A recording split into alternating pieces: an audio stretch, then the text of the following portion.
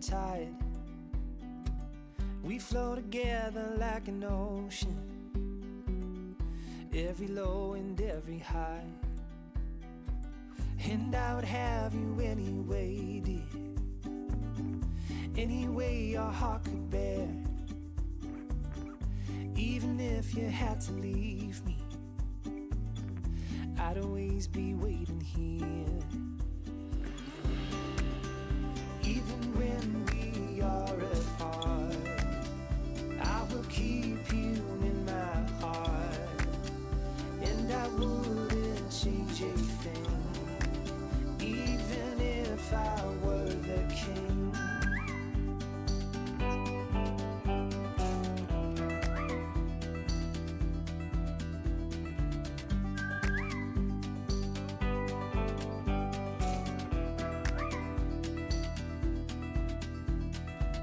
I've never known a brighter sunset, but every day I see it rise.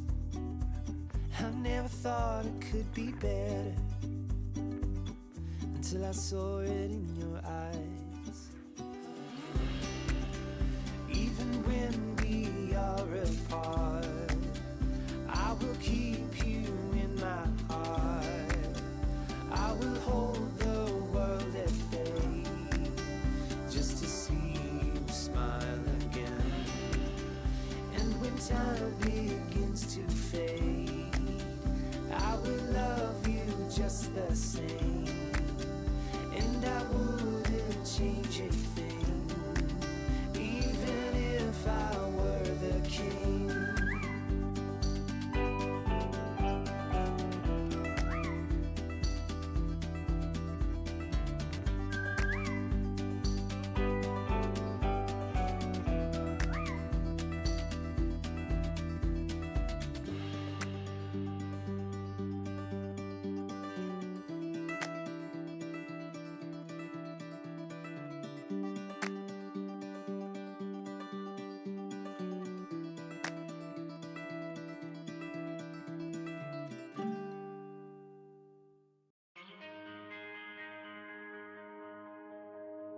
Too many days in the darkness without a glimpse of the light. Running tired and broken and scared, but I swear I'll never give up the fight.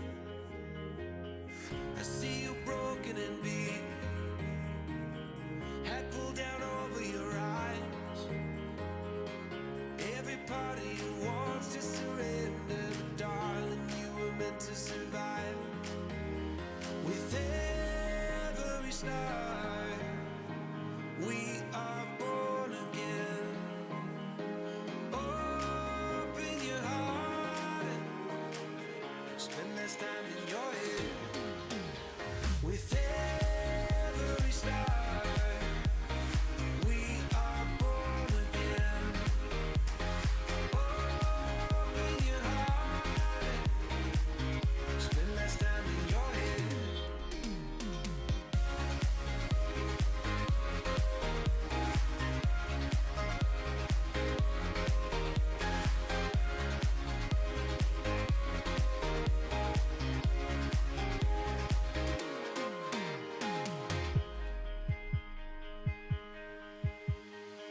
Just like a seed in a garden, you will grow to be tall, staring out over miles of land without it, but wanting to build up walls. Lift me up in your branches, we can watch the sunrise. Just a couple of bruised up souls that believe that it was worth one more try. With every start, we are born again.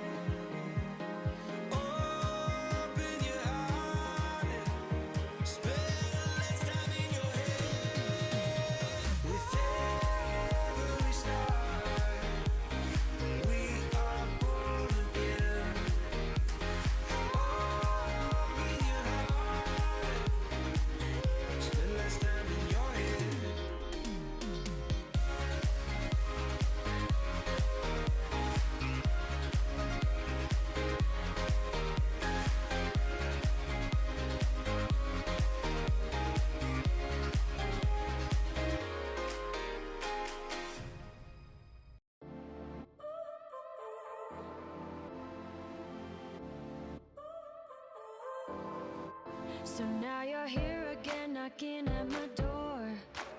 A little too late for, I'm sorry for.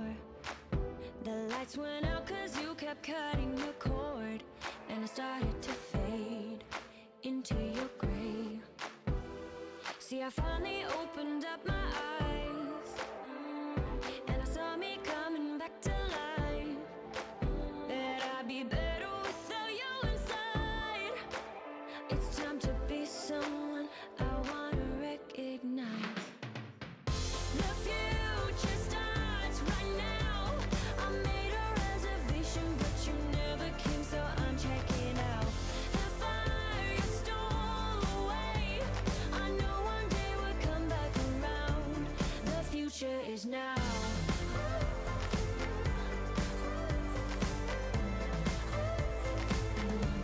The future is now.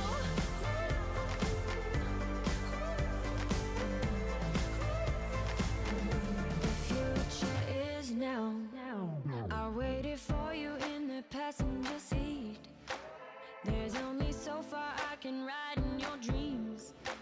While you were chasing everything else but me, I'm starting to break out from your gray. See, I finally opened up my eyes, and I saw me coming back to life. That I'd be better without you inside. It's time to be someone I wanna recognize. The future starts right now. I made a reservation, but you never came, so I'm checking out.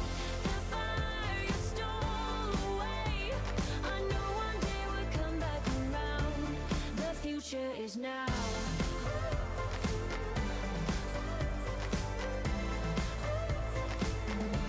The future is now.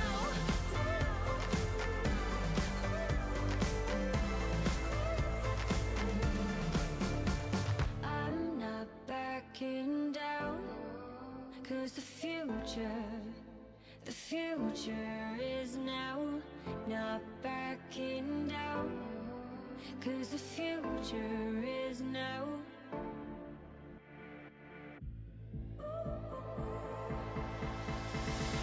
The future starts right now. I made a reservation, but you never came, so I'm checking out. The fire you stole away, I know one day we'll come back around. The future is now.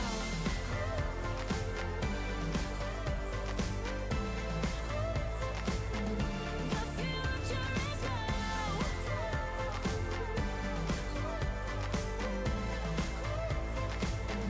The future is now.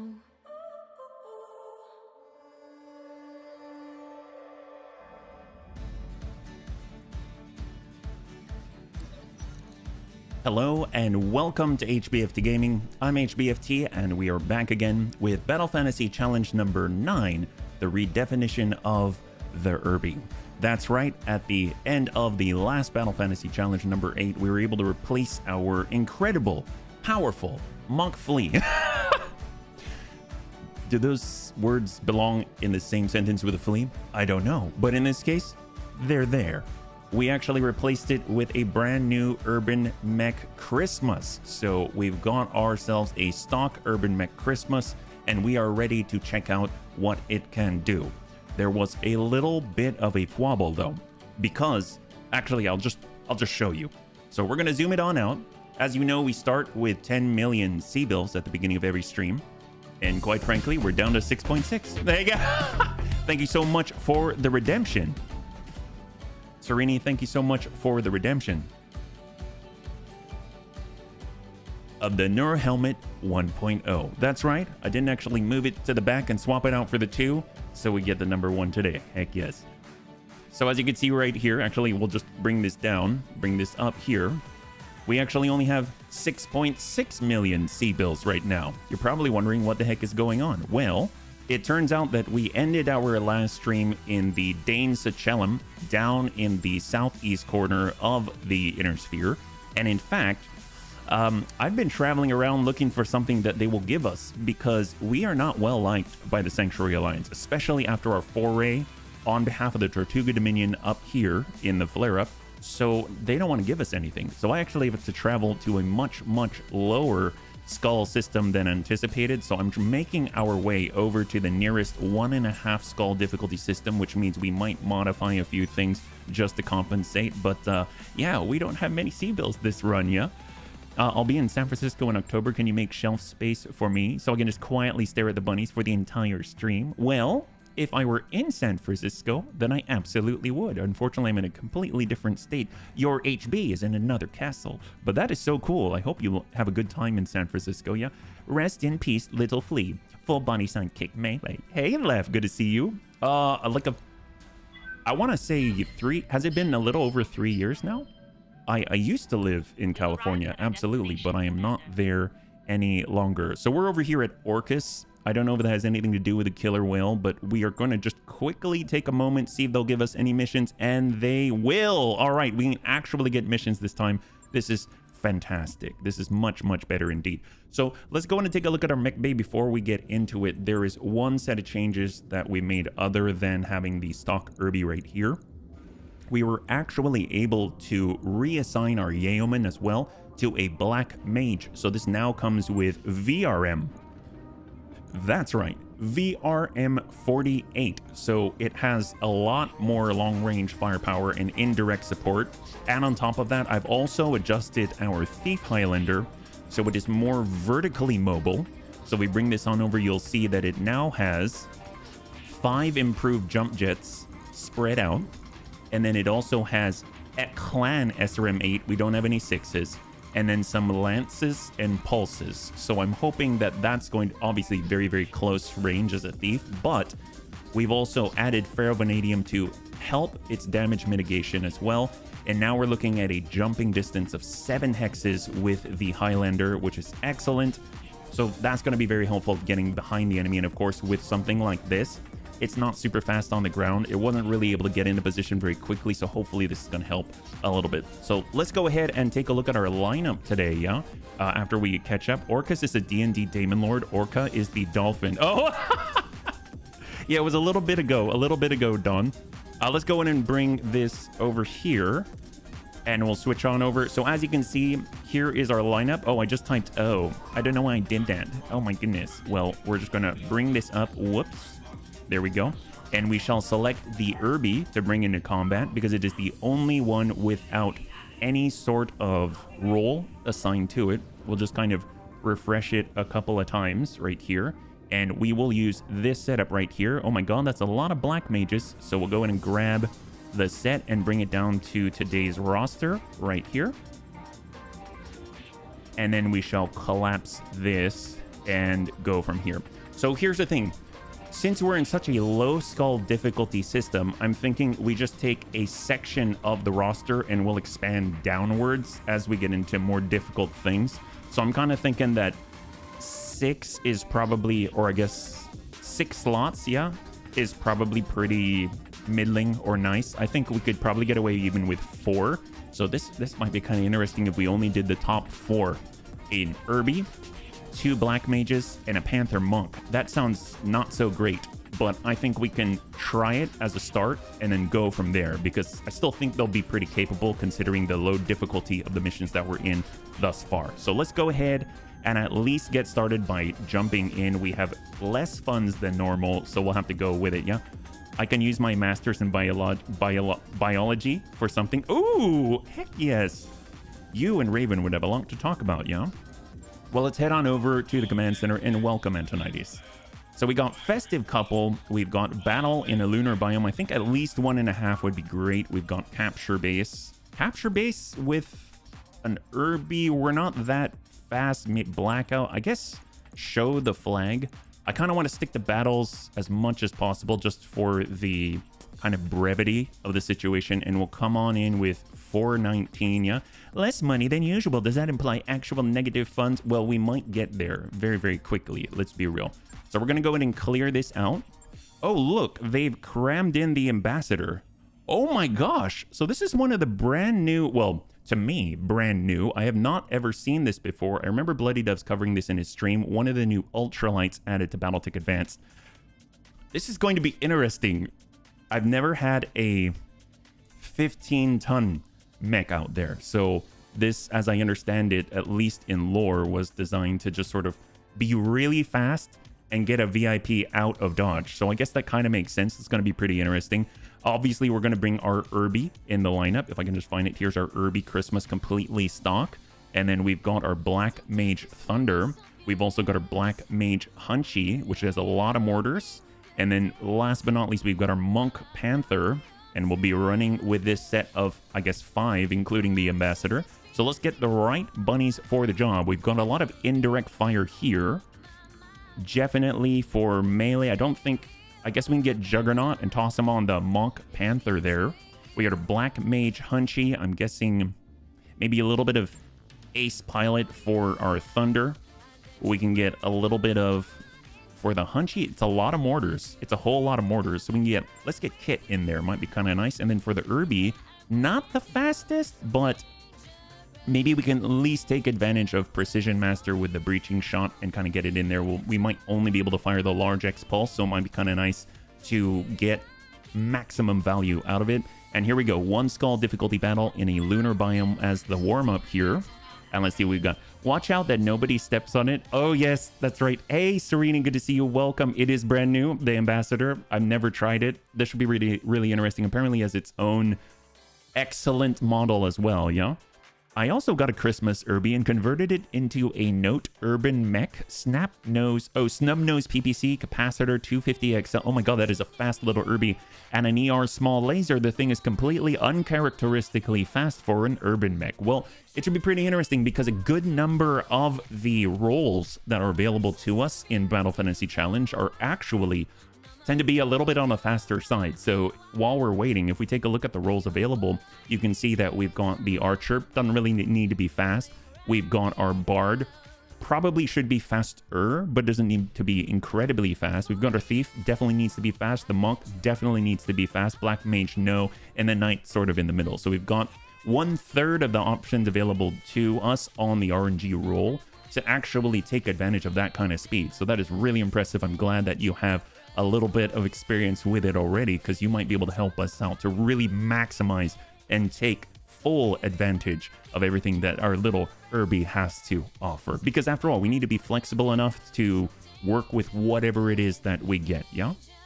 So here we are in a brand new fight, and we have to protect a VIP in a brand new ultralight 15-ton Ambassador. I suspect this will be a waste of your time, bunnies. I'm perfectly capable of taking care of myself. We're being paid to accompany you. If there's no fighting, we got paid to stretch our legs and take in the sights. Hey, bunnies, I've got multiple blips here. It looks like Worlder livery. In that case, bunnies, we're weapons hot. Keep that VIP alive. I'm listening, you know. Don't talk about me like I'm not even here. All right, we're gonna push on forward. I really want to see this thing though. Just like in the brochure. It is. Whoa! It kind of looks like a Muppet. It has very delicate looking legs, ultralight for sure. Wow, that is so cool. It's almost like it has I don't know, if you look at Mass Effect or anything that has like one of those futuristic sleeping pods, cryogenic pods or something like that. It kind of has that going, and then sort of this sci-fi beholder from D&D with all the eye stalks, yeah? An ant with very large legs. Well, let's see how fast this is, because this is the regular movement. This is not sprinting. It can get 7 evasion off of regular movement. If we sprint, it can now get... How fast is this? I mean... You know, I can almost feel like this is the safest our VIP will ever be with 1 gunnery, right?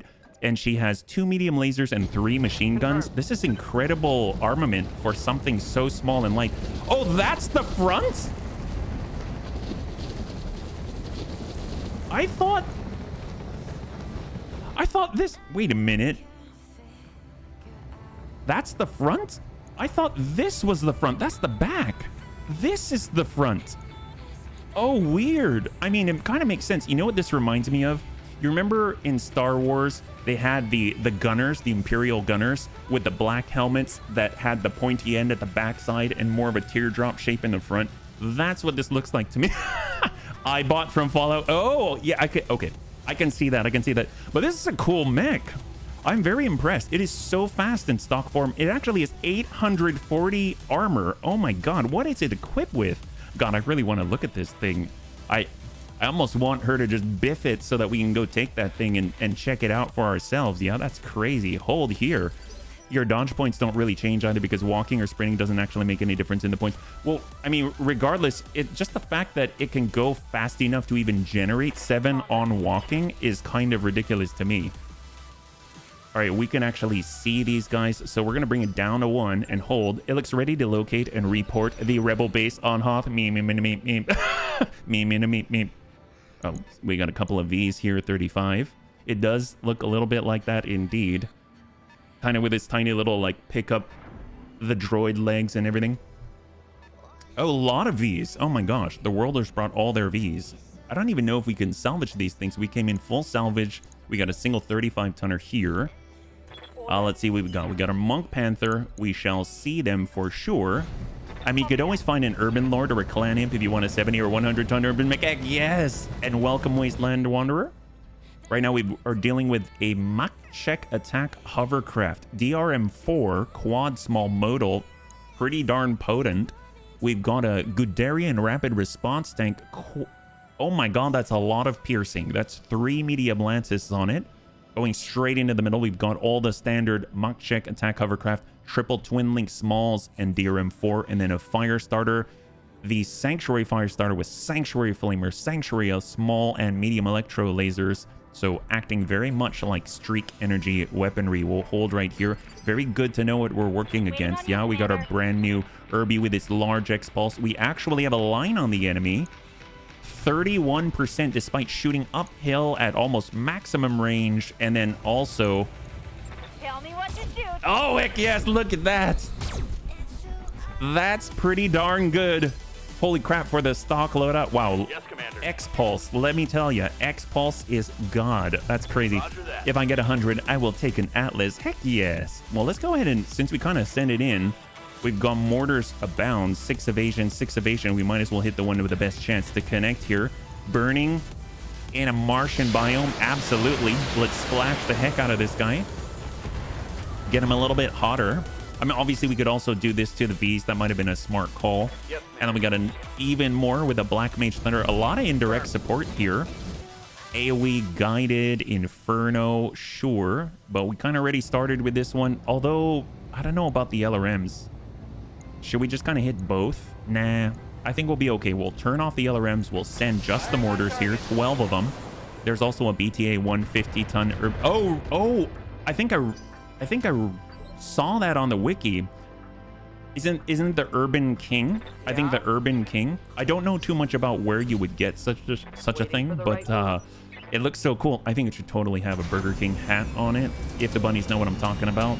Like, you remember when you were a kid, if you ever went to Burger King, they had those cardboard strips that you would then attach, like you've got a little crown. I mean, that would be perfect. Ooh, our Urbie is under attack. Many more hits like that. Yep. They know it's not supremely protected. Let's hold.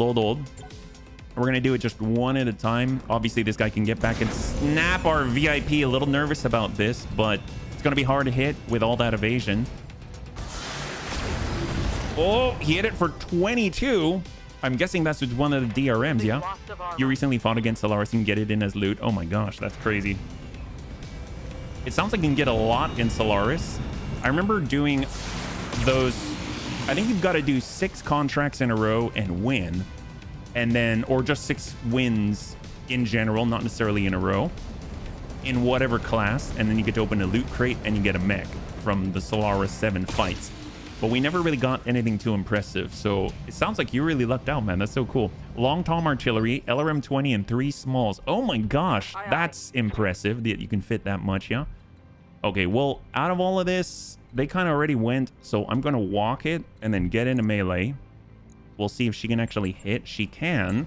despite the very low piloting. It's going to be our best chance at connecting here. Yeah, that barely did anything. It did 15. I didn't even think about that. We didn't even tune up the machine guns or anything. Well, he went down by 13 points. We didn't even do that kind of damage. All right, Urbie, let's on the approach. I had the thing once in my earlier career. It is funny. Did you like it? You said it's funny, but I'm guessing that could be a good thing. It could be a bad thing. Ooh, very, very nice. Soften that up. He's got 5 on the right side. And we got definitely in the Monk Panther. Well, definitely would like to assist here. I think we might be able to make it. We'll come on over. That's the fire starter. I definitely want to help out our VIP. Come on in with a nice swift kick. We shall not leave her alone. And the Monk Panther is coming on in with a stomp. There it is, beautiful. And we'll clear out that hovercraft. Fantastic. So she has very good protection. It's basically we've got a one-on-one per mech, or usually be like man-to-man in football. So this is a mech-to-mech defense here. We got Kip up, cruising on over, more indirect, and we'll just keep slamming it in just like so. And the fact the thing weighs 150 tons does not make it any better. In typical urban mech style, it is pretty slow. Well, you know, if it has it, actually, does it have any jump jets? I sure hope it comes stock with jump jets. That would make it absolutely incredible, in my opinion. 20. Oh, we'll go in. I mean, at this point, it's just hammer, brute force, clear him out, move on ya. It does not. Oh, that sounds pretty rough. Hey, bunnies. I'm tracking an inbound blip. It's coming in fast and low like they're making a drop-off. Keep us updated, Meyer. I don't know who else would be helping them. I guess actual reinforcements? I don't know. We've got the speed future evac zone, so that's going to be for us.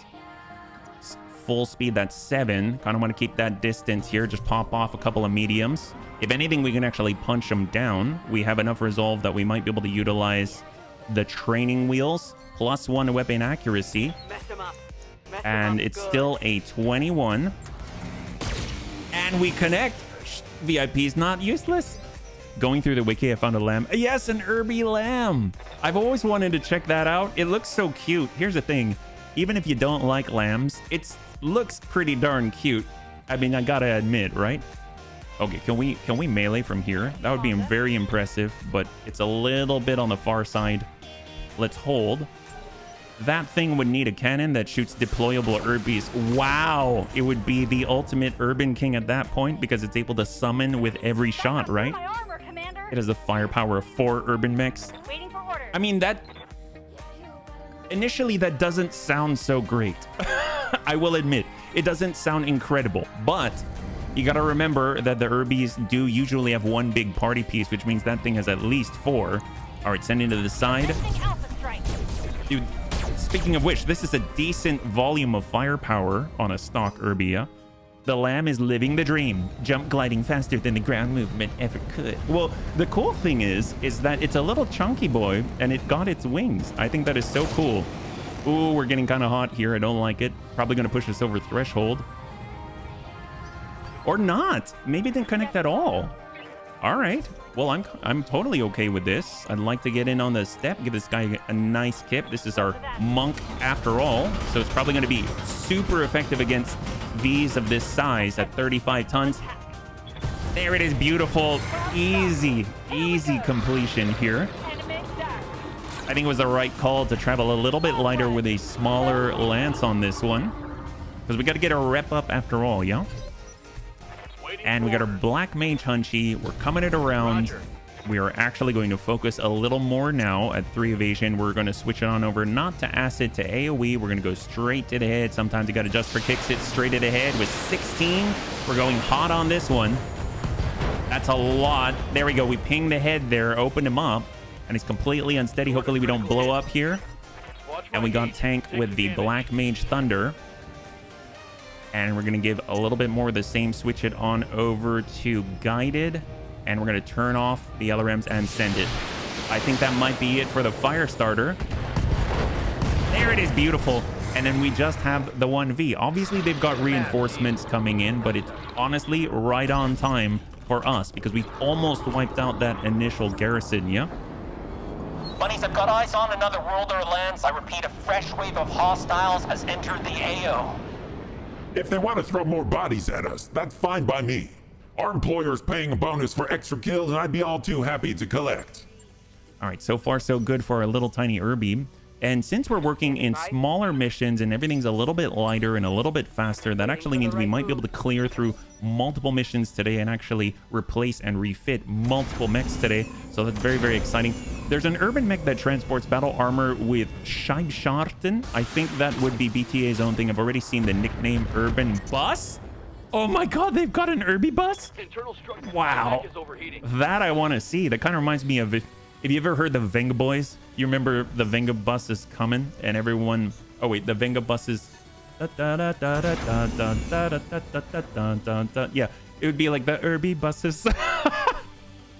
Ooh, hello, V first. Another Guderian rapid response. We saw this exact loadout and setup just a moment ago. We got our monk. Ooh, where are we at? Are we fast enough?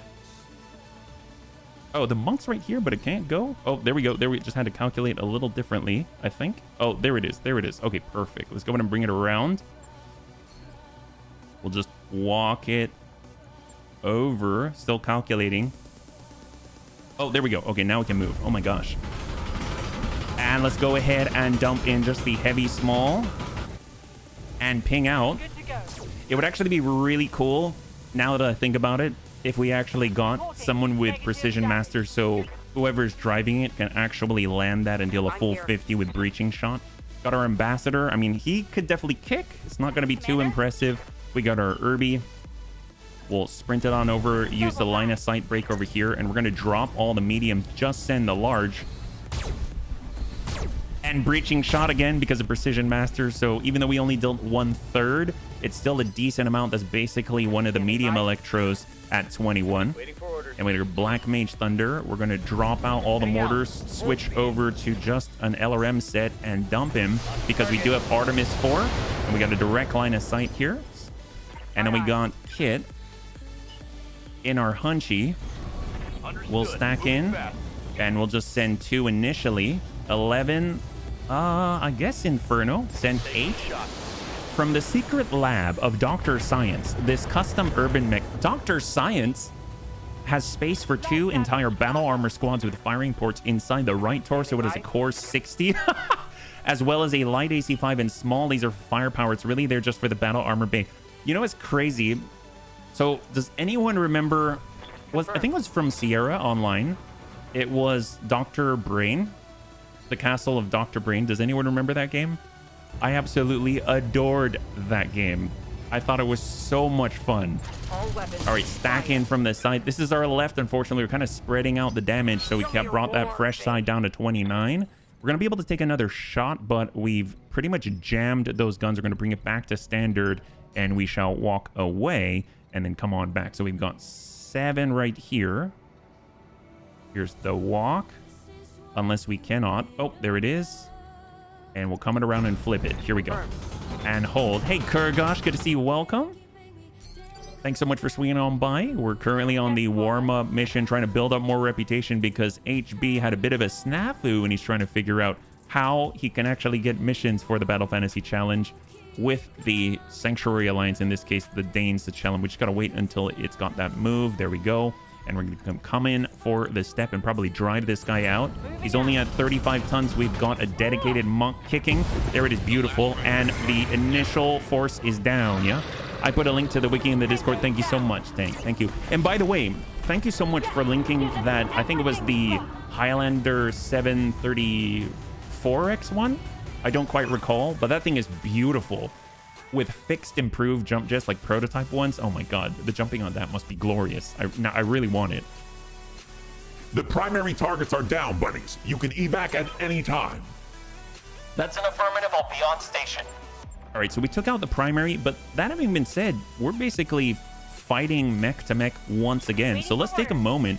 We're actually going to start running, and the reason for that, we just need to cool off. So we're going to go and lock the lead, the Guderian right here. So to this specific urban mech, as I said, I immediately thought of you when I saw that. Wait, why'd you think of me? I mean, that's really cool that you did. Or unless you're talking, are we switching topics here where you were talking about the Urbie and then when you're talking about, you thought of me, you're talking about the Highlander. So we switched topics there. And then they've got another, they got a 35 tonner again. Could it be another fire starter? Could it be a duplicate lance for reinforcements? I think it might be kind of different. I thought I saw something that looked a little like a blackjack when it arrived. Ooh, if it's just this, we're definitely going to kick this guy. Give him a nice little snap kick here with a punchy with kit pop. Oh, that's pretty brutal. We don't have any follow-up for it though, yeah. The last one. Okay, gotcha. Thank you so much. Thank you so much, Panzerbun. Black Mage. I mean, I guess we'll just walk it in from the same damage side. We'll just send the missiles and hope for the best. Yeah, there we go. Beautiful. So we've cleared 1/4 of the reinforcements. We've got another 35 tonner out there. I think there's one more mech and one more V. And then that's going to be it. No point in evacuating right now. We'll reserve down to 1. Let them push on forward. It's going to be 3 moving in sequence. I hear the V moving. Okay, so he's registered. The 35 tonner's pulling back without the proper support. And we've got a scrapper. Scattergun 10 and 2 small electro lasers. Wow, that's some serious firepower for a 35 tonner. It's almost like he took something out of the Urbie's book, yeah? God, this is so fast. It's so cool. Hopefully we'll be able to unjam, although I think she's got a gunnery of 1, so doesn't look like that's the case. So let's go ahead and line up. We want to keep that high ground. Urbie's compressing in. We shall lock from here. We can lock up the scrapper down to 1. Sensors locked on. And that's going to allow us to indirect bombard. Anytime you can kind of lock the enemy down with indirect fire, I mean, that's a huge advantage, right? We'll come in with guided. Why not? We might even walk out with a sanctuary scattergun, which would be incredible. There we go. We got Kit. Kit's going to do exactly the same. Stay fully indirect here. And we're going to switch on over to just AoE, just standard stuff here. We'll drop this, send it. Shot. I mean, a lot of these are just going to slam right in. 87%. And we got that breach. Beautiful.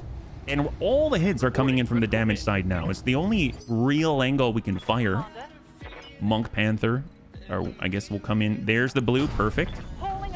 On the sprint, and we shall try to aim it. We do have the negative accuracy from the heavy variant of the small laser. And that's looking pretty darn good, I guess. And that hits the... did that hit the head? I don't think so. Something hit the head. I think it might have been the mortars. Very impressive. We'll hold. We've got our ambassador. We've got our Monk Panther. We'll walk it out. Let it calculate and come back in. And we'll come in with a swift kick here. We'll probably hit the breach, and that's going to hurt. If not, wipe out that leg.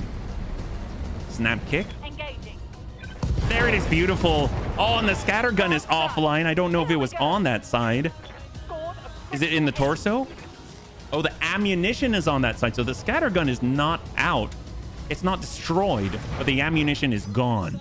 There's the fall. Beautiful, beautiful, beautiful. Let's go and get the ambassador on the push. We'll get on in there and try our best to punish this guy. We'll tune up the remaining machine gun and just slam in everything that we got. You know what? Even though it's a VIP, I mean, she can try the tried and true tactic and way of the bunny. Sometimes you got to just for kicks it straight to the head. That's not it. Well, that's okay. She breached the middle. You gotta love it. Someone's moving on 8. Gun ports equal the Scheibscharten. Oh, okay, that's awesome. And that's a bus with firing ports. That is super cool. I don't know of any ground vehicles that have infantry compartments and firing ports. So, I mean, that sounds super, super unique. We can hop anywhere, although we're still not fast. Can't really call us fast. We'll lock. And we'll just lock the same. Just keep him completely under lockdown here. And then we're on 8, so they got 2 more Vs. All right, never mind. I guess there isn't another mech out there. And then we get our Black Mage direct line right here. Perfect. Urban bus is not a bus, but a mech. Oh, gotcha, gotcha, gotcha. I guess that makes more sense. Inferno, sure. That's it. That's it. There it is. There it is. Oh, just heat. Well, that means he gets to go. If he doesn't punch out, he's panicked. He's getting back on up with this one arm. And what do we got here? I mean, he has no ranged weaponry.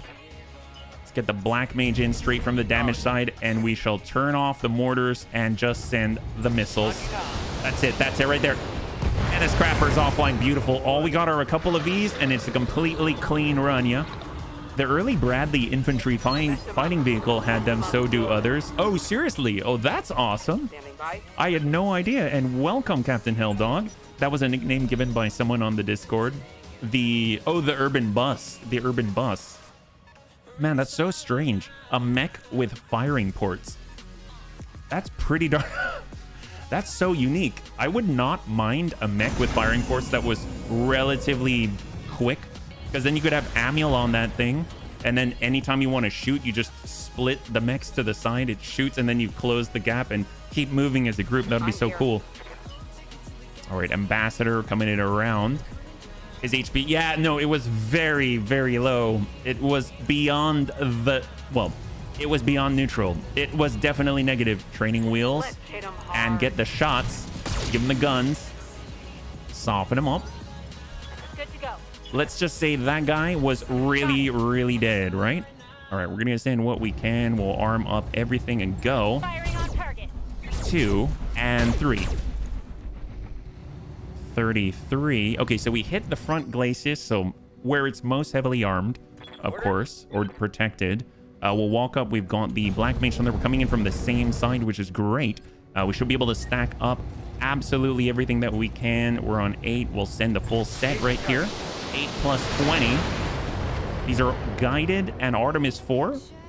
So the left's looking a lot weaker now. He's down to 10. We should be able to wipe out one more V, and then we're just basically left with one on the next one, yeah? And Infernos are excellent. We'll just slam this, whatever's going to connect here in, because that's going to translate. Ooh, we got a breach. And would definitely, I don't know, he only has that heavy small. But we're going to do our best to connect, because we're actually going to use the resolve to hit with it. Hopefully we're going to hit the appropriate side, the closest one here. There it is. Beautiful. Woo. My goodness.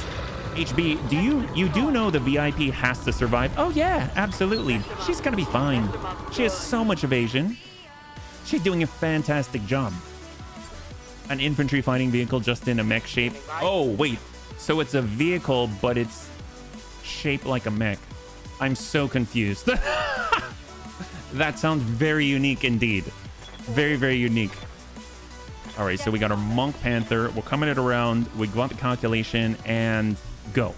In on the snap kick. This should clear this guy. He's just the same 35 tonner we've been kicking all morning. Oh, oh, oh. And shotguns. And we whiff it. Uh-oh. Well, Ambassador. It's up to the Ambassador. She does have machine guns. She just can't really unjam them. And that is coming from, it's weak on its left. So that's this side. So she'll just walk back a little bit. And then we'll come in on the side. Oh, that's not it. That's not it. That's going to be from the back, though. Sure. Why not? We'll go. We'll go in and kick and hope for the best. Hopefully she won't die. All right. So we actually hit the rear. We just need the gun to touch the left side. There it is. Beautiful. Woo. And that is a wrap.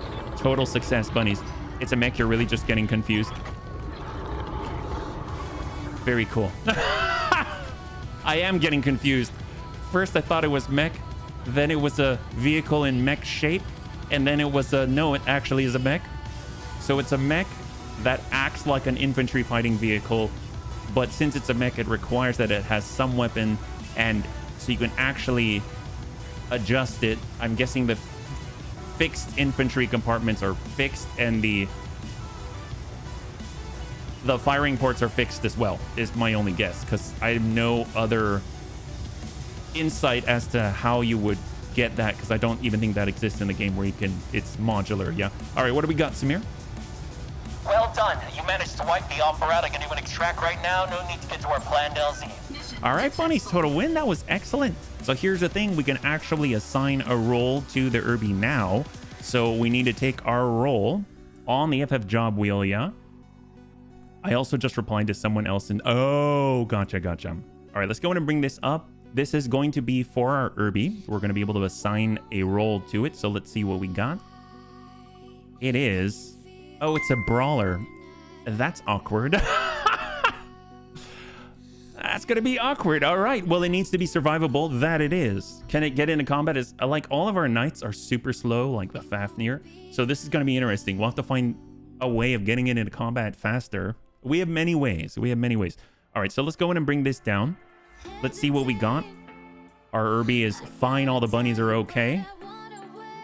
We've got DRMs, all the lances, which I'm kind of okay with. We've got some stacks here, Twin Link Smalls, Sanctuary Double Heat Sink, Scrapper Parts, Medium Electrolytes. Ooh, and that Scatter Gun. That is fantastic. I think I will grab that. The range on it is 600 meters. So unfortunately, this seems limited to something like an Archer, but nice to have as an option. We've got Medium Electro, which is nice to have as well. But I kind of, since we've got all these lances available to us, I kind of feel like it's just screaming to be grabbed, yeah? So here we go in 3, 2, and 1. Got a Fire Starter part, Scrapper part, DRM ×4. That's awesome. We've got a Medium Electro Laser, Small Electros, Moto Lasers, and Twin Link Smalls. A decent core for maybe an Urbie and DRM ammunition. All of this is very useful because we really don't have much of this at all, yeah?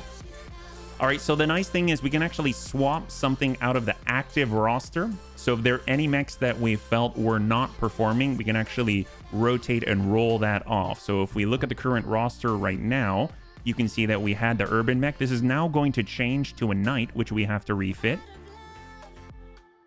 Right there. And here we go. We've got our Knight. And we can actually swap out either the Thunder, the Hunchy, or the Panther.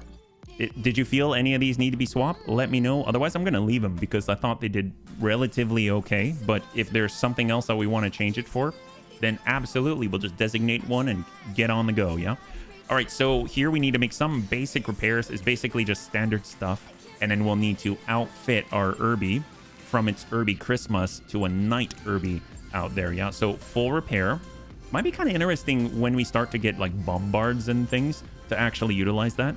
Am I just on the bench or am I still a puddle of mush waiting for Nurse Bubba to pour me in a mold to congeal back into a functioning pilot? Hey friend, good to see you. You know what? When you said that, that totally reminded me of, do you recall when you went to the grocery store and they had those 25-cent machines, super expensive back in the day, like 80s or so, and you turn the wheel and you get those little gotcha pods to drop out, and inside they've got like sticky hands and stuff? That totally reminds me of they'd have like gack or slime and it would take the shape of it, yeah? So yeah, or I guess Kinder Eggs. If you had Kinder Eggs, they've got toys in them. I still have some of the toys over there, yeah? One of my favorite was actually it's like a little airplane. I have it over there. I think it was like Goofy was in it, but God, they're so cool. Okay, so we need to turn this thing into a Knight. So it's going to be our Knight Urbie. I almost want to call it the Urbie Knight. I think I'm going to break the rules a little bit, and I'm going to call this the Urbie Knight because that just sounds so cool. And we shall strip this thing off just like so. We'll max out the armor. We'll get Clan Ferrofibrous as a start. Can we get hardened on it? What is that even? Times 2. It's going to be 1200 armor. That's definitely not worth it, but very funny. Let's let's see. How big of a core can we fit in here? 250, huh, is the max? Well, that is 15 hexes. Wow. Okay, I did not anticipate the speed. Let's drop.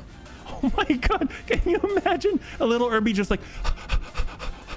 We don't even have an extra light. Actually, wait, we don't have an extra light in here yet.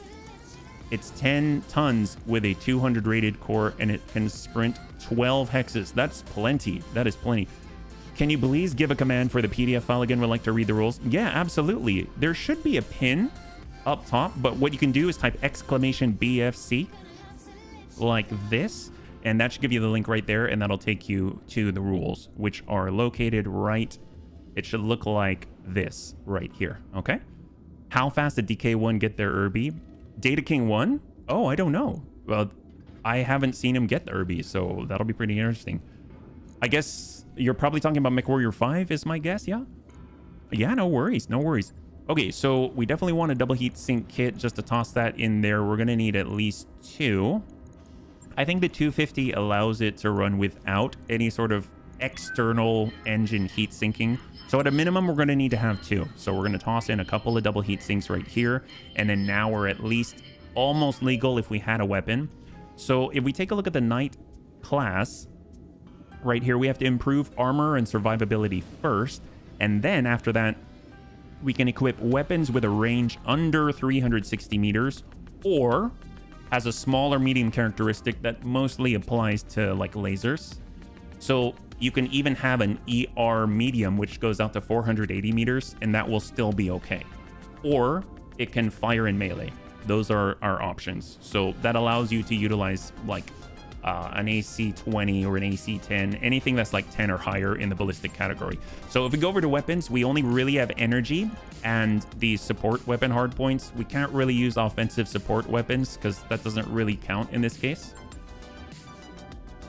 Although we didn't say we couldn't, so I guess we could. It might be neat to get close and then use like medium lances, right? Just pierce through the enemy. That might be kind of cool. We've got all the lances. Curious if we have lower arms at all. I don't think so. So we're okay there. No problem. No problem. Heavy, medium. I would hope if we are going to do that, we should probably have some kind of attachment on it. I don't know if we've got a laser fire control system. Lances for an... Oh, that's true. I didn't think about that. That's so cool. That is so, so cool. Well, let's get a large lance on here. We can get a medium lance on there. What are we looking at here? Heat efficiency wise, right? So we've got clad ferrofibrous. I mean, we're crapped out. The movement is at 12, which is very, very generous. We can probably drop that even farther. We've got 175. That's not enough. 150. What are we looking at with 150? It can move at 9. That's actually excellent. That's great. I will take it. That allows us to kind of push the limit a little bit here. We've got another double heat sink and another.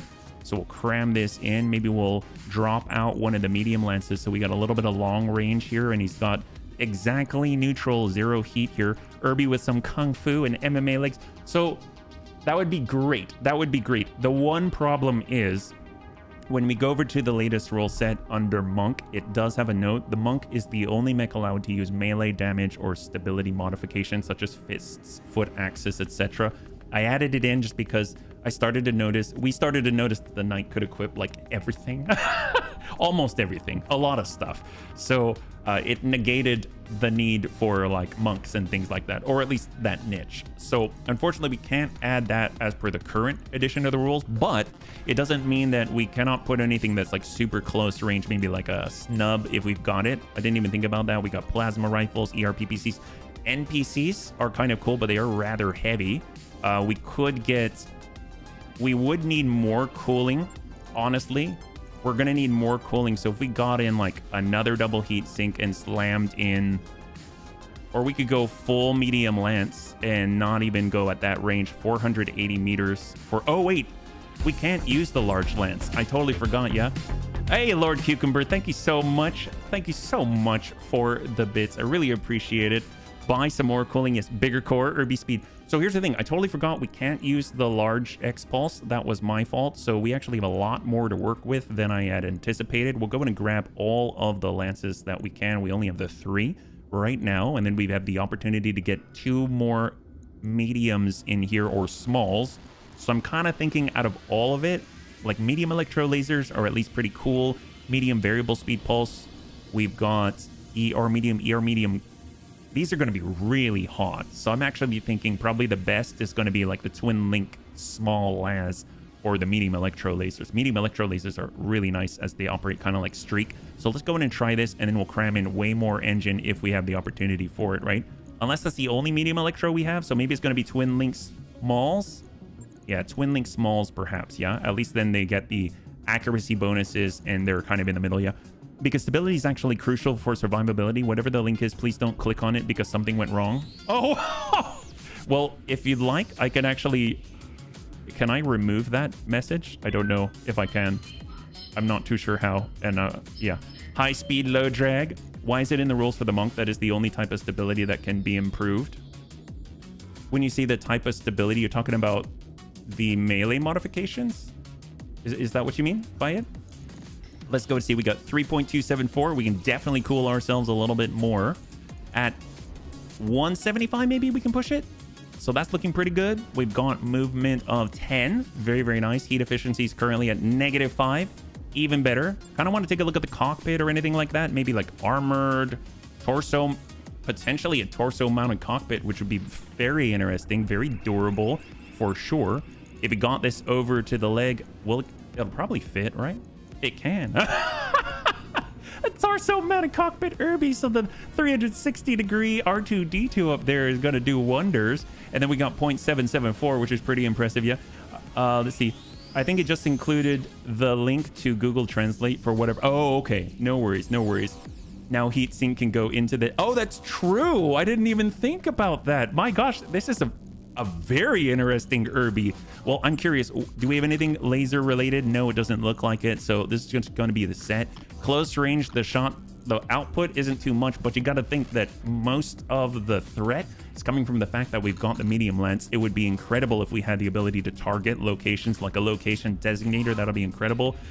We can't really do the defensive stuff, I think. No, we cannot. We got to stay under 360 meters. We could also get, well, if the problem is this is going to increase our heat generation. This is Clan MASC at 1.5 tons. Supercharger for sprinting.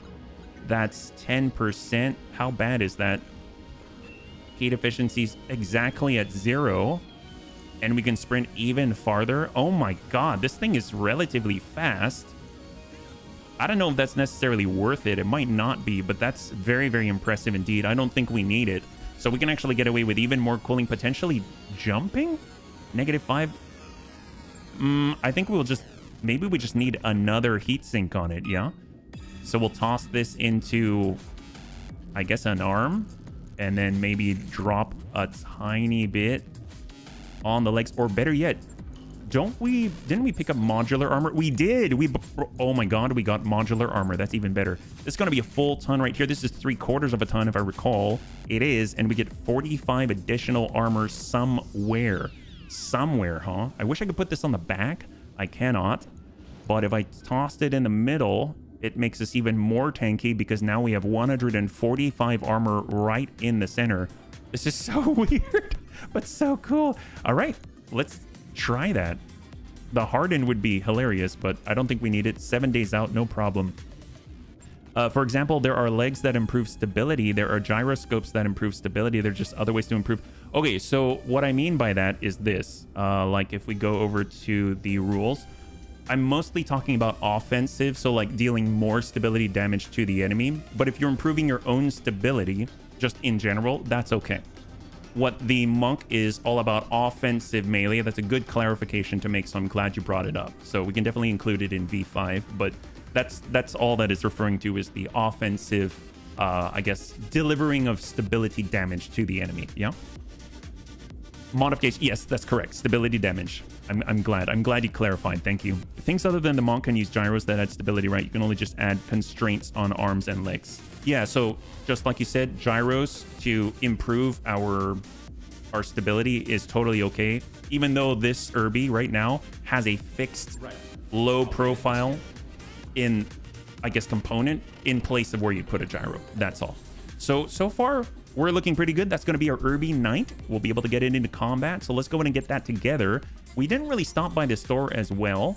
Obviously, we're a little bit low on cash at the moment. I know it looks like we've got a lot, 6.3 million, but you know, the moment you start refitting new things, it gets pretty rough, yeah?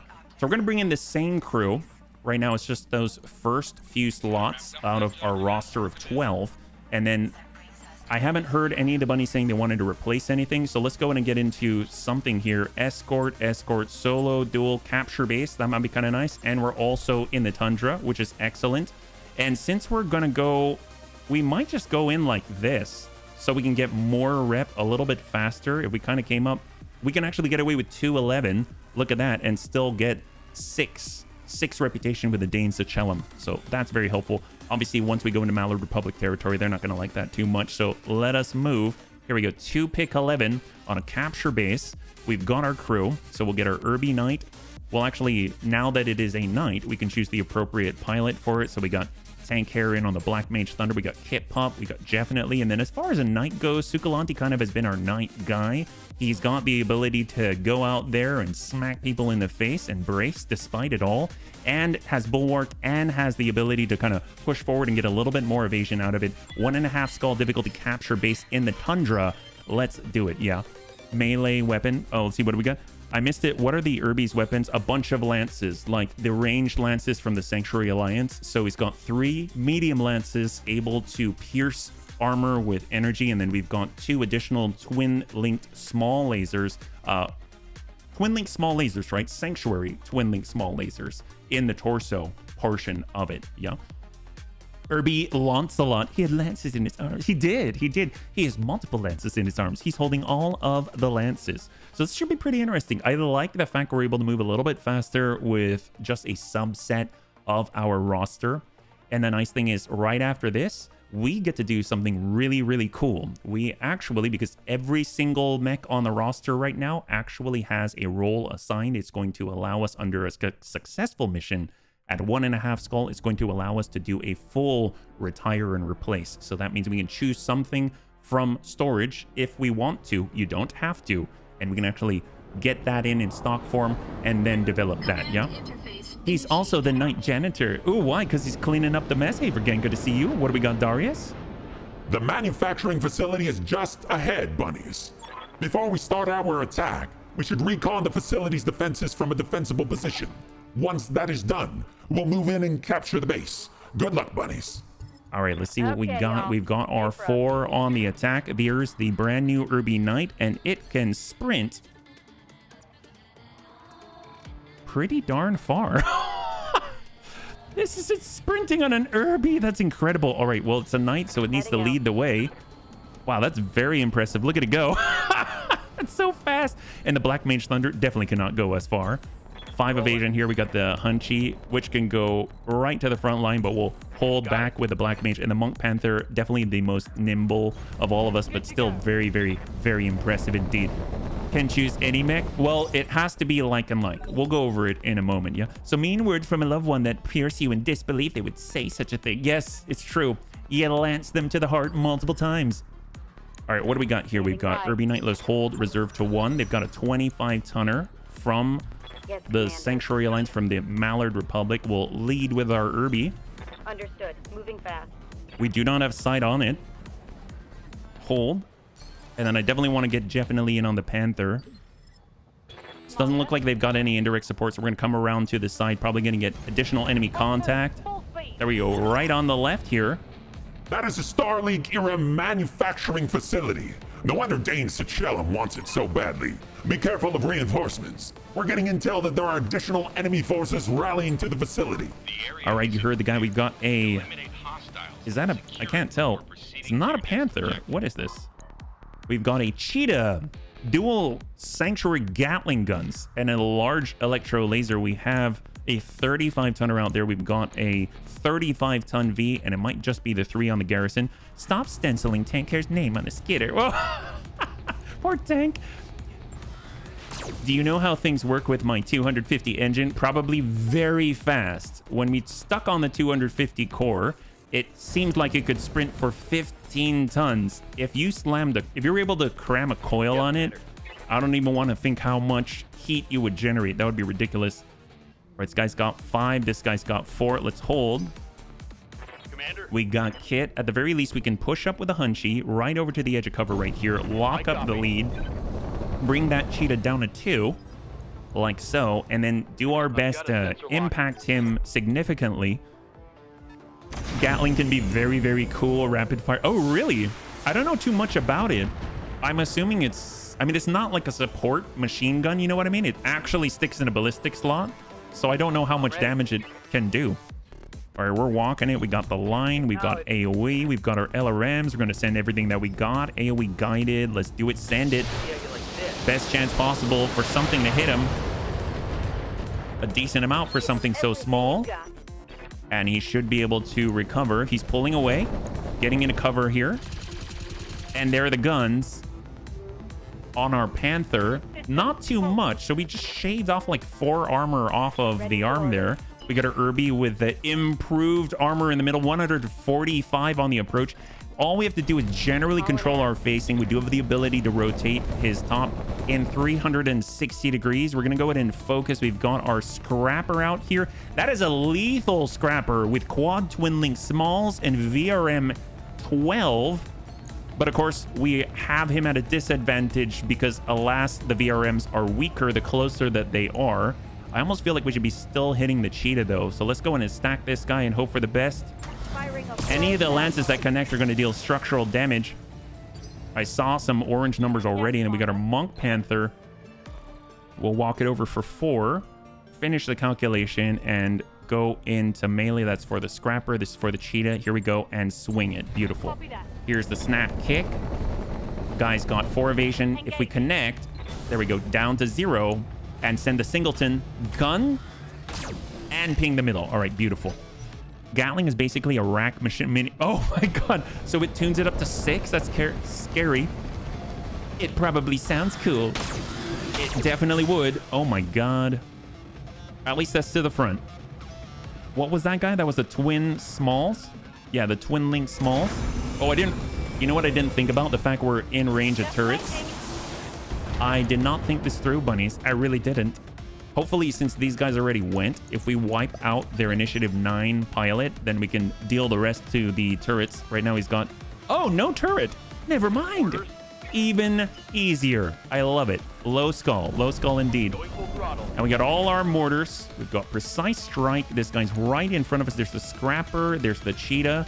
We've got it. We're going to go straight to core on this guy. And we're coming in with a little bit of, I guess, AoE, but we're so close. But it's the Urbie that's close, so it should be okay. He's got a lot of armor for an Urbie. Oh, I guess it's the Panther. Whoops. Oh, my God. That's the Panther. It's the Panther. A clear case of turret syndrome. He wants to be it, but he just can't. A10 has a 30mm Gatling. Oh, I thought we were talking about the Vulcan, yeah? It's a long-range machine gun with a little more damage. Basically the same as the... In the A10, the 20mm. He originally had a 20, and then later he got a 30. Oh my gosh. I thought we're talking about the... Are we talking about the Vulcan? All right, what do we got here? We have our Cheetah. We're stacked up. We've got Guided Perfect. This might be enough to drop him out of there. Stack it. There it is. And it's completely open. Fantastic. Well done. So he's pushed back. We've got our Urbie. We can actually go into melee as well, which is just hilarious because we can actually connect with a lot of people. It's an Urbie punch. An Urbie punch. What does that even look like? It doesn't really have arms, does it? Putting my weight into it. More like a headbutt. I don't know if it connected well. Well, that hurts. It's so cute. Oh my god, it's so cute. Holy crap. The 20mm Gatling is the Vulcan. Probably the only Vulcan DK can stand. It could also be that I twisted it, but in any case, the original was... Yes, it was. It was a good splat there. It's such a cute little guy. Gosh, I missed our Urbie. All right, here we go. Glad that we were able to... The bunnies were able to pick it. Give him a nice little step to the attack hovercraft. We're pretty lethal against these with the Monk. Very, very nice. Shaved off 92 armor in the front. Where did we hit? Oh, we didn't hit in the front there. So they do get to go. There's the Scrapper. If he's going to shoot at anybody, it might as well be our Knight, right? Urbie Knight. Heck yes. The only one of its kind. That's a pretty cool Urbie. It needs more lances, though. If we could fit in more lances, we definitely should. Standing by. Black Mage Hunchy. I mean, we might as well close the distance. We do have the Hunchy Battle Fists, even though that's not exactly the role. And we're going to go ahead and stack on the Scrapper here. A little bit of AoE, just straightforward, very straight and true. Just smack that in there. And what are we dealing with? We've got 6. Oh, okay. So the initiative 6 V, I'm assuming, is coming from across the water. Interesting. 55-ton V. Okay, never mind. I didn't even notice that, yeah? We got our Black Mage Thunder. I'll race ya. I mean, if anything, I'm just going to slam it into this... the Machek. Because he barely has anything on the front. And we've got LRM-20, Artemis 4. And there it is, beautiful. And wipe out on the hovercraft. We've got 2 left, 1 V on this side, 155 on the other, yeah? Or 1 mech on this side with a Scrapper. In Rogue Tech, there's even a mech variant called the Urban Knight. Oh my gosh, I don't know what that is. Unless you mean like night as in nighttime and not necessarily like a knight. Oh, we're fine. We're fine. The Thunder could even just wade its way into these guys, start smacking its weight around. We got a Commando. We have a... Ooh, we actually have a Daka Sanctuary Firestarter. A ton of Sanctuary Machine Guns, 2 medium Electros. We've got a Wasp 2. A Sanctuary Wasp 2 with piercing lances and small Electros. and then an APM4 small electro wasp too. Very, very interesting loadouts. For orders. I definitely want to lead with the Urbie though. So let's see, we've got our Monk Panther. I kind of want to just finish this guy off with a Scrapper, and I don't want to give our back to the new reinforcements, so we're in on the kick. Engaging. Good, we got a breach down there, 28, and we'll give him the ping. And we whiff it, unfortunately. Urban Knight. Ooh. Yeah, I can imagine how frustrating that must be. But I appreciate you trying all the same. Orders. All right, we got our Urbie Knight. I mean, we got to help out here. We absolutely need to help out here. We're going to come over to the left side. Got it. Even though facing doesn't matter, I'm still looking. And off the way, we've got an actual... Okay, we've got a Tiger T-15. It does not look like we've got... Oh, Scattergun 10. Okay, that's pretty decent indeed. And we'll get the shots on. Structural damage right there. There it is. And the leg is out. Beautiful. Beautiful, beautiful, beautiful. And the ammunition is inside that left torso, but we did not manage to trigger any of it. There's a super heavy urban mech and rogue tech as well. Yay, heck yes, order. We were talking about that earlier, the Urban King, right? Oh, I thought he was attacking the building for some reason. I'm like, we're the ones capturing the base. We're not the... Why would they attack their own building? But then I didn't realize we were standing right in front of that. To our Thunder, and he's coming from above. I think the Thunder might be able to close that gap and actually kick that Daka starter, yeah? So if I reserve down to 1, that's going to allow the rest of them to go. So there's that Tiger T-15, Scattergun 10 to the Hunchy. Blasts a little bit. I love the physics here. Just sort of pops into the air. Scrapper back on up despite the inevitable loss to our Urbie Knight. Stack the Hunchy. There we go. Baradul fought 2 at the same time. Was he in a duel? Is that how that worked? Waiting for orders. Did he fight 2 Urban Kings in a duel? All right, I'm gonna sprint right up to these guys. This seems like a... Oh, actually, no, maybe not. We'll keep a little bit of distance here, even though we're kind of separated, and we'll just stack in and hope that we blast this fire starter. It's guided Inferno. Actually, no, I'm gonna go AoE because they're guys close by. Little tiny wasps. And we're doing tiny bits of damage to the wasp, which is great. Ooh, that hit something good. Yes, it did. And of course, we got our Hunchy as well. And we'll pull back, keep a little distance, flip it around, get back into cover, break line of sight to the right side. And we're going to slam it in as well. More AoE, try to hit that leg, stack it, push him back on the turn order. And the leg's at 15. It's at 15. Hit 'em hard. No, in a super heavy mission and 2 other. Oh my gosh, man, that's so cool. So you can actually find them outside of Solaris 7. That's so cool. For 4 super heavy in 1 mission. We have had that before. We fought against a, I believe it's called a Karakut. And then it had a, it looked like a Fafnir, but it was a giant railgun super heavy in Rogue Tech. I think we had 4. One was a Bane. A Bane's a super heavy? They have a super heavy Bane? Oh my god, that's terrifying. I thought it was just the standard 100. We'll just try our best. We might get lucky, hit APM ammunition if we can hit with a lance, but we just whiff it. Unfortunately, our accuracy not the best. Hold. That didn't hit. And on 9, there we go. Got the Wasp inbound. Filled to the brim with Rack 2. Oh my god, that's terrifying. The only one I've ever faced down that had a lot was like the Clan UAC 2. I think it had something like 10 of them. I think it could fit that many, which is terrifying. Because it's super, super accurate. You're not getting away from it unless you break line of sight. And it's obviously it's effective, yeah? Good to go. Here we go. Swift kick. Other leg. Oh, that did not go to the leg. It went right into the left torso from the flow through and then follow up 39. Jeez Louise, that is devastating. We're just going to walk it back. Keep a little bit more distance and just slam in guided into that guy and drop him out. So, oh wait, we don't have it. Inferno. We'll just stack the heat and just ping away at the core. 38. Oh, no, only 1 ping the core there. When I see the fire starter, the Sanctuary Flamethrower have the same heat exhaust as the heavy. Oh, really? Holy crap. Wow. When you say exhaust, I'm assuming you're talking about that overheat damage buff. Black Mage Thunder, here we go. Bring her around.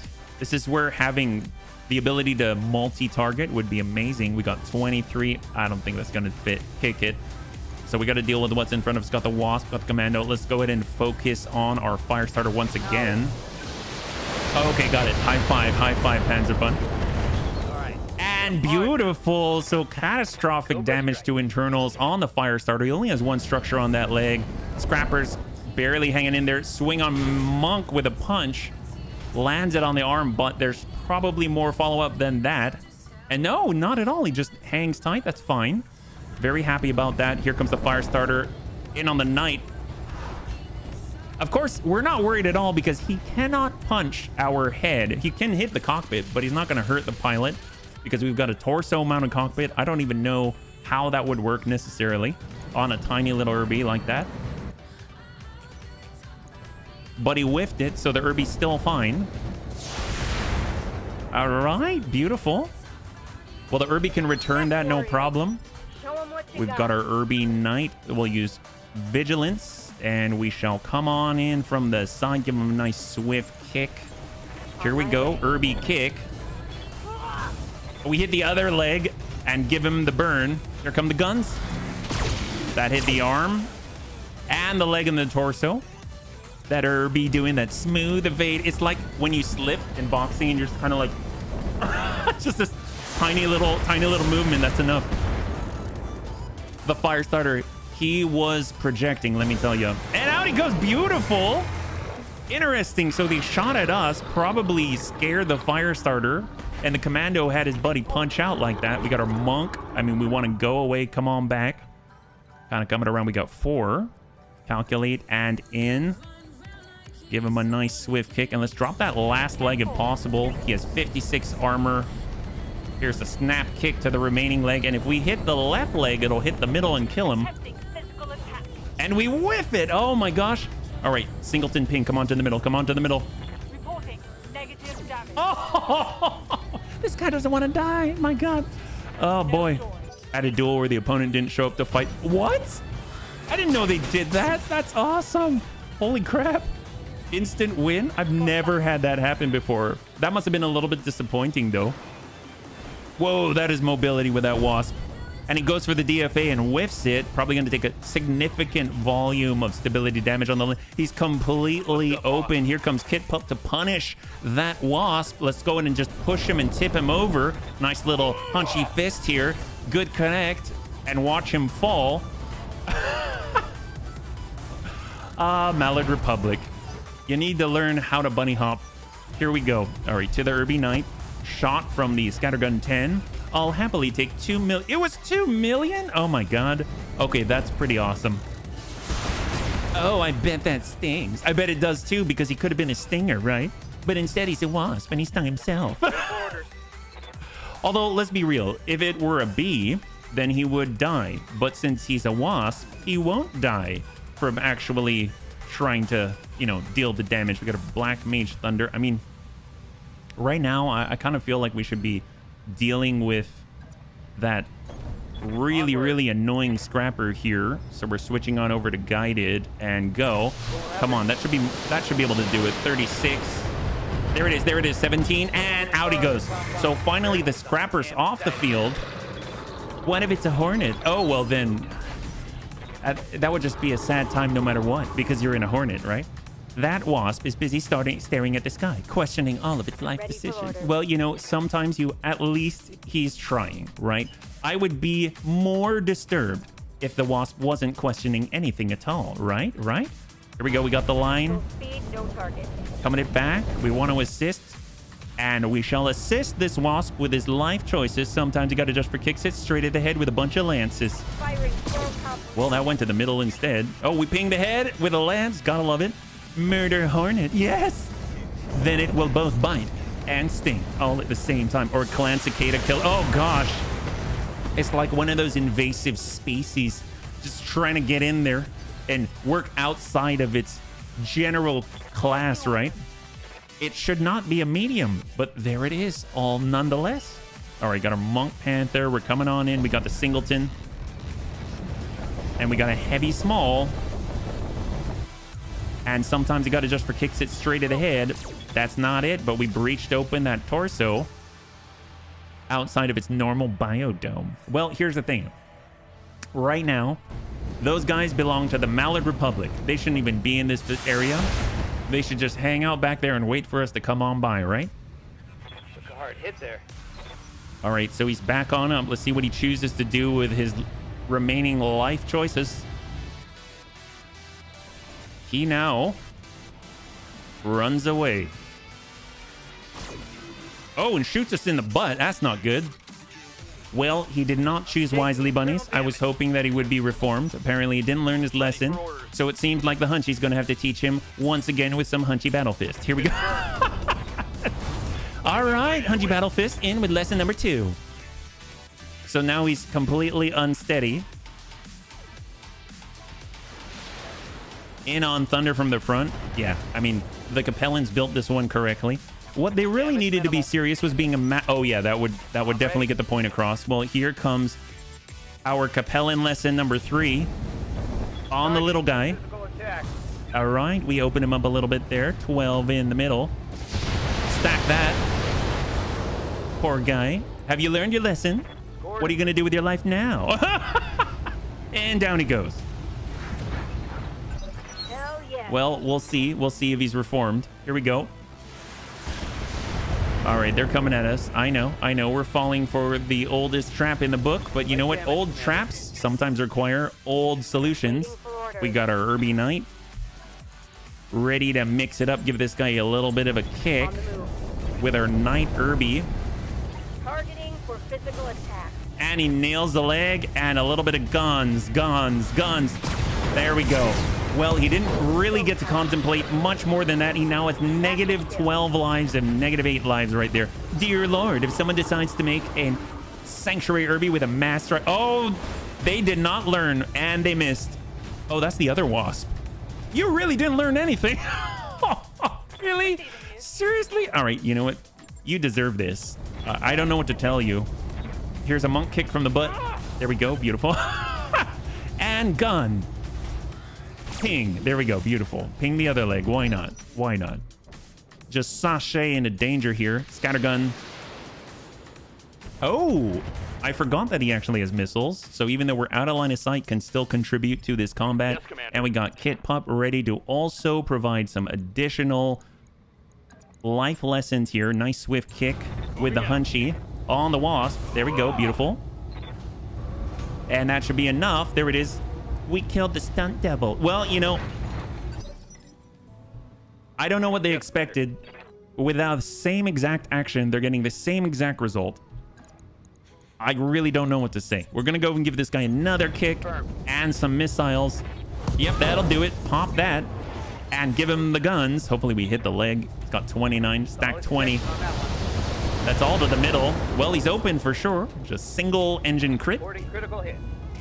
Give him the boot. I looked it up. It was a sea monkey smolder. Oh, what? Deja voodoo. Yes, that's right. It's almost like we're seeing doubles here.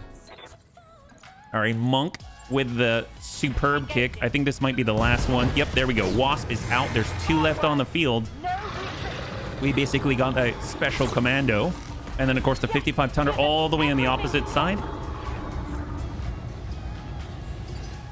And here we go. Sukalanti and the Urbie. Gosh, I mean, at this point, we're just going to keep kicking everybody. I mean, they're super fast, but it's not going to help them in this situation. God, he is so cute. I love the little run-up. If you had a Flea Urbie combo where the Flea is the Squire, oh my God, you could make a whole Battletech story around that. Critical hit. Beautiful. The leg is out and down it goes. Poor Mallard Republic. Oh, by the way, friend of Entropy, you're really going to like this. I actually started cold brewing the coffee. And let me tell you, it is a lot smoother. So thank you so much for your sharing that on the last time. It's very nice. So thank you. I would also like to put myself in the hangar in an Urbie with a master. I just want a mass driver. You realize that's why I want to go over to the Mallard Republic in our mainline campaign. I just want a mass driver. Never really had one. Ooh, close range mortar. I don't know if that's smart. I'm gonna guess we can acid stack this guy. I'm just gonna splash everywhere, but I mean, war's a little messy, right? 22, 13. Oh, that's odd. It's the only way for my reflex to stay in check and enjoy some coffee. So, well, Reporting. thank you Minimal so damage. much for the recommendation once again. The bunny man learns a lot from the bunnies. So we're going to stack that 20 right in the middle, drop out commando, and that's it. That's beautiful. Dropship inbound for landing, bunnies. Once they secure the facility, we're dusting off. Oh, they don't even count the mech. Interesting. Just got to occupy that thing. Avoid collateral damage. Destroy 0 for a bonus. Oh my god, we're gonna get a bonus. We're gonna get a bonus. This is like the first time ever. Amazing. It's not just, no, you don't have to pay any collateral damage fees. It's actually, we're gonna give you money. Amazeballs. This, I cannot remember the last time this has ever happened. Let's go and get these guys. Just gotta calculate. Still going, and here we go. I'm thinking that might be an alliance choice in my current run. Have yet to get any version of the mass driver. I have definitely been on the other end of the mass driver, and it impressed me so much. I said one day I will try one of these, and I never found it on that run. So this time we are out looking for it. And from what I understand, the Mallard Republic, those are the guys that have all of the mass driver stuff, or at least, obviously you can find it elsewhere, but I mean, they're the ones listed on the wiki as having the juice. So here we go. We got Inferno. Definitely going to send it. Just smack right into the front here. Stack it. Give him the burn. He has 100. He's down to 84, down to 61, down to 50. So 50 out. We got Tank Care on the move. We'll get a little bit high ground here. Got the line. And we'll send in the Precise Strike as well. And send it.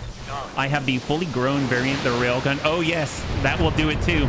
That'll do the job for sure. Hot damn. Let's do this. But the fact you can actually fit one of those things onto a really beautiful, like, hat hunchy or something is insane to me. And it's got a 75% chance for knockdown, which is nuts. Shot. That's a lance. And out he goes. Beautiful. Very good against turrets. Very good against Vs. Gotta love it. And I think that might be it once we jump on in. Yeah, we got definitely on the approach and stand it. Now we actually get that bonus, yeah? All right, and what do we got? I think that's it. Hold. Waiting for orders. And Waiting for hold. There it is. That's it. The bunnies have taken control of the facility, bunnies. Given what we've seen here, I'm guessing Dane Sachellum will be very pleased with our work. All right, bunnies, total win. I really need to get the DLC for this next time they're on sale so I can get the full BTA 3062 experience. Let me tell you, at the very least, if you've played base and you haven't, well, if you've played the base game, I remember when Heavy Metal came out, I was ecstatic. I was so happy. I'd never seen a Marauder before. I mean, outside of like BEX. So just, anyway, it's so worth it. So cool. And it's kind of fun. Even though it's a little broken, it's kind of fun to experience the vanilla Raven and that bubble that it has is ridiculous. All right, let's see what we got. We can choose two. It's 2 pick 11. We've got some mech parts, APMs. So I'm actually curious, what's with the APMs? If I remember, you could load in different types of loads, and this one had alternative payload missile. So they've got something like high explosive in this, and it does a ton of damage. -2 accuracy with a weapon, plus 10% chance to deal a crit.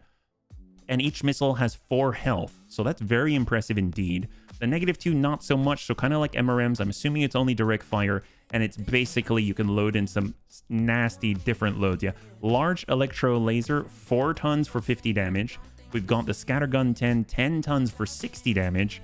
We've got more VRMs, which might be kind of nice if we want to extend the capabilities. Actually, this might be very nice. Extend the capabilities of our Black Mage Yeoman. Sanctuary double heat sinks shield, small lances. Okay, very cool. Small electro lasers, machine guns, and ammo for the APM. I'm thinking the medium electros are very nice. If we can get a stack of that, that'll be amazing. And then I'd also really like to get the VRMs, although I'm actually going to drop this and get 2 VRMs and hope for the best. We'll see, because this could be really useful for the Yeoman. It currently has like over 8 tons of ammunition and only 48 tubes. So 3, 2, and 1. We got a commando fire starter part. We got the 2 medium electro lasers. We have 2 small electro lasers. We've got the VRM 12 core 210. We can get rid of that. ferrofibrous, APM ammunition, fantastic, machine gun ammo, and ammo for the scattergun 10. Beautiful. Very, very nice indeed, yeah. Theoretically, you can also put a railgun in other mechs except in super heavies. The problem is it's not really good because the problem is you also need extra space in the center torso and you have a really big weight problem and you have to use a compact engine. Yeah. Did you steep it in just a pitcher or something that pours through a filter? Got tired of using funnels and filters and carafes and got this contraption that lets it steep and gravity feed through a mesh filter. I do still pour it through paper, but after the pre-filter gets all the grit and very smooth when done. Cold brew. Just taking a look. Oh, OXO. Okay, that's very affordable. Oh, okay. Kind of reminds me of what they've got in the like in the barista locations and stuff. But no, I'm just using a French press. I'm just using a standard old press. So maybe it's not quite as good, but it works. The mass drive is definitely better than that. Okay, so let's take a look. What do we got here? Right now, we have an option to make, okay? So we can roll and swap out one of the mechs. We can also choose a mech to retire, and this is how it works. So let's go in and start with a full repair first. So we'll get that rolling. We got our Urbie. I like the Urbie Knight. It's actually really good. And we'll go over to storage. So if we look at what we can put together, we'll go over to the, we'll go to the lights. So we have to swap light for light. We have to swap medium for medium. And we have to swap assault or heavy for assault or heavy. It doesn't mean that you can still not have any heavies and replace the heavies for assaults, or you can replace an assault with a heavy, or 1-to-1, but that's just basically how that's going to go. So if you go over to the mech bay and you look at the bottom row, you have to replace it with a light. If you look at the mid row, you have to replace it with a medium. If you look at the top bay, then you have to replace it with an assault or a heavy. Okay, so if we look at storage right now, our options are we can put together a javelin as a replacement for a light, although we've gotten rid of quite a lot of the light mechs out there. I think the flea, the jackrabbit, we kind of replaced them with updated items. We got our medium. We can get a dervish variant as a replacement. The heavies, we have a Helios. We've got a, oh, I forgot about the swooping falcon. That's cool for a heavy. Or we have a dire wolf W. We've got a Menoetes, which is like a Sanctuary Alliance Atlas, or we have a Sanctuary Alliance Emperor. So those are our choices. So if we go over to the main roster, you can see everything here. We've got our Bard Firestarter, our Thief Hollander. I love those. We've got our new Monk Panther. I'm kind of mixed feeling on that one. We got our Monk Mantis, amazing. Bard Kit Fox, which is cool. We got our Archer Cicada in the mediums. That's where we've got the Dervish for replacement. We got our Archer Clint, also awesome. The Thief Uziel, which is definitely a lot better than the Knight variant. We got a Black Mage Hunchy with 16 mortars on it. We could definitely change that for Bombard. We've got the Thief Scorpion, which is amazing. We've got our Black Mage Bushwhacker, pretty good. Bard Blood Asp. We've got our Black Mage Thunder. Our Black Mage Yeoman, which we can now upgrade even farther with more VRMs. We've got our Bard Juggernaut. You know that one well. Our Knight Fafnir, slow but tanky. And then, of course, our Thief Highlander, which now has the ability to jump, I think, 7 hexes, which is awesome. So go ahead and toss in if you'd like to do a retirement and replace, because now's the time to do it.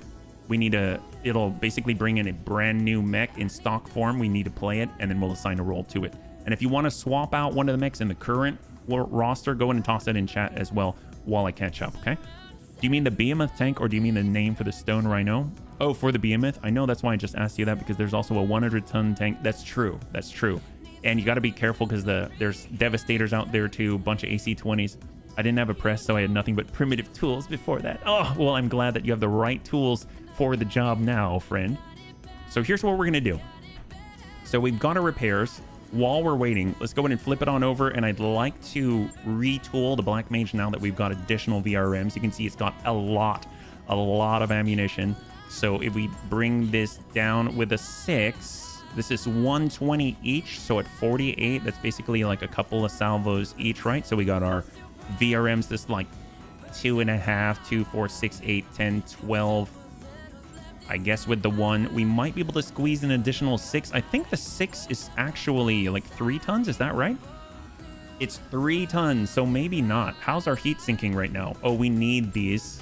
Okay, so there's no savings there. We could lower the core as well if we want more firepower, because this will bring us up by 2. We haven't even tried shooting this yet, so that's kind of cool. We've got our 200. We could bring it down to 150. Currently moves at 4.6, but these are VRM, so the farther away, the better, actually. Actually, I don't know if this is worth it. Bringing it down to 4 seems pretty poor. So maybe it's kind of at the sweet spot already, yeah? So 48, maybe we'll just try it as such, yeah? Do we have a catapult? We don't have a catapult available, yeah? You vote an Atlas Monk. Well, you can't choose the roll right away, but we can re-roll a job if we don't like it at the end of the stream. So that is available, yeah. I don't think there's any interest in replacing the other mechs at the moment. Okay, that's fine. Well, in that case, let's go ahead and just keep working it. You never know what you're going to find. Right now, we're in the wrong screen. We'll bring this back over. We'll finish up the repairs. And let's go in. So we got our command center. How is our Danes to Chelum rep now?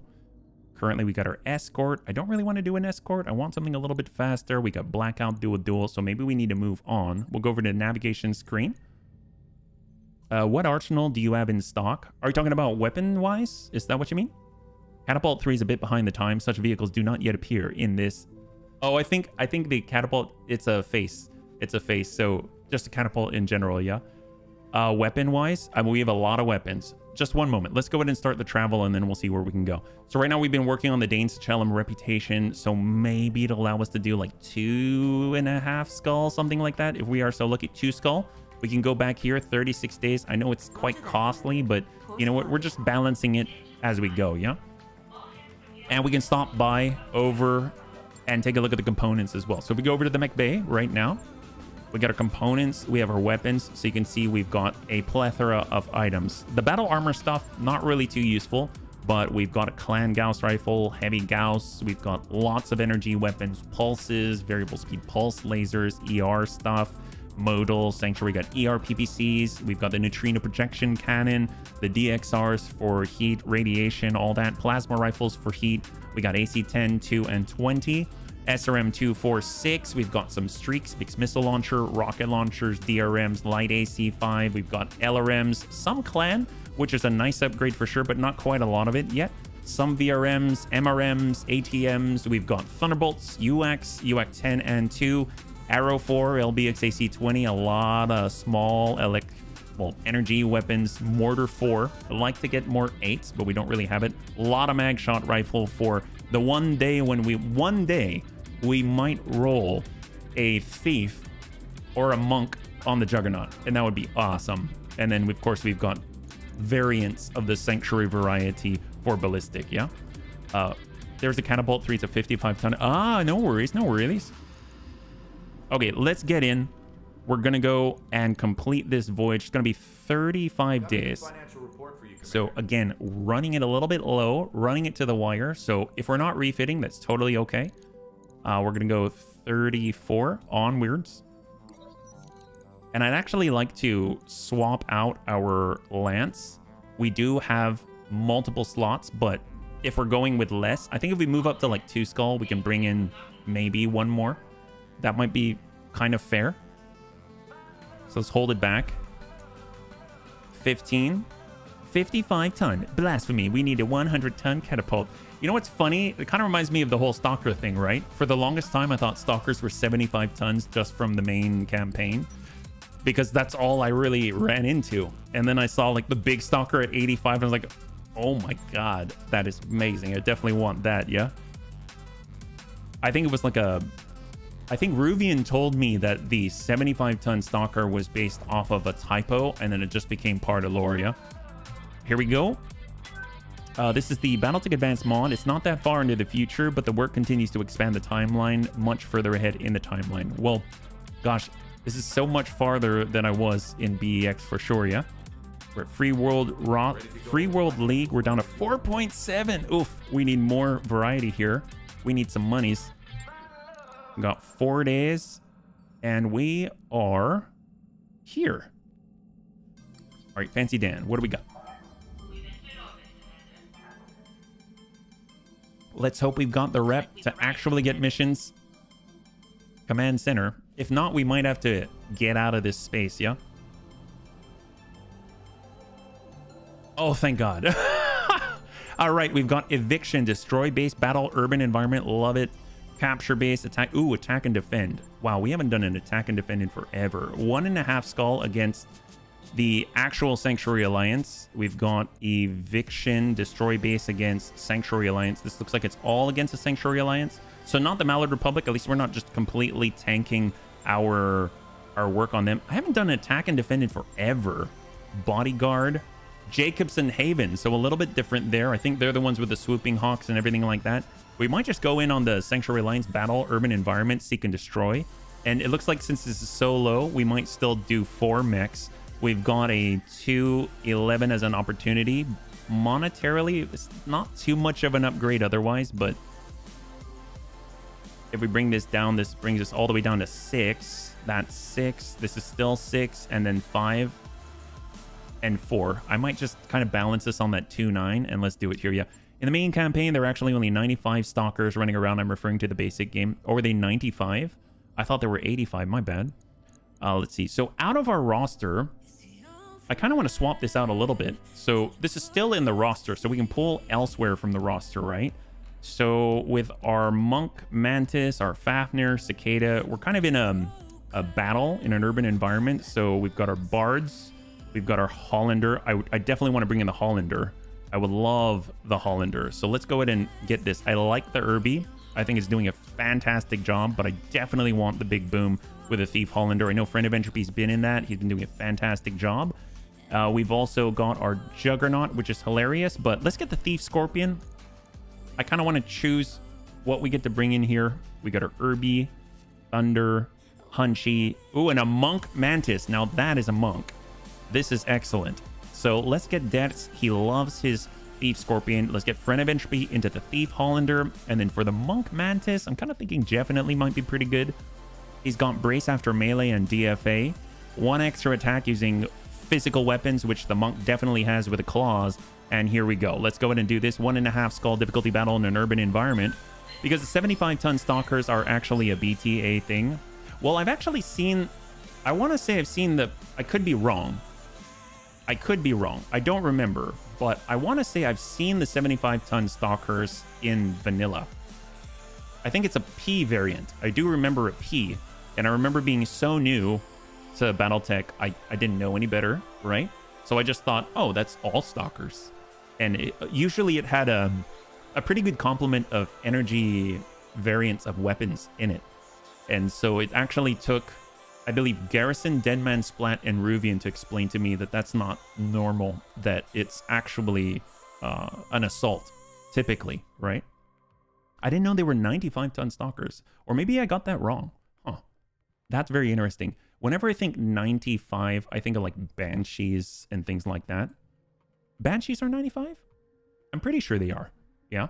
And then obviously when you get to 100, it's like if I see a 95 tonner, I'm not that excited. If I see a 90, I'm very excited, because now we're working with things like Highlander, right?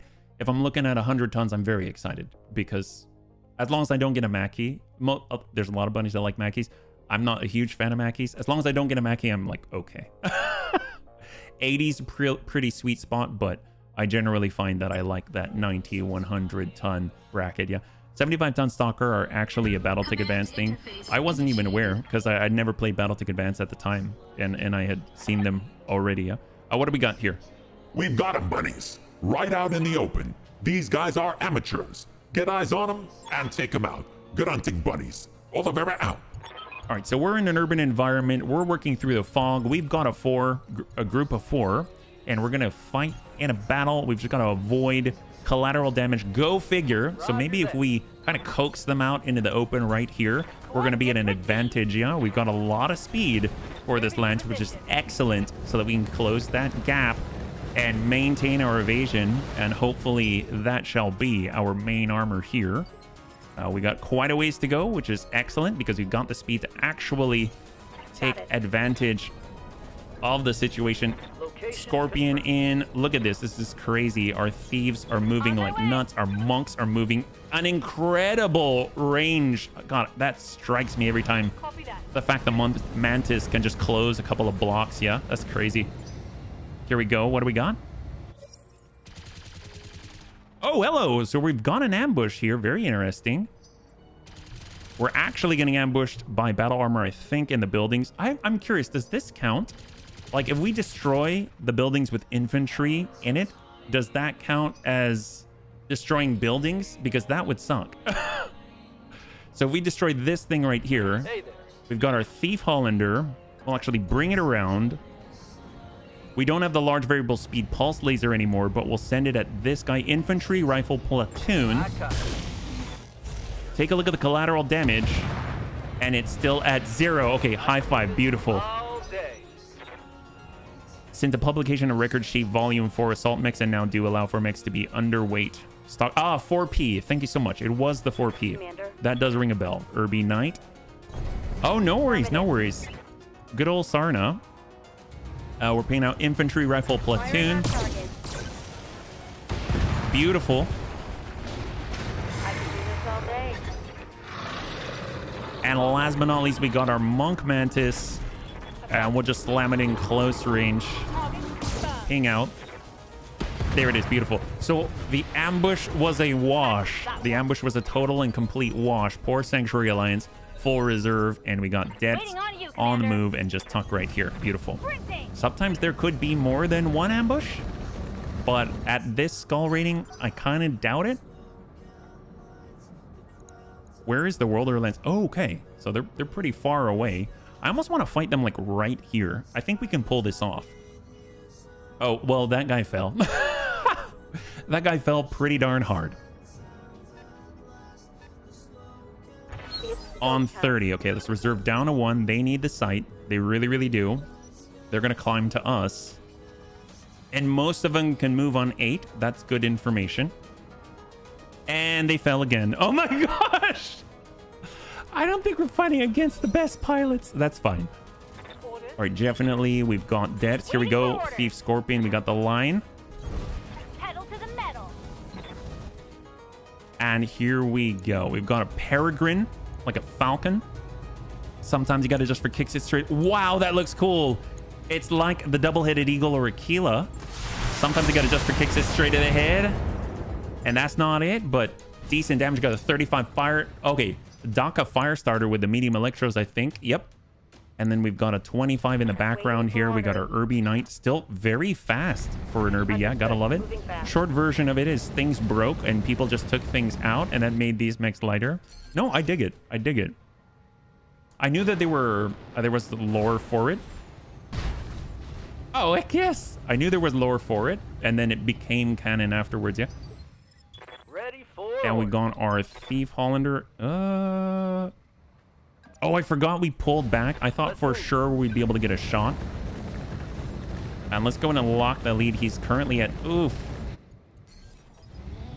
Oh, never mind. It's us with the 7 evasion. That's why he didn't connect with us. All right. That's great. And we got definitely... We definitely got the line on this. We won't be able to really, like, knock him down. There's no stability damage on our lasers, but at least it's going to be easy to hit him because he has very, very... Well, 0 evasion. So shot. There it is. That looks brutal. He's got 1 structure in that arm or wing. All right, here comes a thief. Okay, yeah, this is going to be painful. And there's the green. Beautiful. We got the line. What do we got? He gets to move when. So we got 8 out here. We got 9 in the distance. It's this guy's at 9. Wasp 2. He only has a small electro. We got the Firestar with all the Daka. And then we got the big one right here. And send it. Oh, that's straight to the butt. We got that breach. Jeez Louise. And here comes the Wasp with the small. And then we can follow it up with the Urbie. And this is not looking good. We'll face his allies. But we'll rotate that turret. Vigilance for the Urbie. And we'll send the guns to the rear. That's what we're talking about right there. There it is. Beautiful. And he's out. Fantastic. One less target. That's a lot of health lost. And is it 1? It is 1. It is 1. It was not gentle at all, yeah?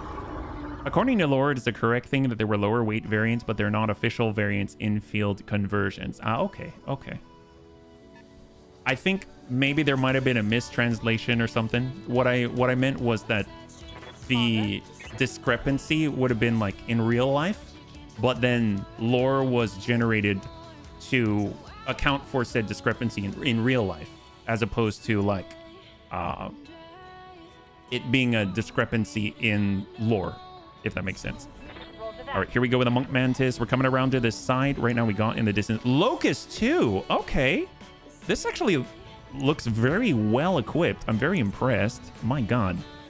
They have such cool setups here. We got our wasp too. While I want to get rid of the Daka, the easiest one to get rid of is probably the wasp too. We'll send it right here. Obviously, we should have hit this with the physical claws. That would have been excellent. Hold. Ooh, he's jumping, and he connects with the Thief Hollander. Lands a foot right on the left torso there. Good to go. And we got Derets. We'll definitely want to kick these guys. We're going to kick that little wasp too down there, yeah? Got it. Hold. Snap kick on wasp. This is gonna be good. Heck yes, and out goes the leg, and it starts to flow right on in and give him the burst. Want some more? Ping out. huh? And we whiff it, so he's going to fall. He's going to take additional damage. Got that 20 structure exposed on the right side. He looks so Gundam. And to the arm right here. Hit him Okay, hard. fantastic. We've got Sukalanti and the Urbie Knight. I mean, that guy landed on our friends, and we are not one to let people jump on our friends. So we coming around the backside, give him a nice swift kick. He's already unstable. He already has 0 evasion. There's snap kick. There it is. Beautiful. It's going to drive that. And the knockdown, I would imagine, and give him the burn. Actually, not quite enough for the knockdown. There wasn't enough stability damage, so it's time for Friend of Entropy to return the favor. And we're coming on, give him a kick. Copy And that. it's going to be a lot of damage on the follow-up snap kick. Hollander legs just slamming in their 20 structure, 22 structure, and the full burst. And out goes the leg. Beautiful. Let's go. And more, even. All right, Fancy Dan on the fall. It's got 27. Heck yes. And half the body gone just like that. He had a ton of machine guns. Now he has like no functional ones. And the Locust goes. The Locust 2 is kind of crazy. 2 medium electro lasers, 3 smalls. That's a very, very decent volume of firepower. I would like to actually walk. Let's see, we're at 8. This guy gets to move on 8, so let's walk away. We're not really going too far with it. I guess it's just a kick. It's not with our claws, but should be sufficient. It's just a little wasp. Testing physical. There it is, beautiful. All range weaponry is down, and guns. Inflicted some heavy damage. There it is. Come on. Yes! All right, beautiful. Even though we didn't breach the middle, it was definitely enough to convince him to get the heck out of Dodge, yeah? All right, back on up. He's limping. He's only got 20 structure on his only survivable lower limb here. And a single medium electro that did not fire, very possibly meant to, but was unable to complete the deal. We're going to come it around, kick with the Hollander to the Locust too. I mean, it's just bullying right now. Oh, never mind. That was with the Scorpion. That's even worse. And guns. Another hit like that and you're toast. Absolutely brutal, and half is gone, yeah. Design of the mech is from a completely different universe. That and the Wasp had the same template. Makes sense, makes sense. Pop that. Let's get this done, folks. We got Friend. Well, we kind of got to finish what we've started. I don't want this guy standing around just kind of blasting the bunnies. We have such high accuracy. We can shoot right over the top of the Urbie and send it. And that's it. Core out. Beautiful. And the fire starter is off of the field. We're not quite at the next rank or threshold of our reputation with the Dane Sacellum, but this should definitely help for sure. We got the line. We got a lot of lasers. This is probably the nail in the coffin. And here we go straight to core. Goodbye, Locust 2. There it is. Beautiful. So we've wiped out a ton of salvage. That's okay. That was the battle, right? Heck yes. A milk run, just as we expected. Good work, bunnies. Successful. All right, there we go. So I'm kind of thinking maybe we can try and attack and defend. That would be kind of interesting because attack and defend, they just keep coming and coming and coming. Although if we do that, I kind of want to do half and half because I don't think we will find necessarily salvage that we are going to drool over. But we might get a lot of multipliers and get a decent amount of cash out of it. Although I guess we don't really need, now that I think about that again, I guess we don't really need cash because it's BFC, right? And it doesn't seem like we're refitting stuff too often. So we got 1152. Peregrine, Firestarter part, medium electro, small electro, sanctuary ferrofibrous, Not too much loot on the field, but at 2.9 we might get most of it. So I'm gonna go and grab the medium electro, the smalls, and go. Got locust part, peregrine, 2 wasp, sanctuary machine guns, core 150, which we can drop, and we're good to go. So there's actually, if the bunnies don't want to choose a mech to replace, I think I will choose one. Yeah. The monster super heavy mech actually comes from there too. Dude, that thing is huge. It's like, I think in the model there's 4 huge guns over the back, right? Macross also later created its own universe called Robotech, something similar to Battletech, but also something different. I always got the two confused whenever I'd see them in the store, because I didn't watch Macross and I didn't see Battletech, and I never saw Robotech. And I'd always see the covers. And when I was a kid in a used bookstore, I'd always look at the covers and decide what I wanted to get based off the cover. Because I like pictures. What can I say? All right, what do we got here? All right, so if we head on over to the command center, I know there's an attack and defend it here. It's contested will. There's retaliation right here at 1.5 skull. We got eviction at 1.5. If we look at our reputation right here, we're looking at Dane Sacellum. That's hot pink. They're indifferent to us. We're only at 14. So, I don't know. This seems like it's counter to what Battle Fantasy Challenge is all about.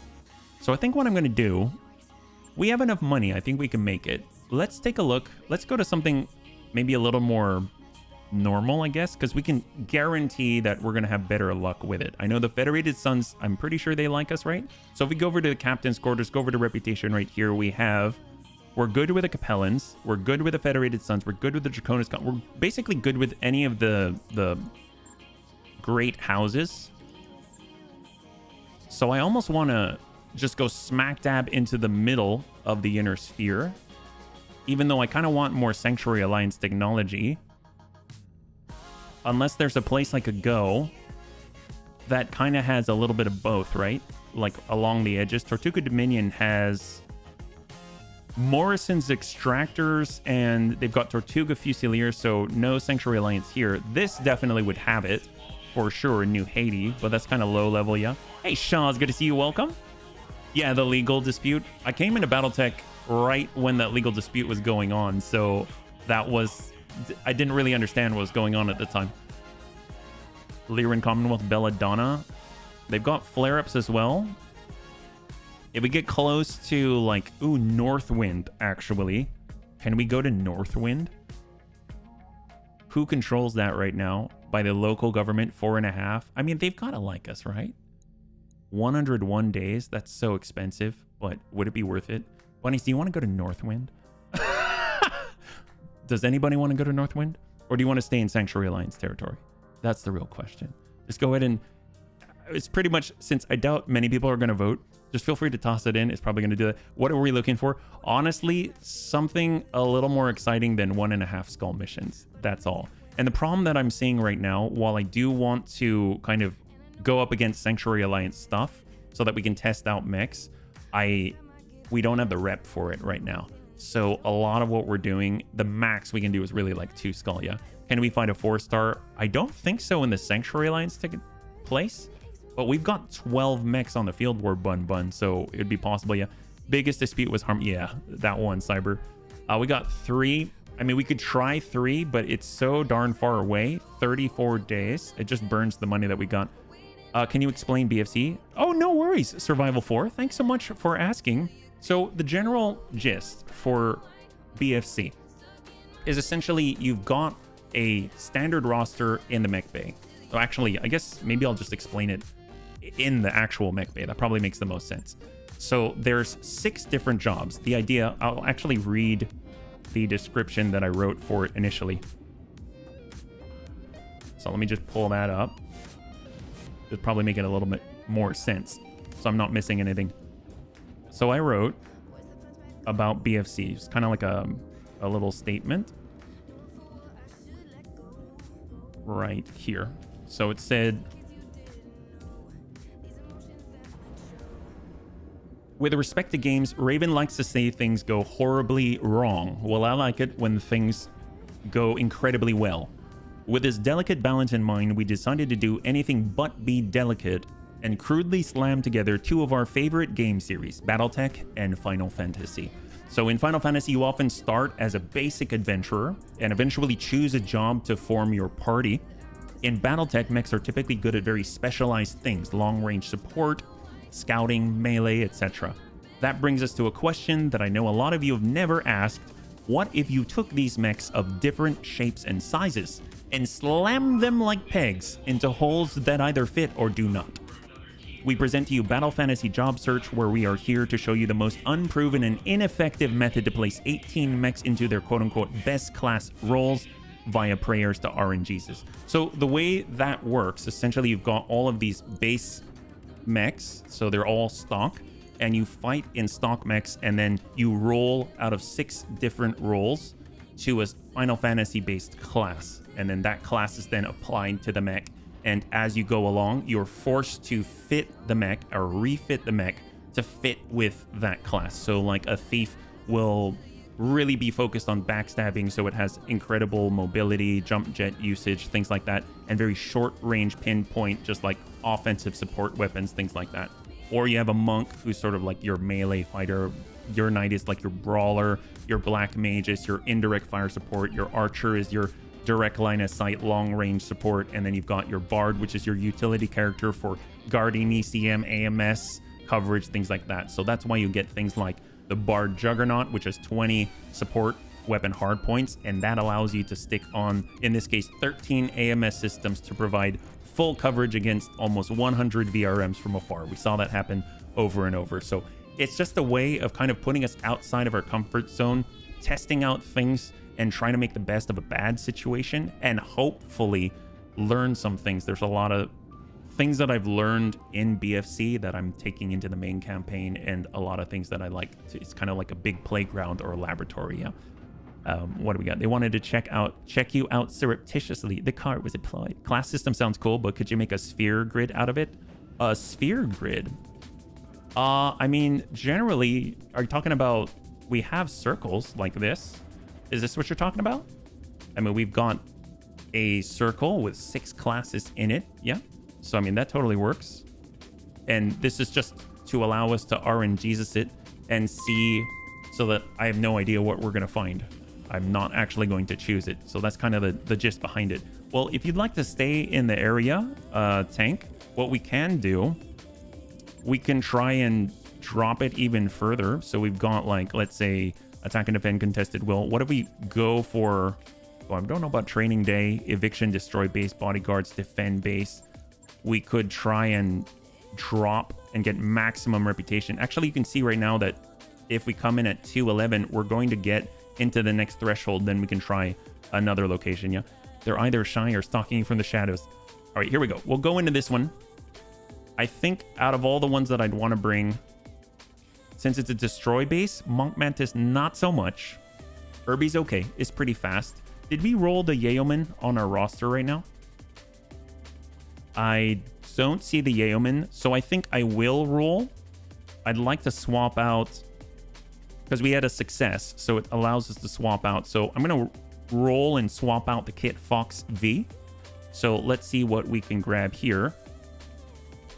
So unfortunately, right now, we've got most of the roster in there. If we look at it, we've got Urbie, Thunder, Hat, Hunchback. So we got our Hunchback. We have the Thunder. We have the Urbie. And then we've got our Panther Mantis Fafnir. So that's Panther Mantis and Fafnir. And then we've got Cicada, Kit Fox, and Blood Asp. We've got Cicada, Kit Fox, and Blood Asp. And then last but not least, we've got our Hollander, Juggernaut, Scorpion. Okay, perfect. Hollander, Juggernaut, and Scorpion. So this ensures that whatever we're rolling is going to be different from our current roster. The rules go that if you want to do a swap out, you can roll twice and choose one of the two, but you have to choose from one of the two. So we've got our Kit Fox. We're going to make that replacement. I'm going to roll twice. So we're going to swap that out for either the Bushwhacker or the Clint. Okay. Let's grab the Clint. That's really, really nice for it. So instead of running our Kit Fox V, we're going to be running a Clint instead. It's an Archer Clint. Archer Clint like so. Because the Cicada and the Clint, they're actually really, really good here, right? So we got our Thief. Maybe we'll pull our Urbie Knight. And let's go a little more offensive. We can have a little more standoff right here. So we get our Archer Clint. We'll pull in our Archer Cicada because we do have access to it. And we'll get Sukalanti. I want HBFT in here. And then instead of definitely, I want someone with Precision Master if possible. We got Rishnix. We'll get him in the Archer. And here we go. 1.5 skull difficulty destroy base in an urban environment. If we are successful with this one, we're going to be able to bump up to the next tier with Dane Sacellum. And then we can move on to like a 3 skull system and see if that's going to allow us to take on something a little bit harder, yeah? Didn't you say you like the Final Fantasy class thing? Final Fantasy X had an odd level up system, not unlike that Warhammer XCOM kind of game you played a while ago, but much bigger. Oh, you're talking about a skill tree, right? I remember in Final Fantasy X, you had all these orbs and spheres, almost like Path of Exile, except to put more points in different places like that. I think that might get a little... I'm not too sure how to implement that. So I think maybe like a game designer would probably be better at that than I. Because already, one of the things that we kind of, like Raven and I were trying to figure out how best to communicate is just the simplicity of it all, right? Because it's still kind of complicated, right? So if we actually go over to the game rules, you can... Oops, I did not mean to do that. Here we go. Let's pull this... Wow, we're just flashing all over the place. Oh my god. So if we go over to the... Yeah, all right. If we go over to the current job set, you can see that this is sort of the main loop where you have your randomized mechs, you come on in, you get success or you fail, and based off of that, then you can do different things. And then there's caveats to it on the lower left, right? So with anything like, let's say, a big sphere of level ups like FF10 or something like that, you'd have to have some equivalent in the game, and I feel like that wouldn't necessarily be too intuitive unless there's like some hard and fast rule for every situation. I'm not too sure how that works yet. You believe in me? Oh, thank you, Shaz. Thank you. What do we got, Darius? Your target is the nearby world or base. Assault the base. Destroy enough of it to force Sanctuary Alliance to abandon the location. We should expect strong opposition on this one. Be wary, bunnies. Oliver out. All right, we're moving a little bit faster, a little bit lighter. We're in smog. It's not the best, but visibility is not really the issue here. So we're moving. We've got a lot of fast movers. Look at that Scorpion. We don't want to push too far ahead of the rest of us. And then the Archer Clint. Look at that. We're able to keep a nice tight pack with the Scorpion moving the fastest, yeah? Right now we got 25. Let's go down and reserve if they've got that sight. So the 25 could move in. He could have the line of sight and then provide it for the 2 turrets, right? There he is. He's got that Wasp 2. That seems to be their 25-tonner of choice. We got a Locust 2 at 25 tons. That same magical setup right here. And then, of course, we've got a bunch of LRMs. It's almost like we're facing off in the prototype Flashpoint where the Raven was introduced, yeah? And then we got more LRMs, probably from the turrets again. Here's the thing. The Scorpion actually has a Guardian ECM on it. So that's +2 defense against missiles inbound.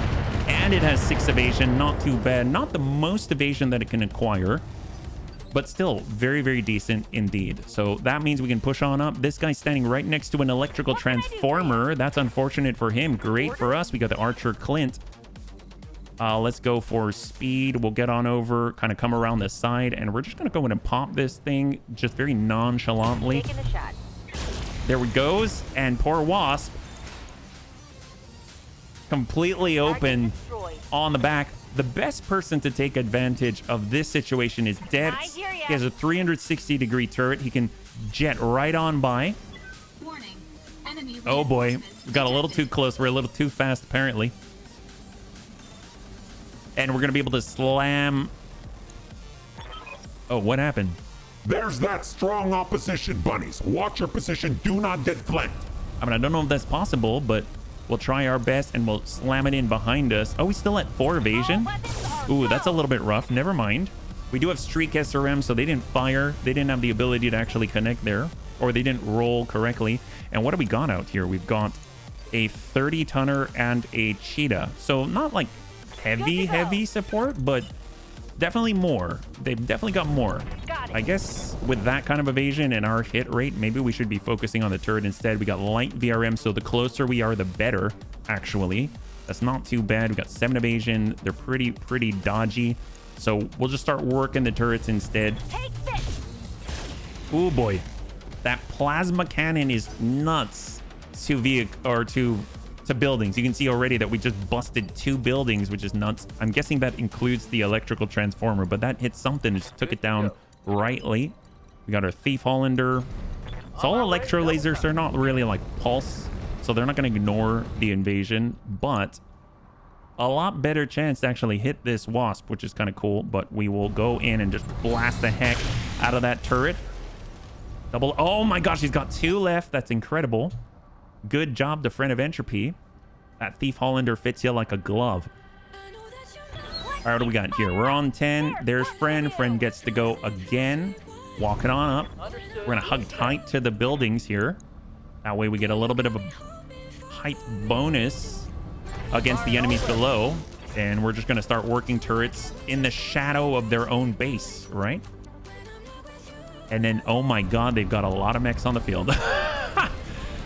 So they've got at least 4 + 4 and 8. Okay, so it's 4 turrets and 4 mechs on the field. Okay, that's not too bad. 2 of the turrets are basically down to 2 structure.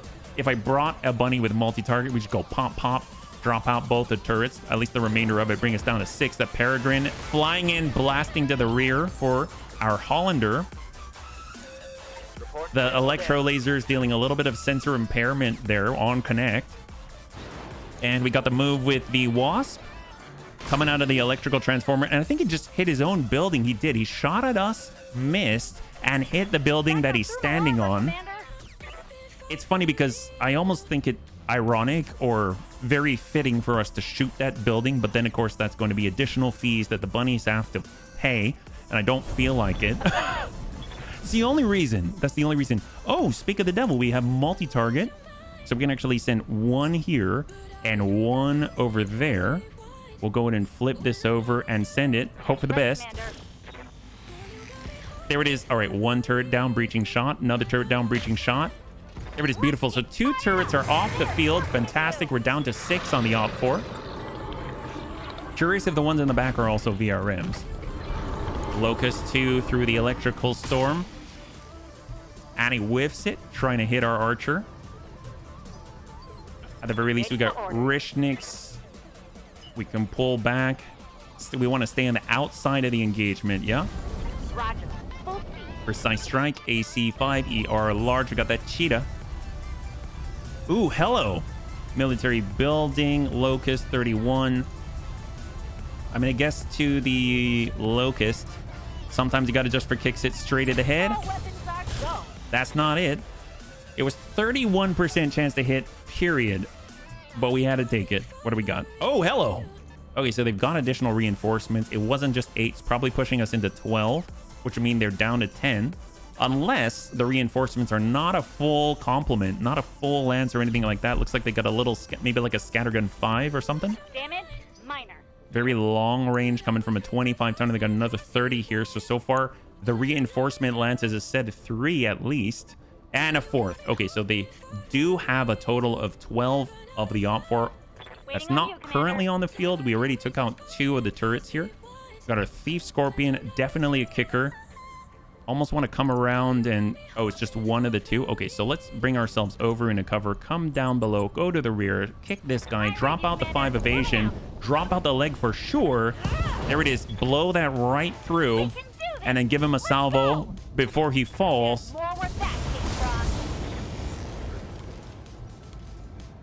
Yes, there it is. Beautiful. The delay is just complete and utter suspense, but my god, that is so good. Thief Hollander. I mean, I guess we could just run it down. We could... Oh, he's blocking the way, so we're actually going to have to jump. Very interesting. Well, I'd like to get to the rear of this Peregrine. 32, it's a little bit rough. I guess we'll hop over. If we do this, though, that's pretty rough, too. Hop out. And we can hit the building, no problem. But the guy, the Wasp, I guess we've got the best chance for it. I think I'm going to jump to the back, hope for the best, and shoot at the Peregrine from back here. We're kind of below. We've got that malice. We're going to do our best to ping him and send it. Pretty decent hit with 2 of them. All right, open up in the back there. I came out of a game where I had a Marauder with dual improved snub PPCs and dual heat exchangers. It was very niche, but man, did it one shot light and lighter armored media mix beautifully. I can imagine. That sounds amazing. I'm curious though. I don't know too much about the improved snubs. What makes them improved? Is it are they smaller? Are they lighter? Do they have more damage output? Are they less heat? Ooh, that's to our Clint. Okay, he still has some. He lost 20 armor in the back, but he's still okay. Got the Cicada. Here's the Clint. Let's just go ahead and loop-de-loo it. He's got 6, actually. So we actually come on over here and go into melee. We can kick this guy to drop that. There it is. Beautiful. Beautiful. Now give him the guns on that wasp. And right over to the torso. Beautiful. They do more damage and better crits respectively. I had one of each. Ooh, very nice. So you could definitely side-by-side compare. Minimum range, that would be huge. Although with the snubs, I would imagine there is no minimum range just because it's a snub. I think the standard snub doesn't have the minimum range of like a standard PPC, right? We get our archer, cicada. Yeah, this guy doesn't have. Yeah, no, that's totally fine.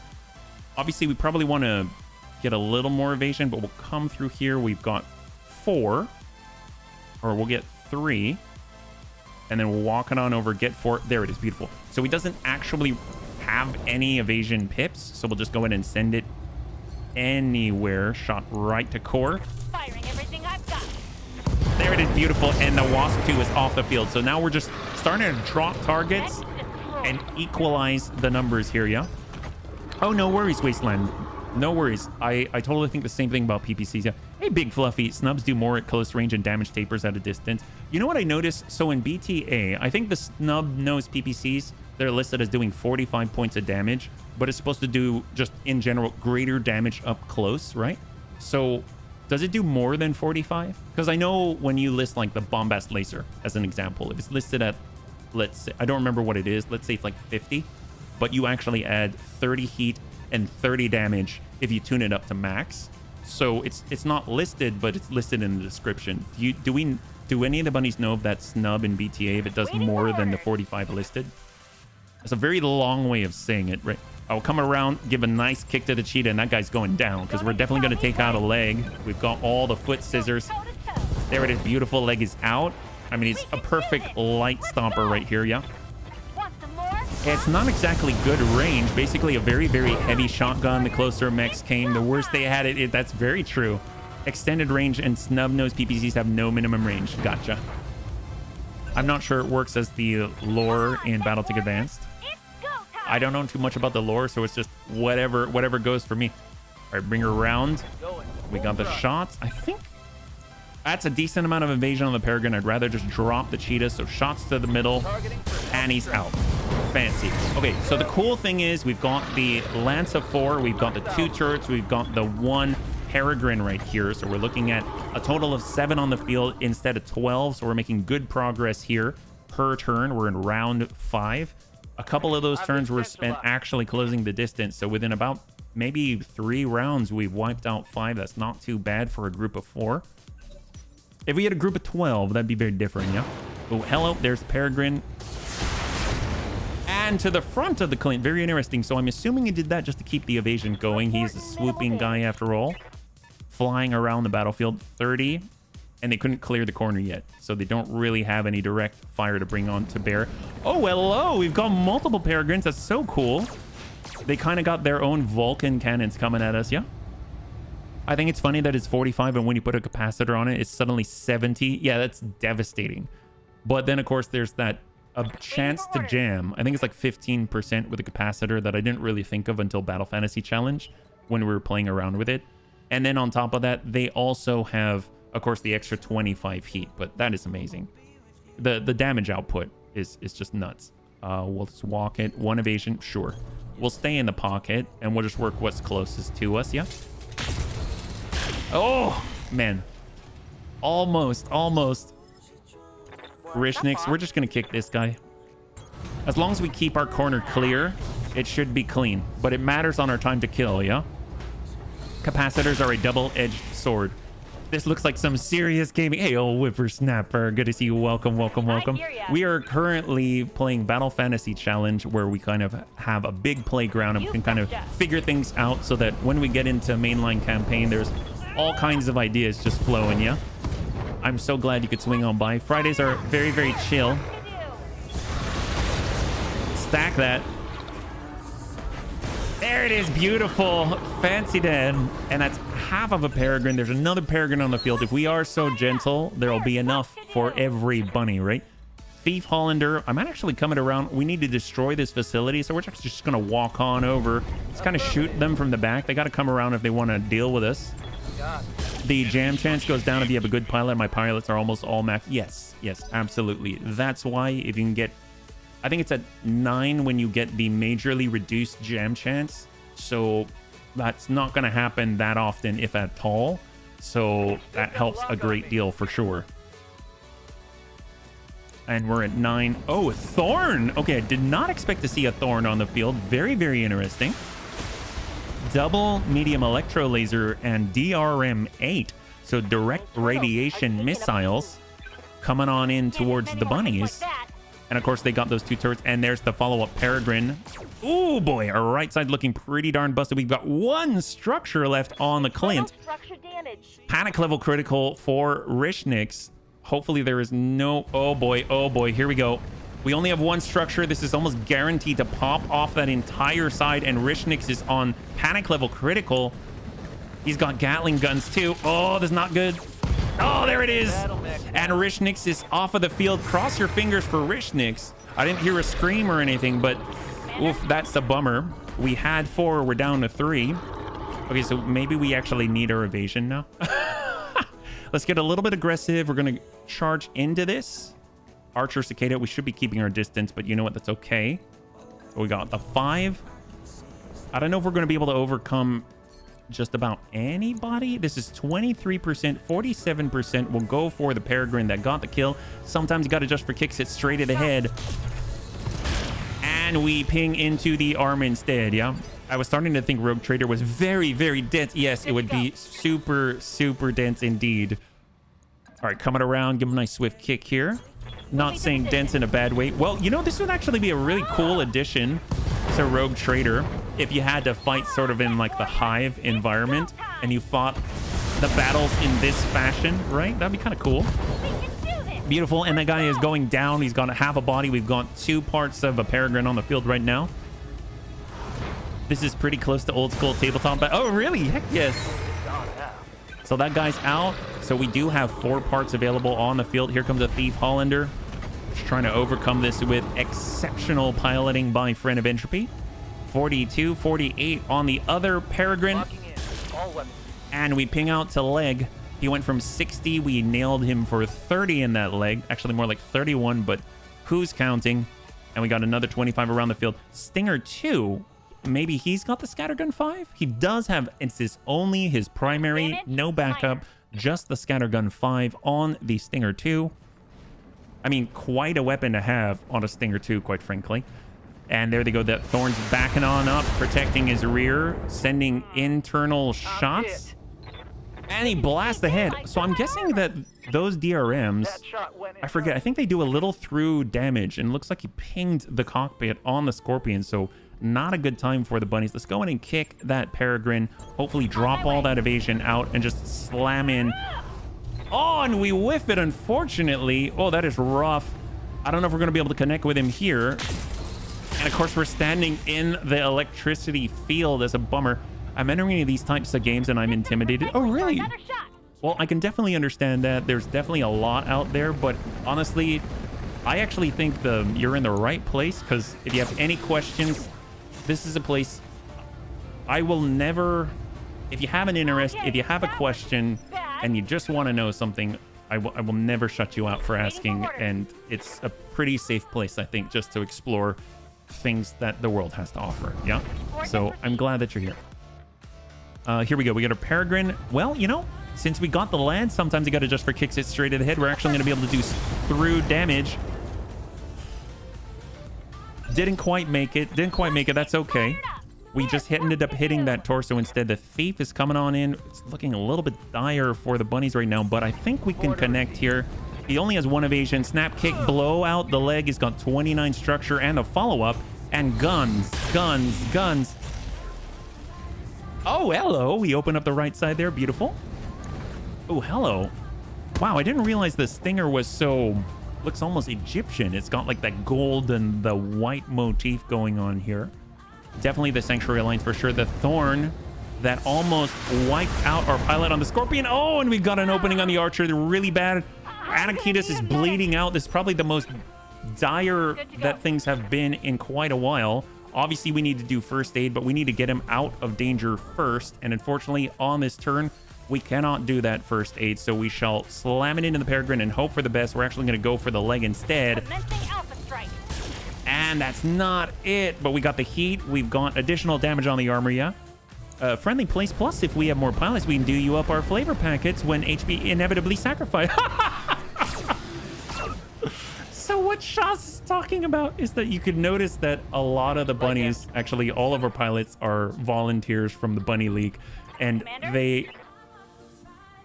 I have a reputation for maybe putting the bunnies in danger once too often.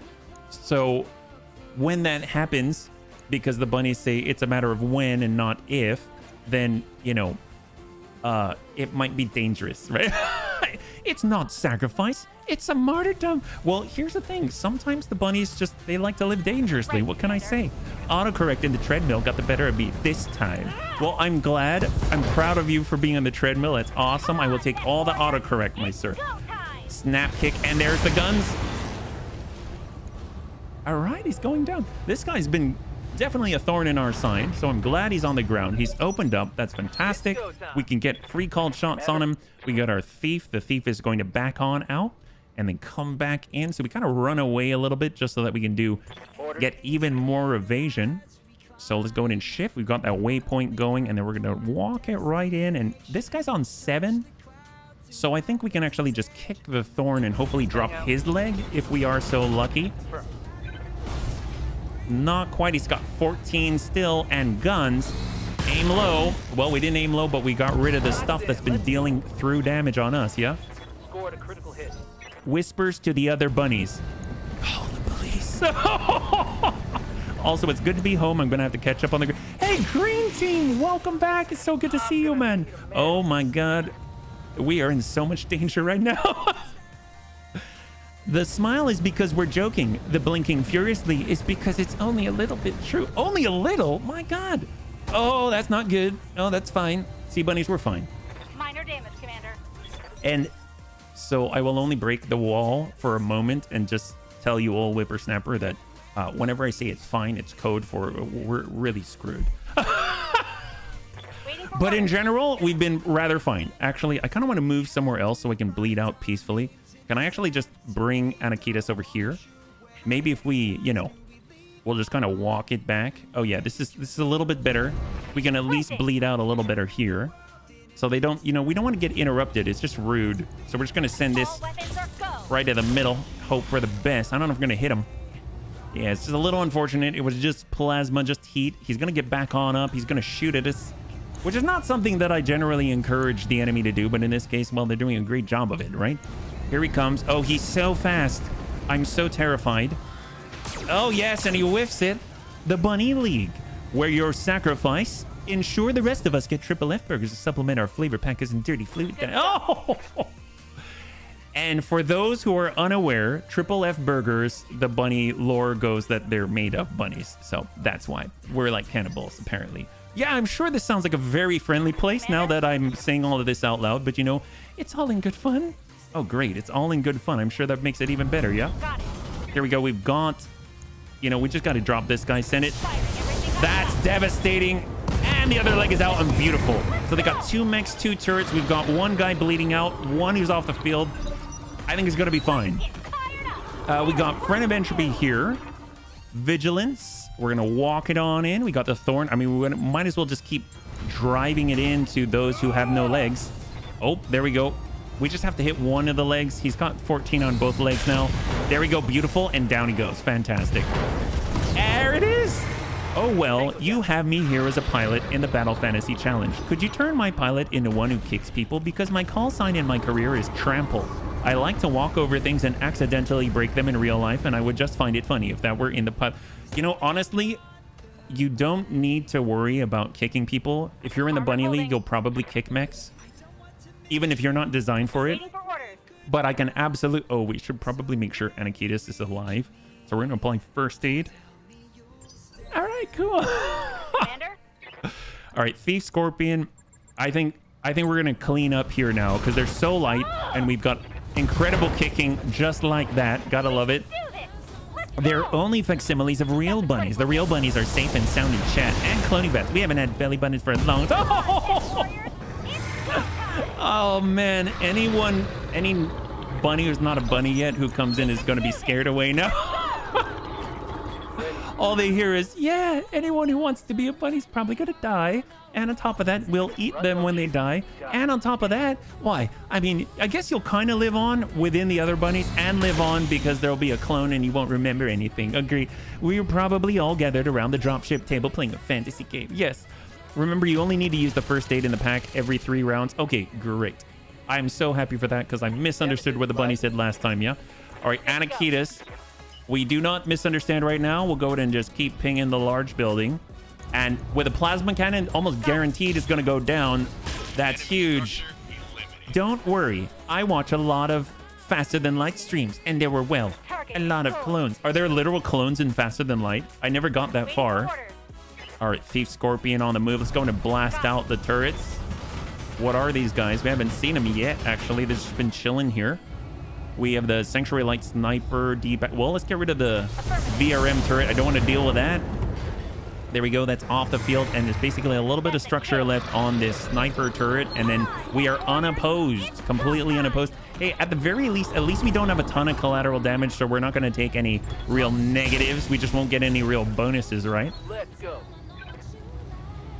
All right, beautiful. So there's only 2 buildings. And almost all the bunnies here are able to really just nuke these pretty hard. 165. The plasma cannon is going to hit really hard.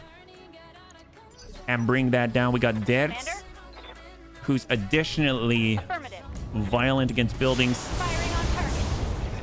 There we go. We got another building and one more, and we finally cleared it. And the bunnies may have survived. Cross your finger for Rishnix, because he is not on the field right now. He's currently potentially in limbo. Yeah, the definitive edition, they had an update that added a bunch of content, and one of the things they added was an alternative to the med bay, the cloning bay. Wow, it sounds like our type of game.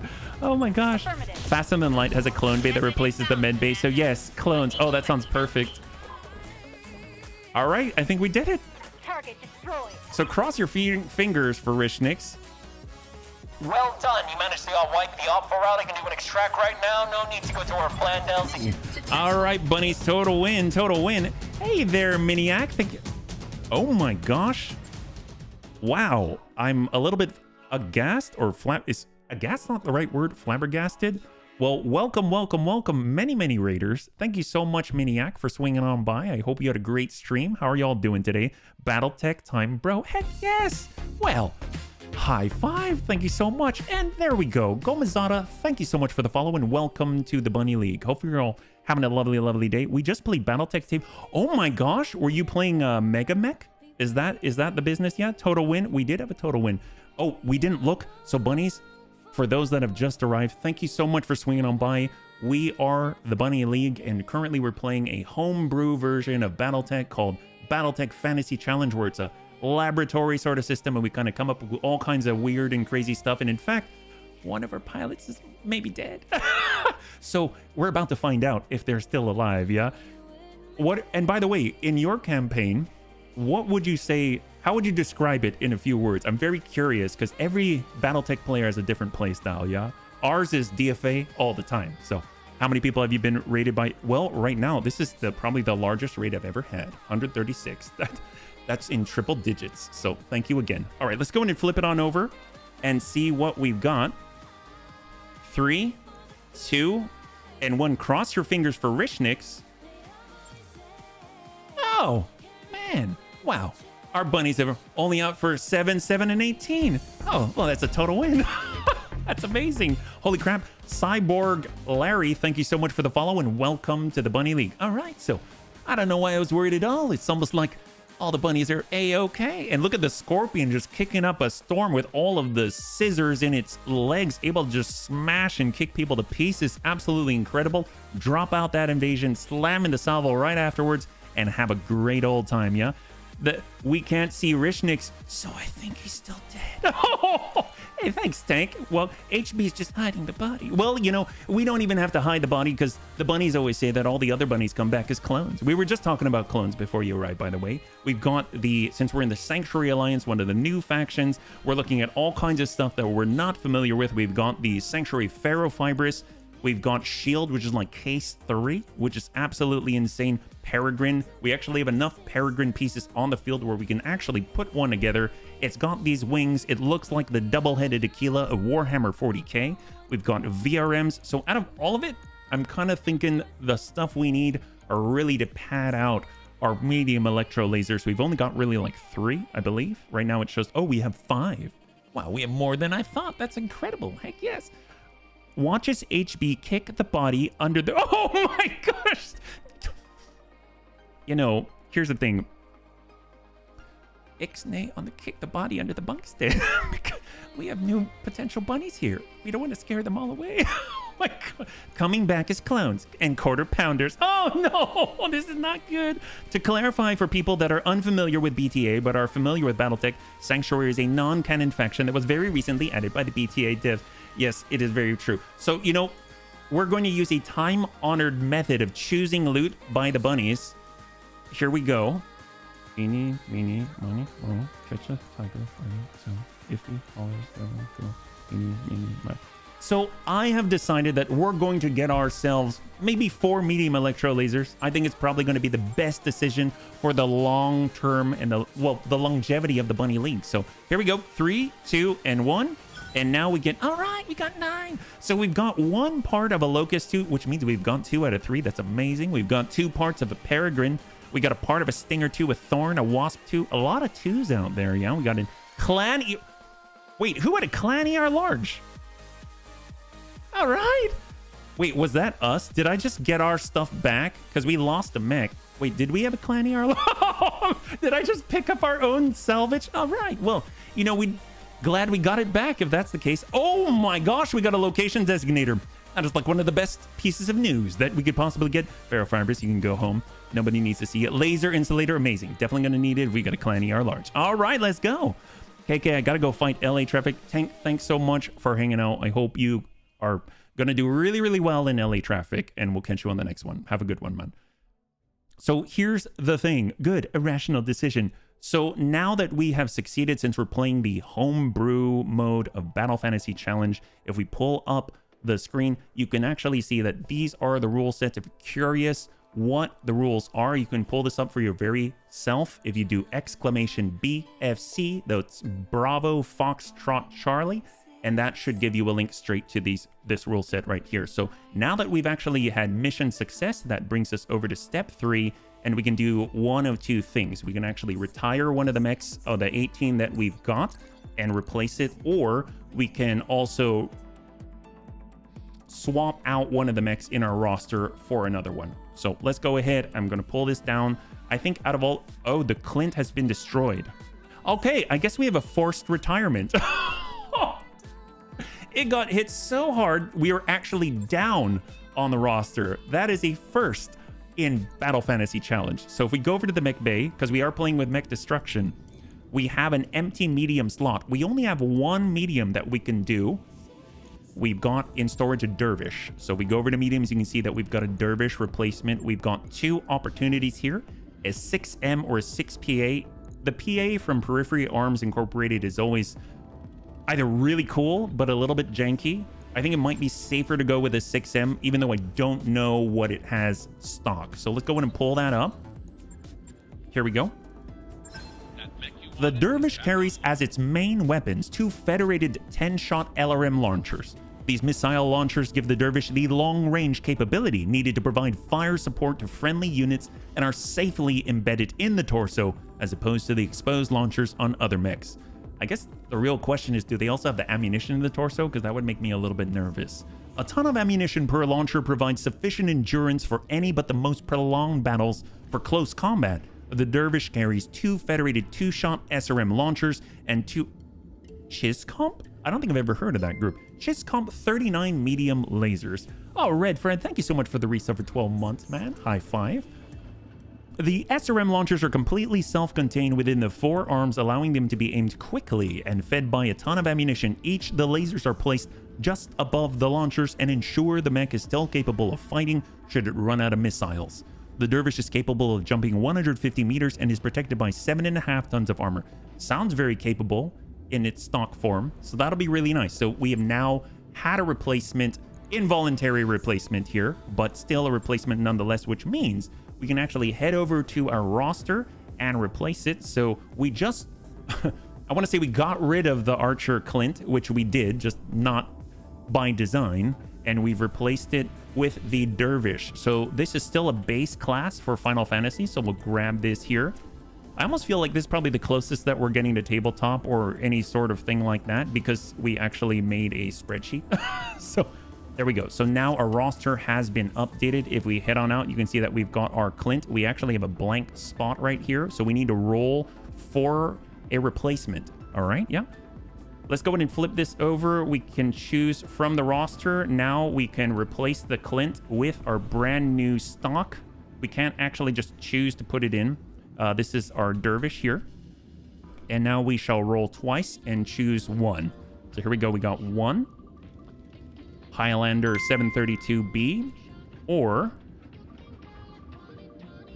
Firestarter. So we can do Bard or we can do the Thief. I think I will grab the Highlander. I would love to try this out. We just crammed in 5 improved jump jets on this, which means it might be able to jump 7 hexes. So that's really, really exciting. Obviously, there is a downside to this because until we can get the last Dervish, I guess the brand new Dervish without the class into our roster, we can't actually do a retire and replace until that has been assigned to job. So we definitely want to swap out and keep trying to get that into the right place if possible. We'll go in and repair our Archer Cicada, we'll repair our Thief Hollander, and then now we're ready to go. We can actually take a look at our reputation, see where we're at with Dane Sachelum. That's going to be the hot pink down here. We are now liked. That's fantastic. So since we are liked, I'm hoping that means that we can actually take on like 3 skull difficulty missions. I'm not too sure if that's the case, but that will allow us to travel to a new location and roll the dice. So here we are out way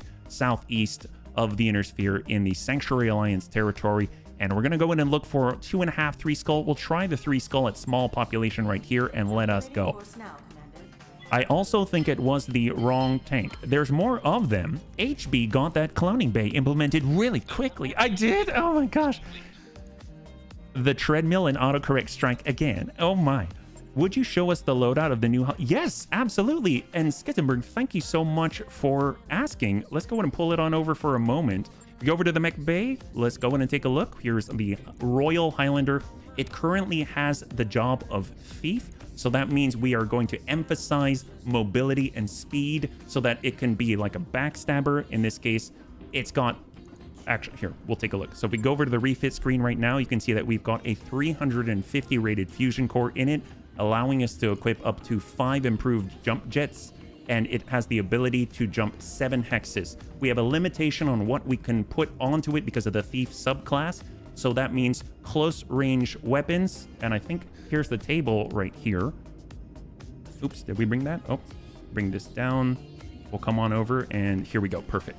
So if we come on down to the Thief subclass, we need to improve mobility through engine and jump jet modifications first, and then we can equip any weapon with a maximum engagement range of 500 meters. In this case, we couldn't fit a whole lot on it, but we do have access to a couple of lances, 1 small lance. I think we might have access to more now that we fought the Sanctuary Alliance some more. The nice thing about the lances, they will deal damage, but deal structural damage as well. So they will go straight through. So if we're getting over to the back, you deal structural damage, you just burn right through. That might be kind of nice. If we had clan medium pulses, we'd probably use that. I don't know if we have any more lances now. We have a large lance, but that can go out to... Ooh, we can use this. Because it's a thief, but it's 6 tons. I don't know if we have 6 tons available to us. Hang on. Is it better to get rid of the SRM 8? This is 36, 36. No, it's not. But, I mean, that's enticing. You could definitely strike from the front as you approach and just do through damage as you get closer, which is kind of cool, yeah? Does it include the AC-20? Absolutely. It does. It absolutely does. We could stick an AC-20 on there if possible, because after all, that has a range underneath that volume. The LBX AC-20 as a shotgun goes up to 480 meters. That would fit for a thief. The AC-20, definitely the same, up to 360 meters, even more okay. UAC-20, even better. So you get the idea, right? But obviously, it's a little bit heavy, and it would basically be carrying that and only that if we want to maintain that kind of mobility, because we have to fulfill the primary focus of the class first. So this is kind of how we have it set up yet. We haven't even tried it yet, so we're definitely going to bring it into combat. But if you've got a suggestion, then absolutely please let us know. Yeah, the focus on speed, yeah, absolutely. So this is kind of a homebrew rule set that's focused around making the best of what you roll through RNGeezus, right? So we've got all of this randomness in determining how we're going to outfit a mech. So you could have something with, I don't know, a locust that's set up to be a knight tank, and that makes no sense, right? But you kind of got to go with what you rolled, right? So we have in the past had a Clint during testing, and we were able to fit on hardened armor. So it doesn't sound that impressive, but the fact that we had a Clint that could jump all over the place and have over 2,000 armor on it was very effective. Enemies shot at it all the time. Didn't really have a lot of firepower, but it didn't need to. And it was actually able to do a pretty decent job of kind of soaking up a lot of incoming damage. So you're just kind of making do with what you got, you know? Black Mage. Oh, yes, Black Mage Locust. We've had a Black Mage Hornet before. Indirect fire support from a little tiny egg on legs. Let me tell you, it's not the best, right? Remember that yesterday there was also a Highlander in the other game? Maybe he meant him, because the thing is the format of today and yesterday. Oh, if you're talking about, yeah, so if you're talking about our main campaign, absolutely. This is a different thing, but if the bunnies find that, because trust me, I like Battletech in general. So if you wanted to play main campaign, we totally could. Actually, next week, I am starting a new schedule. So we're going to be streaming even longer throughout next week. It's going to be the first week of it. So Monday is going to be the same. It's already on the Twitch schedule, and it is 2 until 6. And then when it comes to Tuesday through, well, in this case, Saturday, it's 12 to 6. So it's got an extra 2 hours on there. So if we wanted to play, we're going to be able to burn through a lot more game that way, yeah? All right, so we got 2 days out. We are almost at Pomona. Now, cross your fingers, because we are now liked with the Danes Cellum faction. So hopefully they're going to allow us to take on higher level contracts like 3 Skull. If not, hopefully we roll down half a skull and we're able to definitely take those. We just haven't been offered anything high level until potentially now. There it is. Heck yes. All right. High five, bunnies. We did it. We kind of had to work for this. You know what? It was worth it in the end. We actually have some opportunities here. Ambush, convoy, defend, base, bounty hunting. The big thing is we kind of like to focus on more straightforward things at the moment. Sanctuary Alliance. If we have anything against the Mallard Republic, that would be amazing. Jacobson Haven. We are trying to get a little bit of sight on the mass driver, because those things are nuts. 75% chance for a knockdown if they connect. A giant mass driver that, well, actually, it can be rather small. Ooh, Mallard Republic. Ambush caught. Bunnies, I think we know what we gotta do, because we're gonna get those sweet, sweet cargo compartments. They're basically gotcha pods all by themselves. We got the Jacobson Haven. Is there any other Mallard Republic out here? We got Sanctuary Alliance. Bunnies, we gotta do an ambush convoy. Let's be real. We absolutely have to do it. 3 skull difficulty ambush convoy. Let's go in and swing by. Just make sure we've got all the points applied before we move into combat. We definitely want to be pushing HBFT. HBFT kind of got it in a bad way earlier. We're just going to get ourselves up. We can get him to 9. We're going to get that extra plus 3% heat efficiency on the pilot. It's going to be absolutely fantastic for the kind of mechs that we've been running thus far, yeah?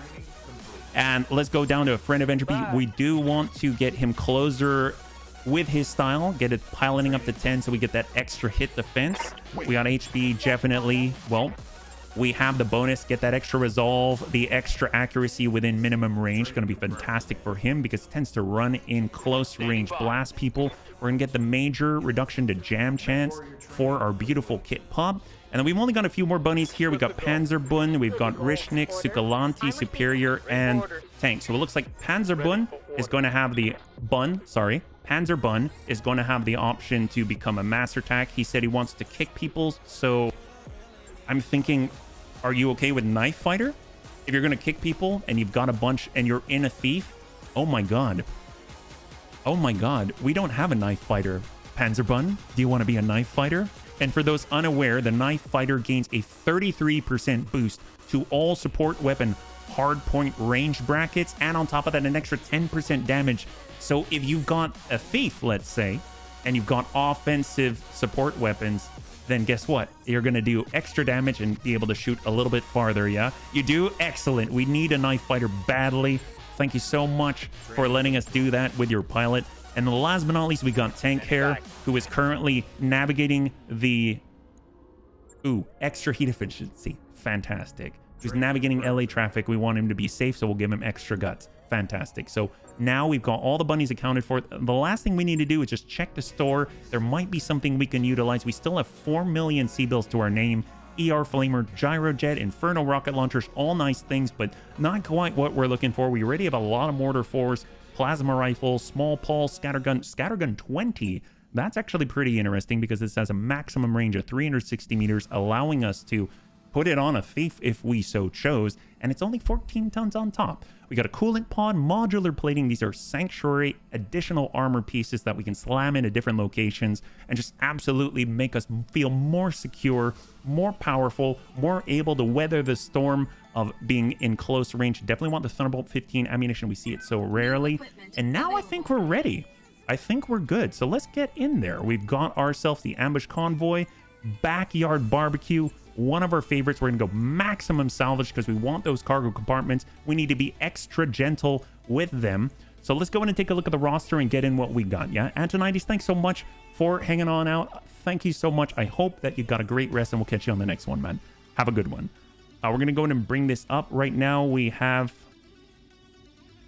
the Highlander, right? And it is a thief.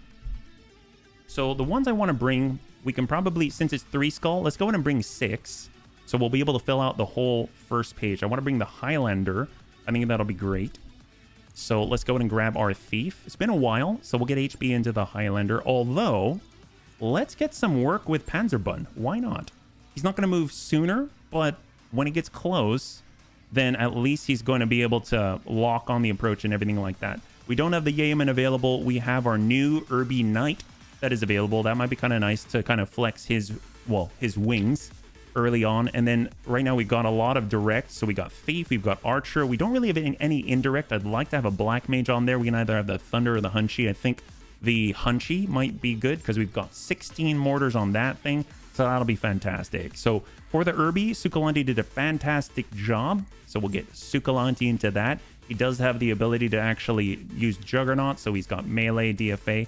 If we've got any sort of... We've got Amiel. We've got definitely who's also a Juggernaut. We need someone with high tactics. So we've got better indirect accuracy here. So I'm thinking... You know what? Tank Hair is pretty good for it. If we've got Tank Hair in it, the nice thing... Ooh, actually, Kit. Let's get Kit. We'll get Kit because he can also lock. Here we go. 3 skull difficulty ambush convoy in the tundra. Let's hope for the best and make the best with what we got, yeah? With the Brawler, it's not possible now that sensor lock is in place. That's why I'm very happy with the other perk because it guarantees me I can kick people. That's why I ask. Yes, the Highlander also fits. Yes, it does. Heck yes. Hey, Serini, been busy working? What shenanigans have happened in the last 2 hours? Love the Urbie as a knight. Well, we've got a knight Urbie, a brawler Urbie that has 3 medium lances, so those can all go straight to structure. And then it has 2 twin link small lasers in addition, and it has quite an engine on it, so we can actually move pretty fast for an Urbie, actually very fast for an Urbie. So that's going to be great. Maximum armor, which is fantastic. I was just asking general questions about the Highlander as a thief, not related to yesterday. I do have one question though. What do you think about 360 core instead of 350? You know what? You're absolutely right. The reason why we have everything in terms of like 50s is just for the baseline.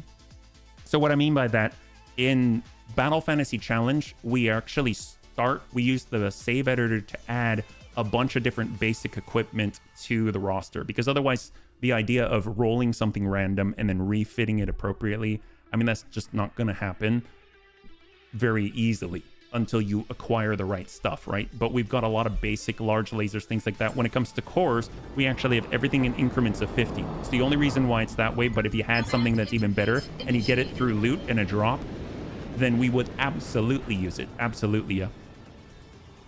According to these survey maps, you should be able to see the convoy's route from this location. Once you got eyes on them, destroy the vehicles. Any other units are at your discretion, but there shouldn't be much opposition. Famous last words. Bunnies, when you're ready for pickup, I'll meet you at this LZ. Wow, did Samir actually pick us up at the right place this time?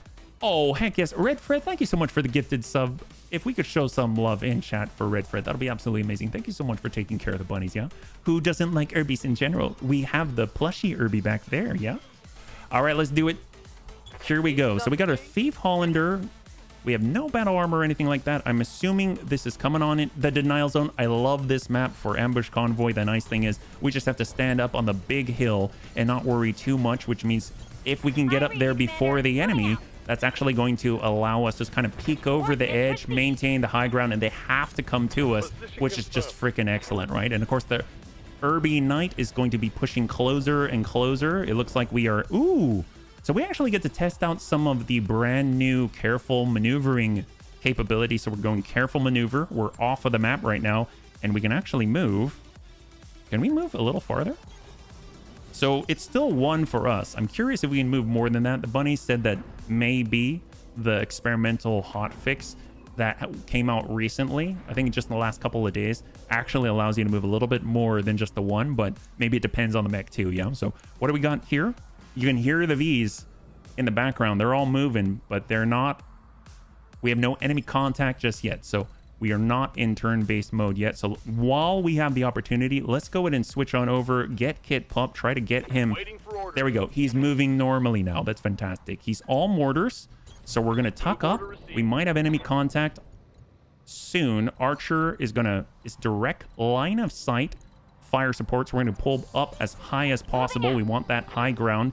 This is quite an elevation-rich map, so we want to take full advantage. We've got dual large electro lasers on the Thief, so we're getting on up. The Thief Scorpion's a kicker, so I'm actually just going to stage him over to the side on the stack. We got our Thief Highlander. All right. This is excellent. So now we're starting to get contact. The Scorpion actually has a nice electronic suite in it. 65 tons. Okay, that is very decent. We can jump pretty darn far. Oh my god, look at this Highlander's range. Oh, this is excellent. This is freaking excellent. All right, I don't want to be in direct line of sight just yet, so we're just going to jump up, use the forest for cover, get that high ground. There it is. Oh, that's beautiful. Still no additional enemy contact on sensors. Urbie Knight is going to... We're going to stay low on the berm. We don't want to rise or get direct line of sight yet. Even though we have full armor on an Urbie, it's not exactly the super tankiest thing in the world. When shooting time comes, would you mind also taking a moment? Yeah, absolutely. We will take a look. Thanks so much for asking. We got our Thief Hollander. It's super mobile. We're going to... And it has reinforced legs. And of course, it also has a reinforced... Oh, actually, just the reinforced legs. Hang tight. Friend of Entropy's got those larges. We're going to go ahead and lock. If we're in range, not quite. We're a little bit out of the way. We've gone to 20-ton V inbound. They still have no sight, so let's go ahead and reserve to 1. We want them to commit first so we can react. We've got an Oswar, old school, except equipped with Sanctuary technology, so they got a VRM, which deals more damage the farther away that it is. I think we're actually right in that mid-range bracket, so it's going to perform very similarly to an LRM. It also has some DRMs for direct radiation missiles, so it's also going to deal heat damage. It's going to do all kinds of nasty things, and then it's also going to have a little bit of through damage as well. Medium electro lasers, much like the streak energy variants here. We've got a 40-ton 45, maybe a Vindy. I don't know if The Sanctuary Alliance has Vindy variants. We've got a 70 out here, maybe like a... Ooh, never mind. He revealed himself. Thunder Hammer. This, oh my god.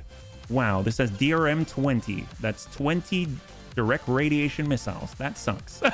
And 2 large electro lasers and a neutrino projection cannon. So that thing pings 4 times, kind of like a snub-nosed PPC, and then also blasts you and messes with your electronics. So a lot of electronic interference here in that group. Right now we've got 2 evasion, 3 evasion. That's not too bad. We should be able to overcome that pretty easily.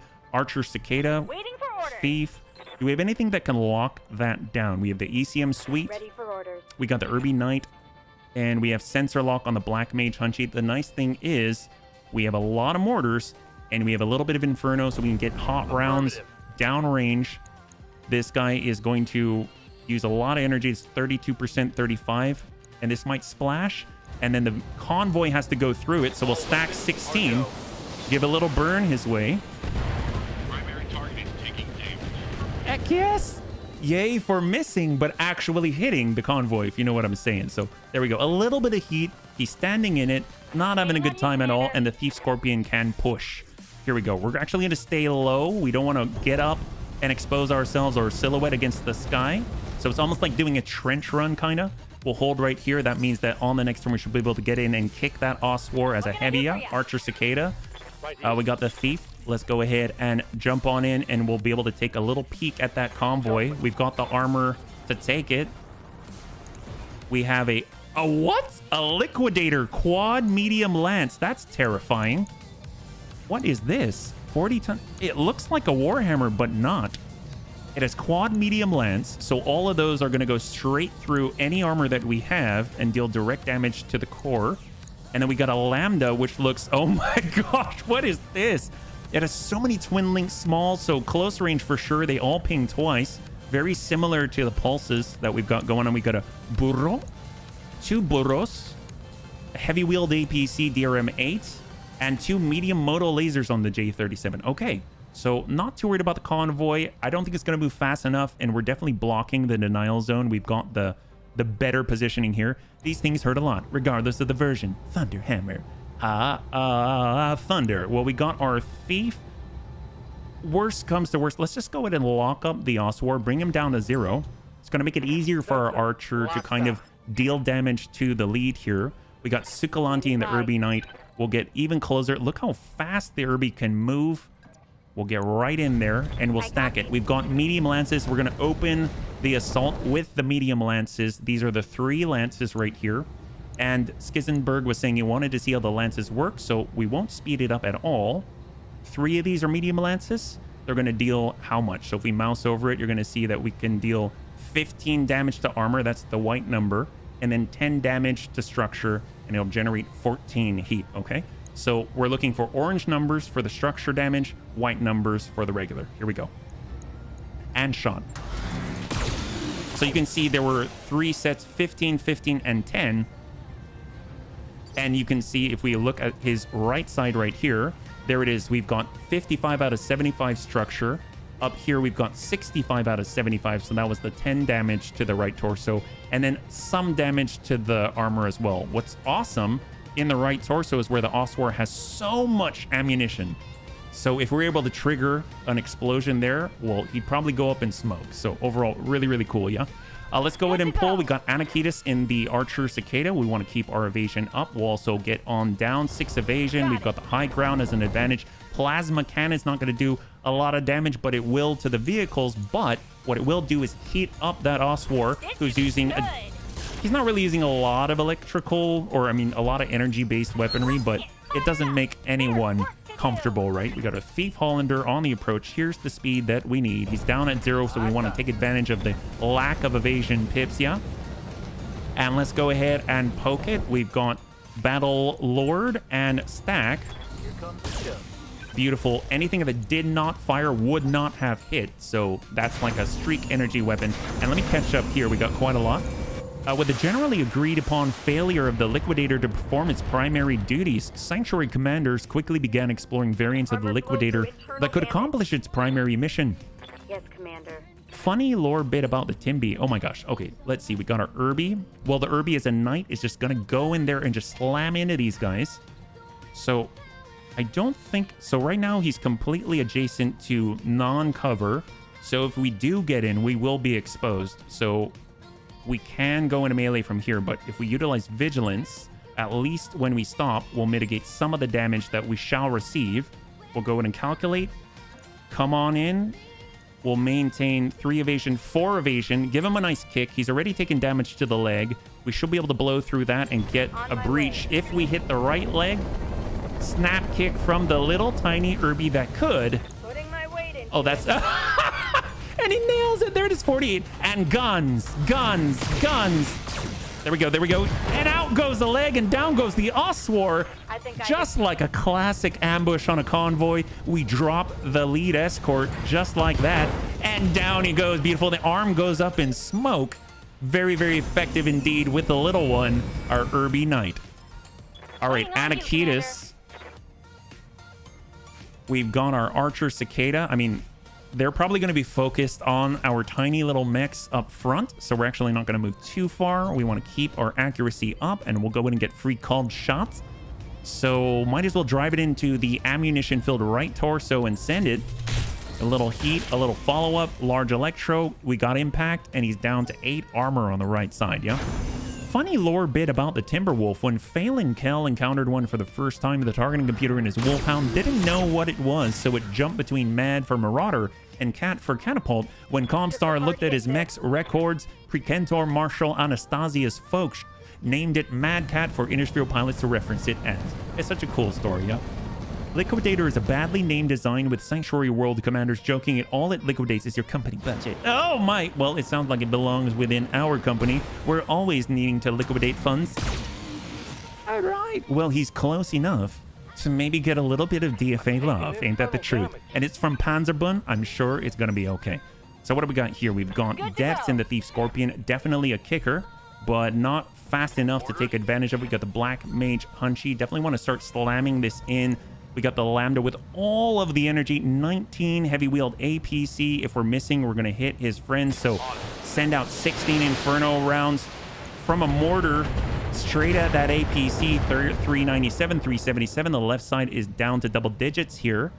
66 on that side. Perfect. And we shall move because we've got Ace Pilot.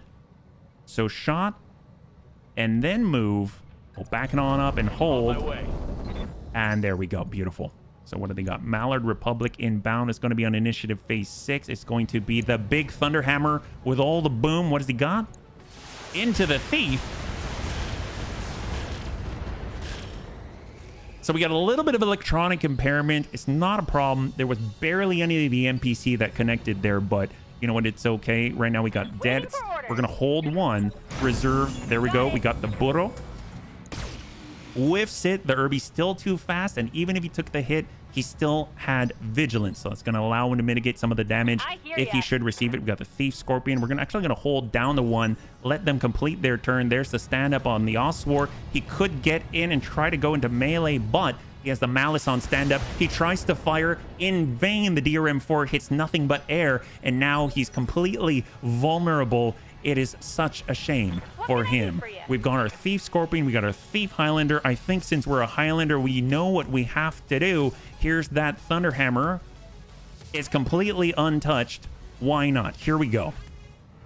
We're coming in from on high. In 3, 2, and 1. Get Opton, son. This is quite an arc. Come on. And we nail it right in the arm. We got a bit ping here. What do we got? There, and it lands right on the noggin. He's got 11 structure left on the Thunderhammer. The 1-2 kick right there. We got Debs. Come on, follow that up. He's got a location designator in there. Here we go. All we got to do is just touch the head just a little bit. Sometimes you got to just for kicks it straight at the head on the Thunderhammer. Stack it. And we whiff, unfortunately. That's okay, because we've got plenty more where that came from. The Thief on the follow-up here. Let's go in and bring it around. Precise strike from the Thief. Slamming into that Thunderhammer. That's high. We got a breach. And then, of course, we've got the little Succulenti and the Urbie Knight that could. He's in on the approach. And let's go in and punch with the little Urbie. Why not? We might get lucky and ping the head, and that's all it's going to take, even from an Urbie. Come on, Urbie. We hit the head. Critical hit, Commander. Shot. Oh my god. Wow, wait, he had 11 structure. How much did we do to the head? He has 3. The Urbie hit the head with his head. Wow, well, I think the Urbie came out a little better than that guy did. Oh my god. Wow, that was incredible. We've got the Archer Cicada. He can't really deal the stability damage. It's not going to topple that guy, but we can definitely keep the pressure on the Oswar. Let's go ahead and push him back on the initiative order. He's currently at 5. We'll push him back to 4. Why not? Sometimes you got to just for kicks it straight to the head. Clanny are large. And we've heated that up. 8 on the right side. The curse greets you once again. That's right. The Bunny League curse for sure. Here comes the heavy wheeled APC. Shot on Thief, who sustained a little bit of that stability damage. But of course, those DRMs are dealing little pings into our structure despite the full armor on the Highlander. Ping out, sensor repair on the Urbie. A little bit harder for him, but he is the knight. He's built to take it. He's got modular armor in the middle, giving us an extra 45 armor on top of everything else. So he's our tank right now, that tiny little guy. He's been standing the test of time thus far. Shots everywhere. There's those twin link smalls in unison from the Lambda, but the Thief has 6 evasion and damage mitigation in cover, which is absolutely fantastic. So what do we got here? Shot and move. He's only moving himself closer to danger. He's only moving himself closer to cannibalistic bunnies. Everything is looking well for us. We've got the Liquidator with all quad and medium lance, and he connects with 1. And we are still lucky we did not take any sort of explosive damage on that connection. We've got Debs, who is now basically a kid in a candy store because he's got all of the bonuses to kick in. So now coming around to the backside is actually nice because everyone's kind of past the threshold where we're no longer turning our butt to them.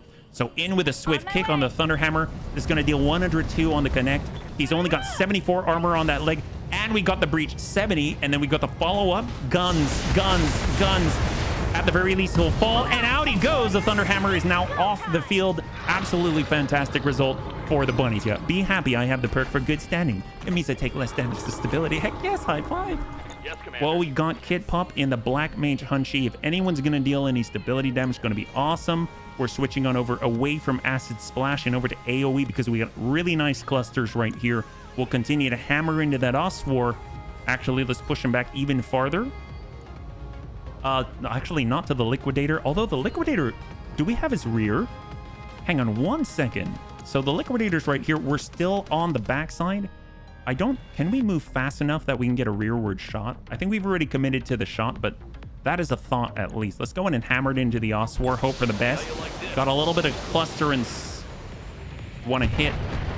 Yep, we're also hitting the Lambda there. Just a little bit. Wasn't too much going on there. He's basically limping with 1 leg. He's not really going to get away, but he has a decent amount of firepower still. Ooh, okay. That's fine. That's fine. Our Thief is okay. I would like to get up there and start to challenge the Liquidator, though. We got Panzerbund.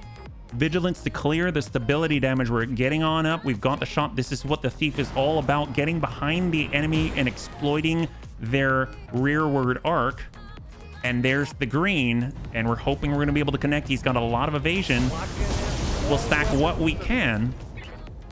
And he's soft. He's got 14 left back there. We got Friend of Entropy. Does he have the speed? He can at least come into the side. We've got... Oh my gosh. Okay, maybe we should pull back away from the convoy. We'll get the high ground at the very least. Or maybe here. Oh, we've got the green. We can actually get up with cover and the green. Beautiful. And I think this is to the Oswar, right? Well, we do want the cargo compartment, so we do not want to hit the green because that's going to be to the rear. That's where they keep the cargo compartment. Let's go in and start burning the convoy because it's going to take a few turns for us to actually take that down. And that is the main objective. Our little Urbie. Oh, come on, Urbie. Hang in there, buddy. He has He's taking shots to the rear. Sukalanti's got to flip that around our poor little Urbie. But he can step on the enemy too. We got the Oswar. Oswar is going to be in trouble if the Urbie starts engaging here. If we actually get over and then kick from above, I think he can manage it. Oh, it actually brings him down. That's going to bring... No, that's not good because it's going to put his butt straight to the entire convoy. That's not going to do.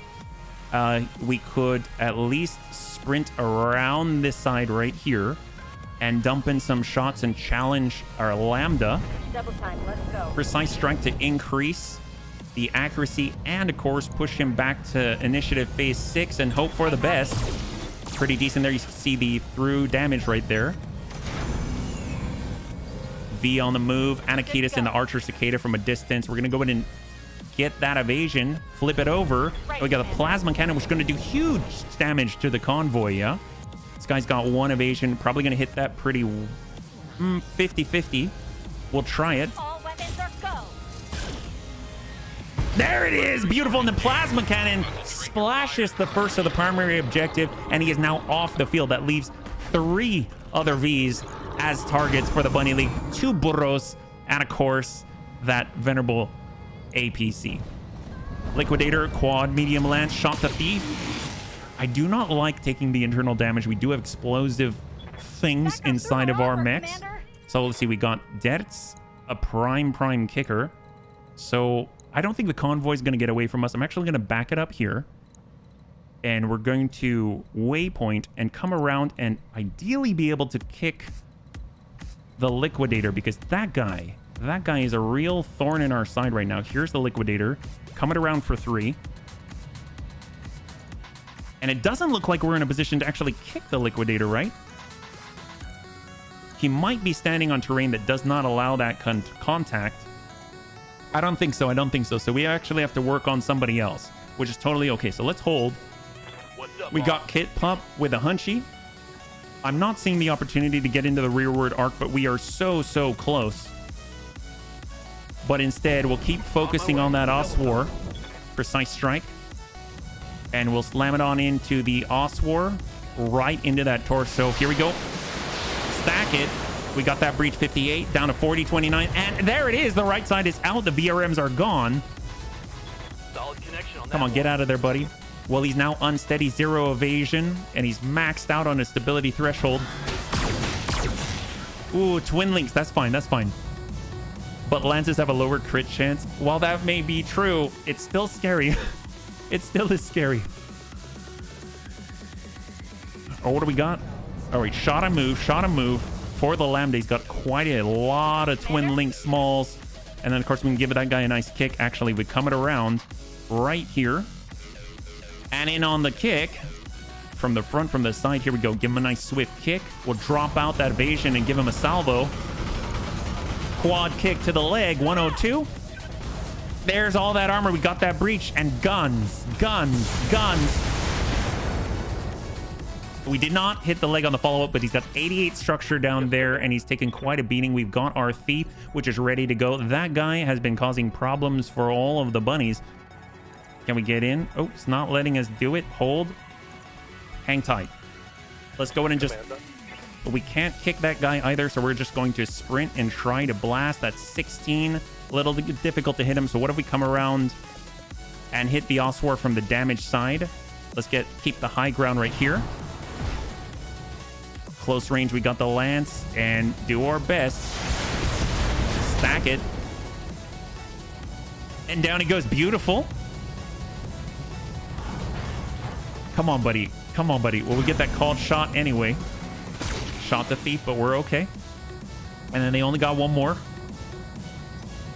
And on 3. He's back on up, but he's going to get that Malice. Going to be really hard to hit us. He only has the 2 medium Electros, basically the firepower of a Spooter. And he whiffs it. He tried to fire. He wouldn't have connected, so the streak properties of that Electro Laser meant it would not fire at all. So let's go ahead and try and just kick out or wipe out some more of the convoy here. Or bring this down to half. That might call in additional reinforcements. Snap kick to Burro. He's down to 70. And guns. Where did we hit? Down to 31 initially. And we got a breach. 18. Breach 18.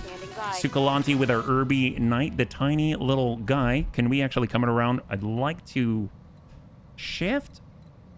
So calculate, hold. Oh, they'll not let us. So we're just going to go into melee straight. So we got Burro. We've got 3 options. The Oswar itself. If we kick, we could absolutely wipe out the leg there. Of course, our rear is going to be the enemy again. So we're actually going to come around to this side, kick him. And that's from the right where the damaged leg is with the Lambda. Snap kick. There it is, right into the breach. 58. So we took 30 off and guns. Reporting critical hit. What do we got? What do we got? What do we got? He's down to 30. He's down to 30 on the leg. Actuator destroy. It's going to be harder for him to move or stay mobile, which is difficult for him because he does have to be close. He does have those twin link small lasers there. We got the Archer Cicada. Going to flip it on over. We've got the line, precise strike, and we want to keep hammering it home to that Oswar.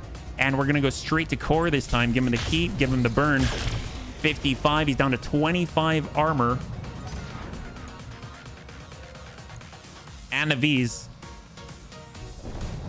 Liquidator, quad medium lance. Didn't move very far. And he whiffs it. That's great. We're applying that pressure.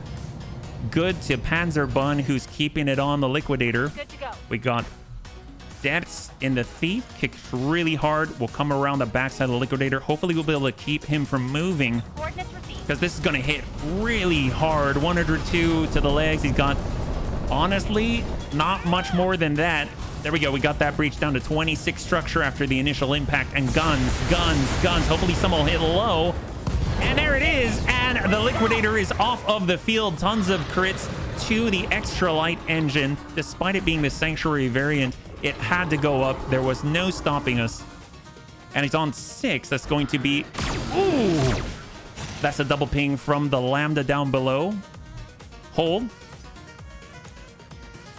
Ace Pilot, he can move. He has the opportunity to. I cannot believe this is 45 tons. He looks so. He has such a large presence for just a medium mech. Yeah. All right, we got Kip Pup and the Black Mage Hunchy. It's time to raise our status. We no longer have to hide. We have fresh armor and a lot of DACA.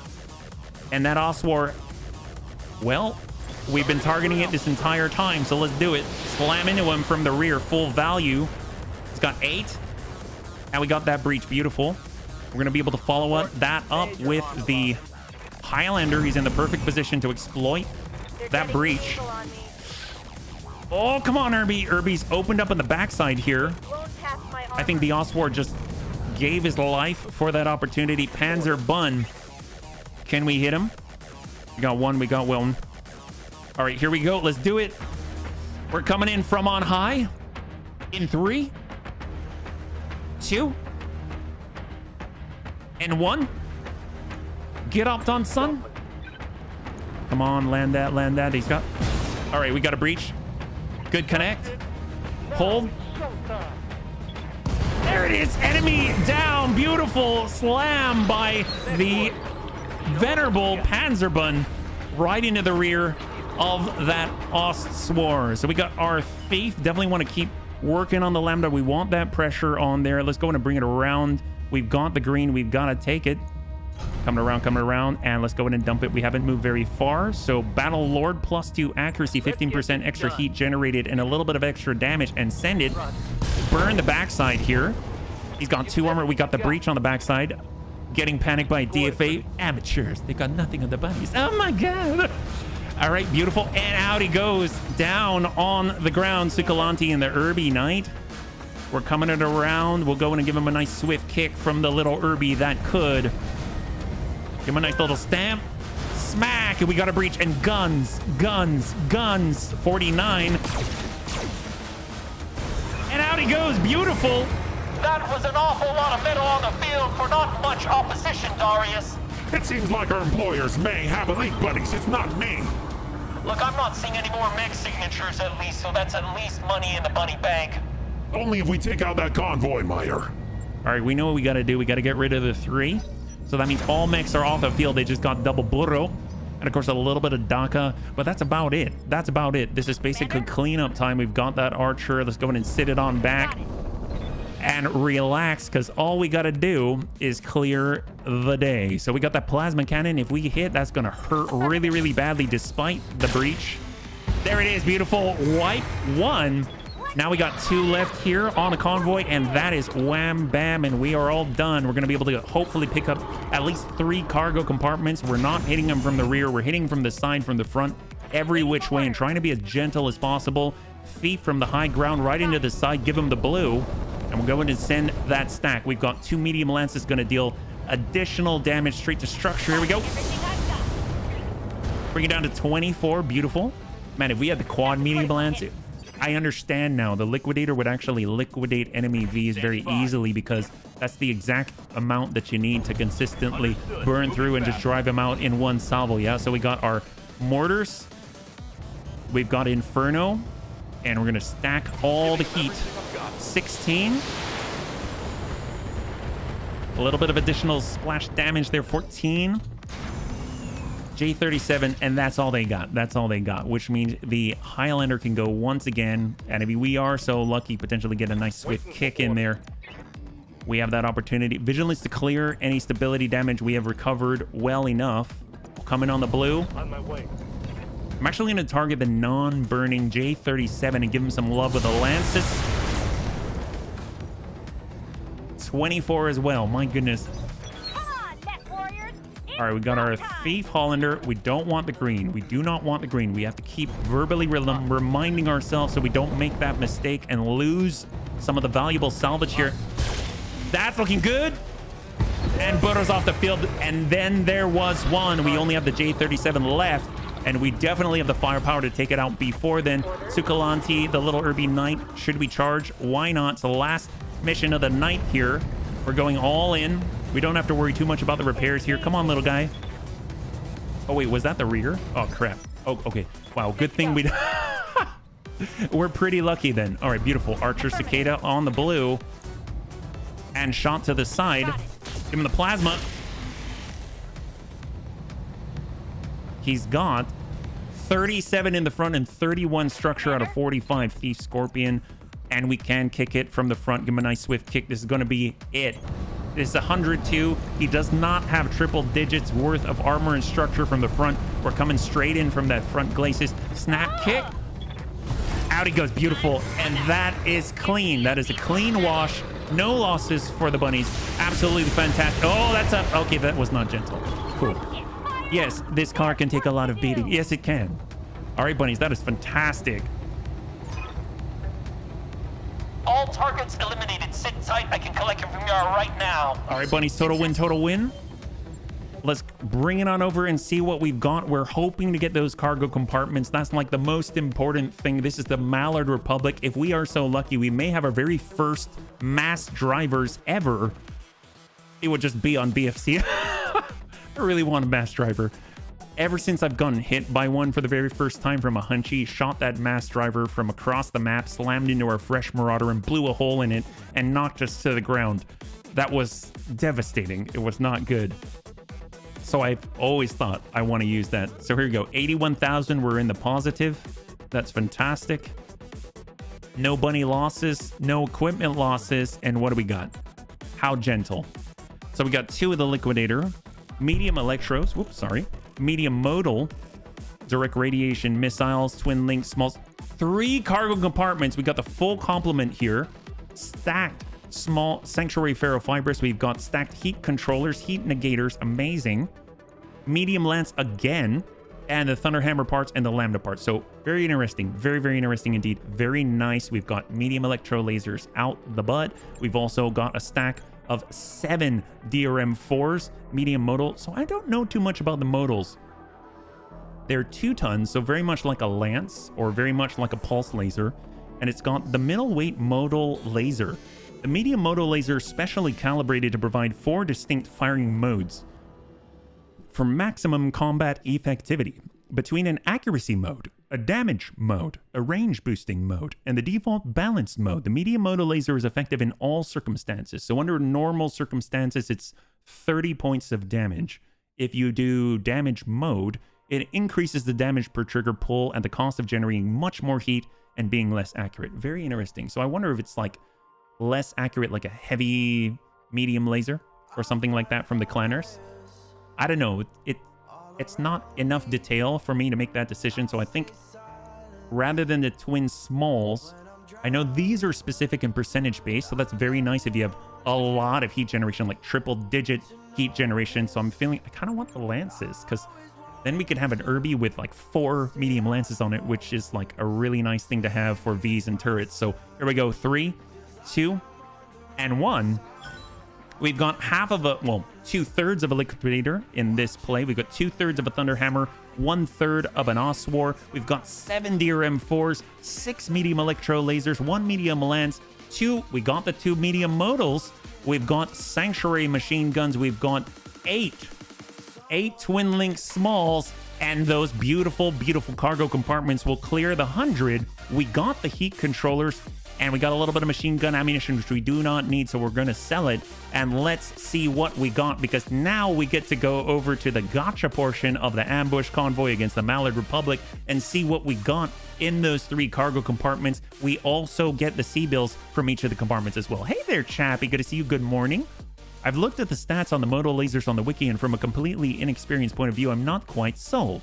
I think I'm too used to knowing what to expect from every single Alpha Strike that the variation makes me uncomfortable. Well, I guess it also depends accuracy-wise too, right? It'll be kind of nice if... I think the big detractor for me for like heavy small lasers from the clanners is that, I mean, heck, they will punch for like 50 damage on a heavy medium laser, right? For 1 ton. That's insane. But it's -3 accuracy overall and negative chance to crit. So the big thing is, what is the negative to accuracy when you go in damage mode? So we've got a full thorn. Very interesting. Is it a sanctuary thorn? Clad in ferrovanadium. So it is a sanctuary thorn. We've got sanctuary ammunition, the Scirocco shape charge. Beautiful. VRM ammunition for all those VRMs. We've got 48 on our Yeoman right now. More shape charges like crazy. We don't have any Scirocco's yet, but when we do, we're going to be set. Bombard acid, AMS ammunition, sanctuary ferrofibers. We've got 24 VRMs. We've got a scattergun 5, the alternative payload missile launchers, a lot of them, small modals, small electros, and a direct radiation missile 6. Very, very nice indeed. I cannot wait until we see a Scirocco. That seems incredible. And we've got another light as well, an extremely unusual variant of the Thorn. The THE-H was created to make use of recently developed technologies and to provide they had value even on the lightest of units. Clad in ferrovanadium and powered by a heavy but highly effective dense engine, the H variant is effective, fast, and durable. However, those benefits come at a cost, and the H has very little tonnage left for weapons after nearly maximizing the armor. With only a measly 3 medium electro lasers to its name, the H variant is only so effective in combat, and often is ignored until easier targets are defeated. I don't know, that might be a mistake, but unfortunately we don't have the room for it, so we're going to go ahead and pull that down. The nice thing about that is, that means we're going to also have some Sanctuary Ferrovanadium available to us, and that is some pretty darn nice stuff. So that is the end. That is our very last mission of the night. However, there are some things that we can do, okay? So there's a couple of choices. Right now, because it's the end of the stream, once per Battle Fantasy Challenge stream, we can actually take an existing Final Fantasy class type and re-roll it. So that's probably the biggest benefit of having a successful mission at the end of one of the Battle Fantasy Challenge runs, is that we can actually change that, yeah?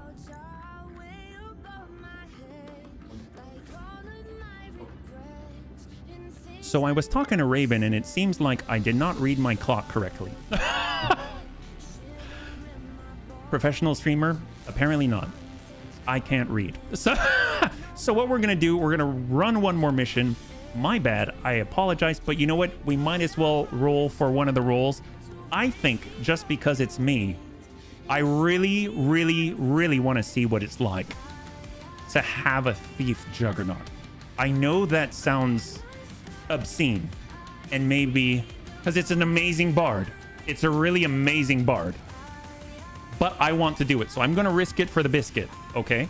So this is what we're going to do. What a pleasant surprise. Yes, well, green team, as you're coming on back, I do just want to remind the bunnies that starting next week, I'm going to increase my hours live. So if you're in the European region, it should be a little bit easier on your time. And then on top of that, if you're in the States or on the West Coast or something like that, you'll still have access to me at the regular time as well. So starting next week, we're going to be doing the 2 to 6 standard on Monday, and then it's going to be 12 p.m. all the way until 6 p.m. on Tuesday through Friday. And then, of course, next Saturday is also our every other Saturday. So we're going to have the big main campaign stream as well, all starting at that lovely 12 p.m. Pacific Standard Time now. So high five to that. Okay, so I'm very excited about this. I have dreamt about this. I'm just too scared to roll it because I don't want anything bad to happen. So here we go. This is for the Thief Juggernaut. It has 20 support weapon hard points. We want to use them offensively if possible. So what I'm hoping for, of course, is that Thief setup right there. That would be the dream. Maybe Monk, but definitely Thief. And right now, because it is currently a Bard, the Bard roll will not count. So we're actually going to pull that off right here. So we're going to take a bit of a risk because we have to choose one of the options that we roll. The nice thing is with the new version 4 rule set, we can actually roll twice and choose one from the results. So we have a pretty decent chance of actually getting what we want. So here we go. Roll number 1. All right. Heck yes. Well, I guess it was worth it to risk it for the biscuit. Well, just because I'm curious, let's roll again. Black Mage, definitely not. Hey, Red Fred, thank you so much for the cheers. I really appreciate it. As you can see, the treasure bunny appears on the screen just for you. I really appreciate it, man. Thanks so much for supporting us. It means a whole lot, yeah. All right, so this is so exciting. I have never been able to do this. I have wanted this for so long. You have no idea. Because ever since I saw the Juggernaut, I have wanted to turn this thing into an offensive support hardpoint beast. And for the very first time, we're going to be able to do that. I know we don't have all of the ideal equipment, but you know what? That's okay. We'll make do. So this is the Thief Juggernaut. One of the things I learned about the Thief Juggernaut is that in order to take advantage of all 20 support weapon hardpoints, you absolutely have to have a Clan XL engine in it to make it worthwhile. So we're going to go ahead and pull off all of the AMS. I know this was a glorious Bard, and we may still retain some like one AMS or something like that, but overall, it's still very, very, very viable. So we'll pull off the turret beacon. The Guardian ECM can stay at least for now. And I think the rest of it's okay. The one thing I would like to do, I think we've got the location designator. We're going to get it right on in there. That's going to be incredible, right? So now we actually have 20 support weapon hard points available to us, yeah? Speaking of Archer, you could also put mag shots. Yes, that's true. That's very, very true. That is definitely a glorious AMS machine. You're right. Yes, it is. It had 20 at one point, all overloaded, but it made quite a din. It was very difficult to talk when it would shoot missiles out of the sky, yeah? You're lucky, Raven. I'm always lucky that I have Raven in my life, yeah? As someone on the East Coast makes things a little better. Oh, heck yes, yeah. It was quite a din. It really, really was. Okay, so here are the rules, again, for the Thief. So if we switch it on over... and we've got our Thief. So first we need to improve mobility through engine and our jump jet modifications, and we can equip weapons with a maximum engagement range of 500 meters. So we already done quite a lot of that. We have the largest core we could fit at 400 rated fusion core. We've got the Clan Engine XL. We've got a Gyro XL, so as much lightning as possible. We have a supercharger for sprinting, so that allows us to move even farther on the move. And then we've got Guardian ECM. Actually, we're not allowed to mount Guardian ECM, so I'm actually going to take that off. And the rangefinder is another 120 on the base sight distance. So overall, I think this is looking great. I don't think we have the opportunity to put hands because it has little tiny nubbins there. So I think now we're looking pretty good. So our options are mag shot rifles, which is hilarious. Actually, yeah, that is hilarious.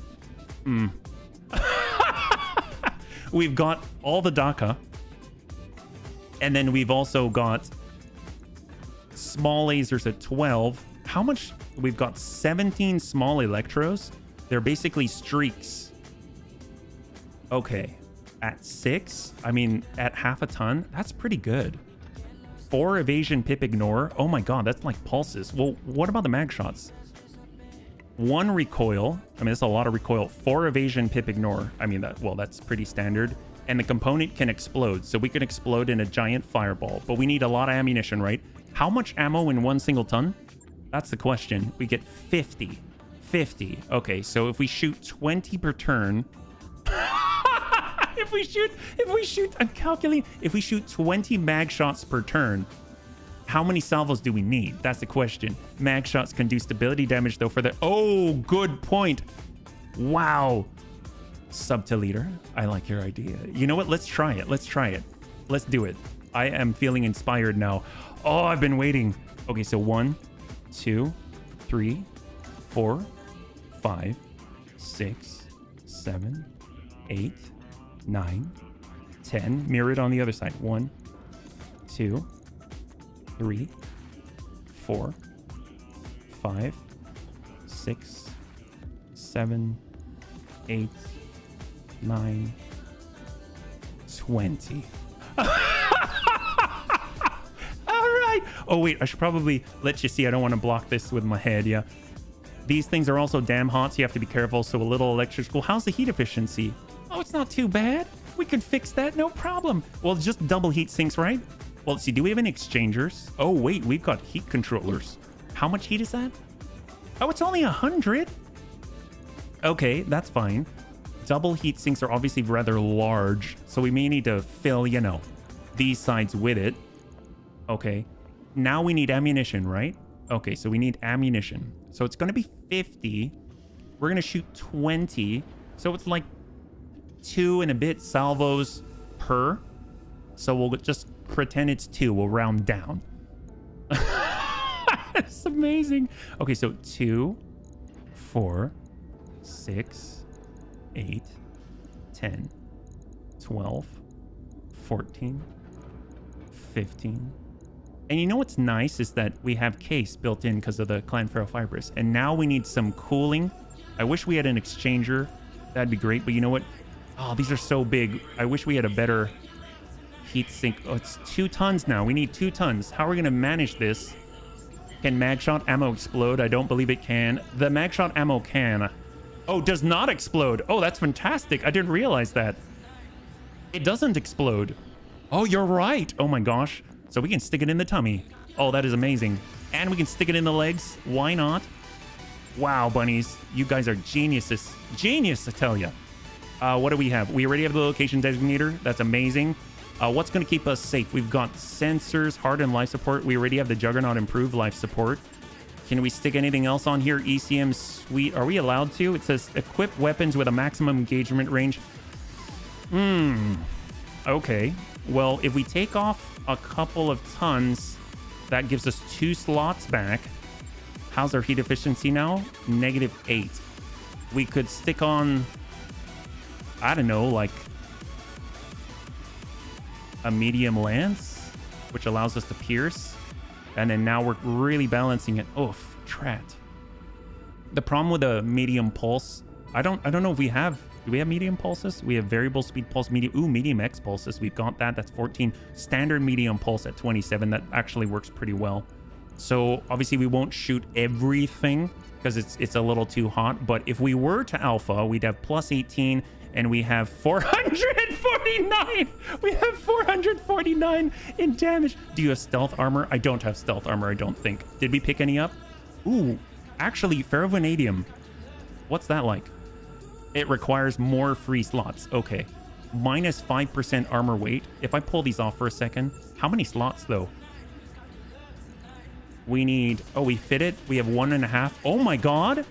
So the cool thing about ferrovanadium, it has a flat 20% ballistic and missile weapon damage reduction, and it includes shield, which is even better than case. Oh, yes, yes, yes. Oh my gosh. Oh, wait, can we max armor? If we max, oh my God, we can max armor, we get a ton. We have 1 slot.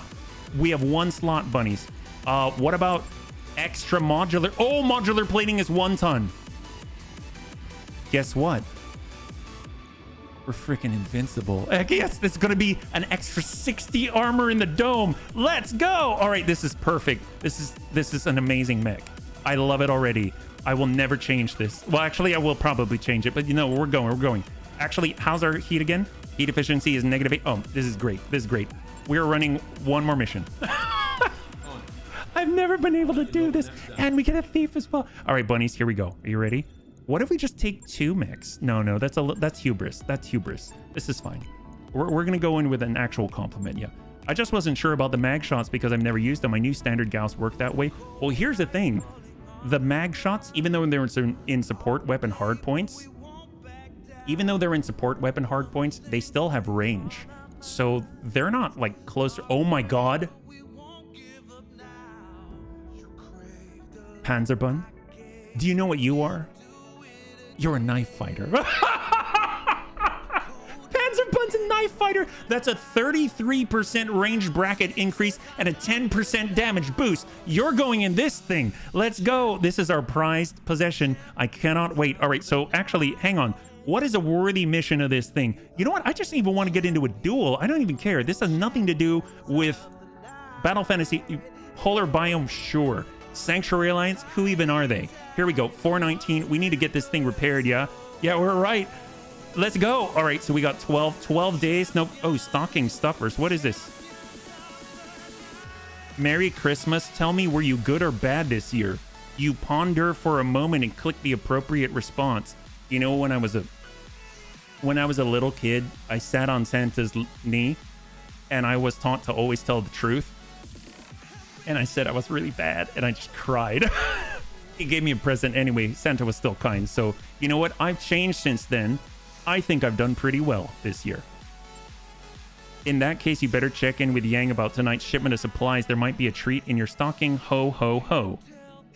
Commander, why didn't you tell me about this? What a great surprise for the staff. I'll get them distributed. What was it? A magical season. Well, we got morale increase. All right, we're capped out. Heck yeah. Oh, what?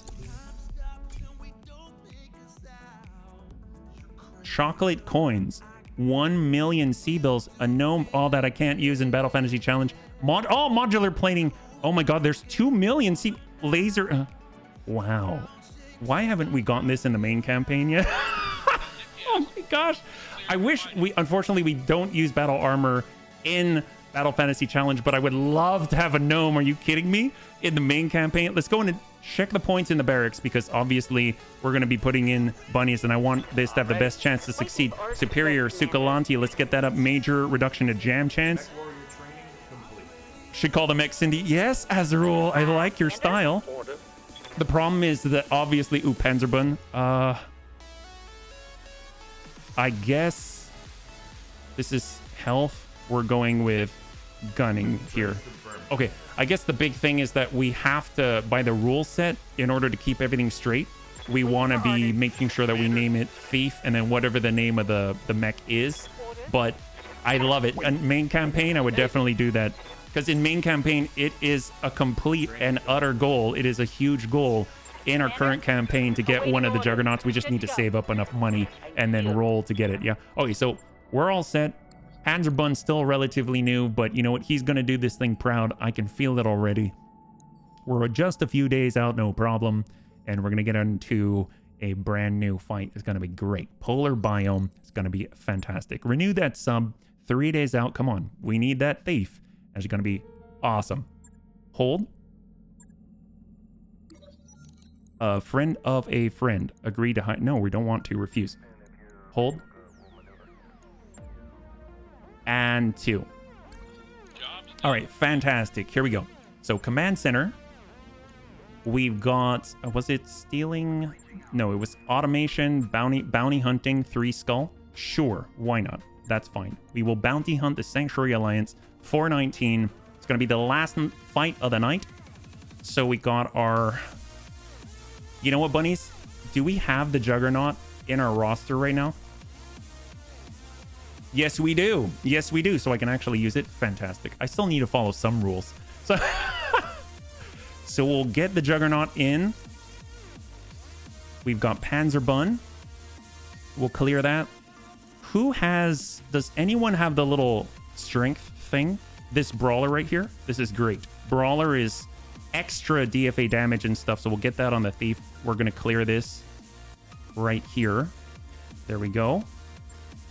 And this is a 3 skull battle. Well, let's see. What can we bring? We've got our Juggernaut. Oops. I totally messed that up, huh? Thief. Let's get that back in so there's no issue. There we go. So we got our Thief Juggernaut. We've got our Highlander. What else can we bring? A Bard. A Bard would be nice. So let's go grab our Blood Asp. We'll get that in there as our Bard. That's our Bard, believe it or not. All right, that's fine. We'll get HB in that. And then last but not least, what can we run? We've got the Mantis, the, I guess, Black Mage Indirect. We'll just bring 4. You know what? I like the Hunchy. The Hunchy Black Mage with the mortars. That was great. So we'll get that in there.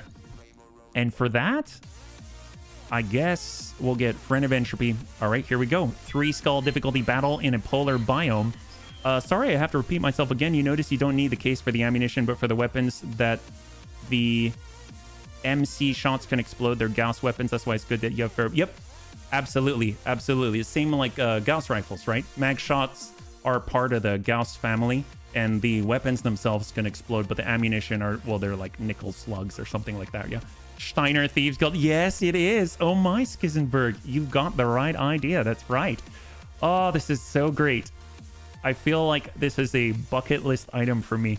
You know what I really want to do, though? If I'm perfectly honest, in the main campaign, I found out that you can go out to Max Dust Ball, and they're selling small clan rotary pulses out there. I want to pack this thing. If we can manage the heat somehow, I want to pack this thing with all small clan rotary pulses. So that's going to hit at, I think it's 5 heat total per. So it's very much, it's actually less than the mag shots. It doesn't need to carry the ammunition, and then it strikes 3 times per 20. So that so that's going to be 60 pulses. Yeah, that's going to be awesome. I cannot wait. I cannot wait. So I'm very excited about it. The thing is, you just have to pay a lot of attention to that. May be true, but you know what? If we don't, and we go up in flames, I mean, what a way to go! What a way to go! Oh my God, I don't even care. I don't even care. It will all have been worth it. That would be a dream, absolute dream. So we've already seen what 13 clan small rotary pulses can do on a piranha. We've never seen what 20 small clan rotary pulses can do on a juggernaut, right?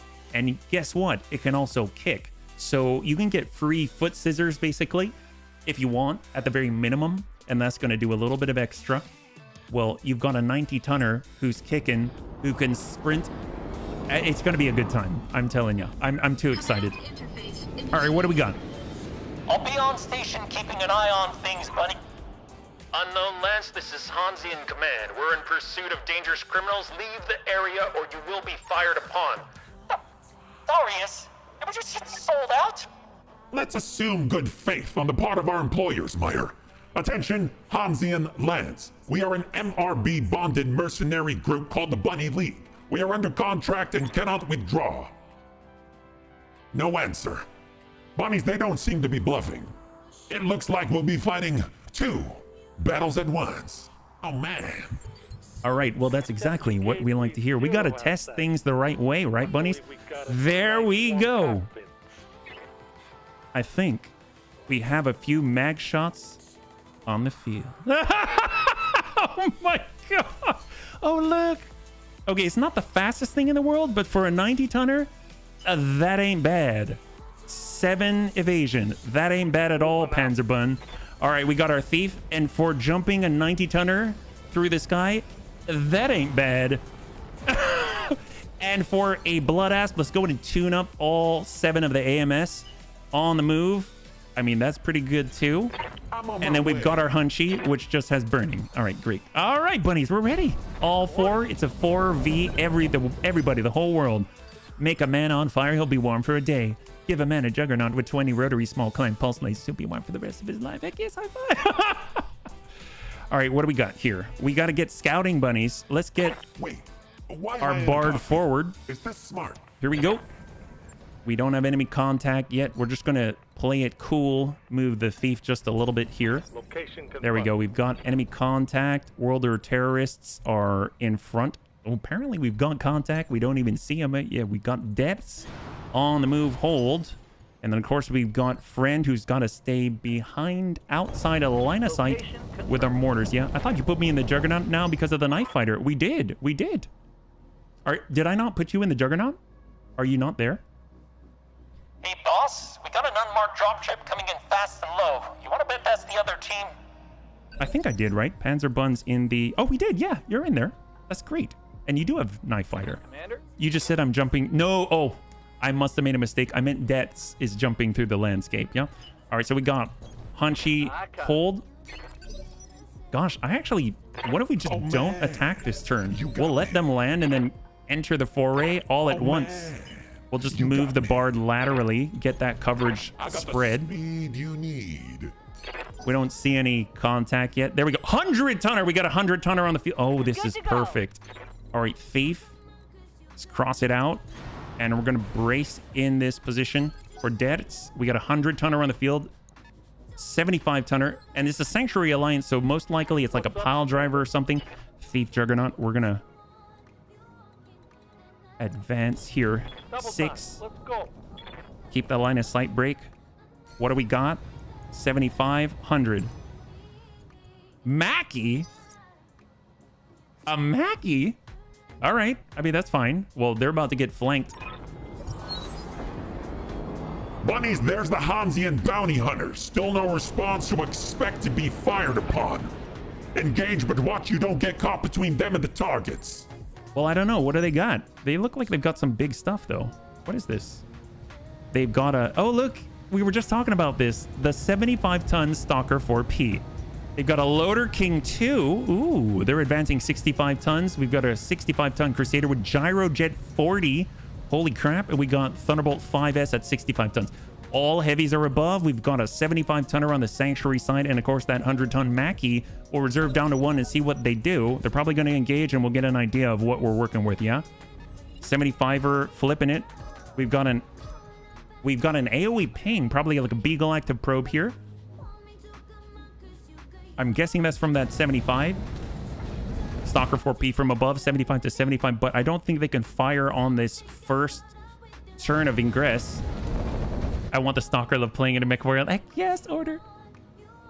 And then, of course, it's going to be these remaining two, the Crusader and the Thunderbolt on the move. They just got to figure out where to go. If I were them, I'd try to maintain that high ground. They're getting into a little bit of cover in the forest, and the Crusader could back up, right? Oh, no. He wants that line of sight. He's got those Gyrojet 40. He definitely wants to do it. There's the Mackie. It has line of sight. Oh, it's AoE pinging. Very interesting. Well, he got a ping on the Juggernaut now, so they know what they're dealing with. Is that it? Do they only have 2? Oh, that would be a mistake if that were the case. Well, let's go ahead and start it out. We're going to get the Bard forward so we can maintain the proper coverage right here. We have enough armor that we can take a hit or two. And right now, that 75-tonner is an Onion with dual Scattergun 10, 2 large modal lasers, and then we've got the all 4. I think it just might be the 2 versus 4. So we've got like 6 on the field right now, so it's 4v6. I'd like to lock up the Mackie so we can see what it actually has. Locked him. He's not going. It's got 2 evasion. Scattergun 20, dual NPC, and dual twin link small lasers, a Mackie 8A.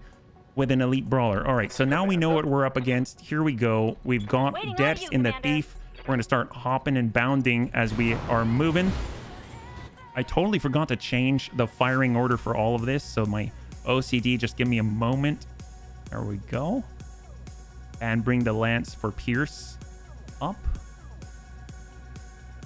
There we go. All right, perfect. Good. So what do we got? Who can we actually shoot at? 35? Sure, why not? We'll try. All right, and we score direct hits to structure here. They know what they're dealing with. No, I don't think they do. Well, let's get the Thief to move. He's got the speed. All right, here we go. We've got the speed. Well, we want to play this a little safe, so we're going to try and move as quickly to the left as possible. We've got an opportunity to shoot here. We can hit from this far.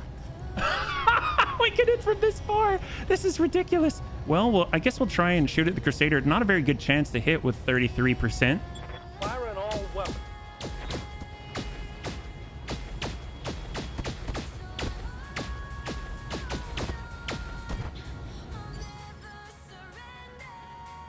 That's cute. That's cute. Wow. Okay. Well, here we go. Black Mage. Bring her around. Well, if they're going to be in the forest, I definitely want to burn them. Let's give the Thunderbolt a little bit of love here. Burno. Their version of a Mackie can be pretty nasty. The Sanctuary Alliance can build pretty bad mechs. So you have to be careful. For example, I've already picked up one that was nothing other than an Annie. It's on now. One of my pilots will definitely be Darth Darius. Yes. All right, Black Mage. Well, let's just keep it rolling. We're in the polar biome. We might as well keep burning it. Give them the burn. Stack it up. Burn out their cover. We definitely need to focus on the bounty hunters. There's more of them. There we go. Keep pushing it. Got HB in the Bard Bloodass. We need to keep giving us proper coverage here. And we're going to utilize Vigilance and send in a little bit more burning. Got a Loader King. We got the Onion. We've got the Crusader out there. Let's go and send the ping. There it is. That's beautiful. We're keeping them warm in the middle of the polar biome. It's all that any Op4 can ask for. All right, there we go. They got that Loader King too. Shot on Mackie. Internal damage. Looks like they might have like tandem SRMs or something. Or were they DRMs? Oh no, standard SRM, so probably tandem. Pretty standard Thunderbolt here, just getting some shots off, whittling some armor. Onion, dual scattergun. That's gonna be huge, huge hits here. And it's up to us. All right, so we got our Thief. Well, here we go. Well, since we're sneaking around the battlefield, this is it right here, right? I think this is the back of the Mackie. The nice thing is we don't have to be too close, actually. We can actually stay kind of far away, I think. All right, here we go. Let's try it. So we're pretty far for support weapon hardpoints, but we still have the green. So we're going to go ahead and focus it in. We've got the Thief Juggernaut. And it's going to be the very first salvo from the Thief Juggernaut on a 100-ton Mackie in the rear arc, because a Thief is fast enough to actually make it into the rear arc. Like a hero in 3, 2, and 1.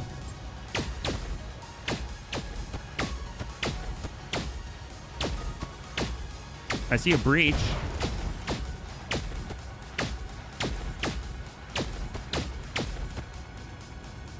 Huh. Solid connection on that one. That was a solid connection. God, that's not bad though. It's pretty fast. How's he doing in the back there? It looks like he's got, he went from 160 structure down to 85 in the rear, and he went from 105 structure to 91. So we send most of it. Let's go in and get our Thief on the move here. We're a little bit, here we go. There it is. Beautiful. And we got Precise Strike. We'll go in and send a few lances his way. A little internal damage there. Beautiful. Mackie was the pride of the Terran hegemony and the sign of their power, so it is fitting it accompany the hegemony corporations that would become the Sanctuary Worlds on their great journey. Inherent Terran pride never dimmed. They maintain the Mackie out of pride. It has 6 ballistic card. Oh my gosh, that's a lot of ballistic card points. It could be a great black mage and have a ton of mortars. Ooh, Scattergun 20 straight into the 75-ton Stalker 4P, who just went hot after getting blasted with an Inferno Arrow 4. We got Friend of Entropy ready to continue to exacerbate the situation and just make it even worse with, sometimes you got to adjust for kicks, it straight ahead. 16 Inferno Mortars on that 4P. Stack it, and we ping the head twice. Give him more heat. Gotta love it. Oh, man. And we got HB. We're ready. We're hopping. Just getting a little bit closer. Oh, actually, oh, that's a Bard. Never mind. That's not the, it's not the Highlander. We do still want to get close enough to provide adequate aerial protection here. And we're going and lock up, I mean, I guess we'll lock up the Crusader, make it a little worse for wear. Bring him down to 0. So we got a lot of 0 evasion enemy mechs on the field right now. Up to all of the bounty hunters right now. Oh wait, we're actually helping the Mackie by shooting down all of his incoming missiles. 18 out of 18 knocked out of the sky. And there's the ping. All energy from the Thunderbolt. Brought himself back under threshold. He was right in that line. And then we got one more. from the Crusader. Did we shoot them all? Oh, 2 out of 4. We're helping out the Mackie here because we want him for ourselves. All right, if the Thief can get in, here we go. We're going in for a nice swift kick, and this should be a swift ending for the Mackie. Let's do it. Come on, Panzerbun. Come on, Panzerbun. This is what you were made for. Extra 10% damage on the snap kick right there from the rear. And let's go in and give it to him. Shot.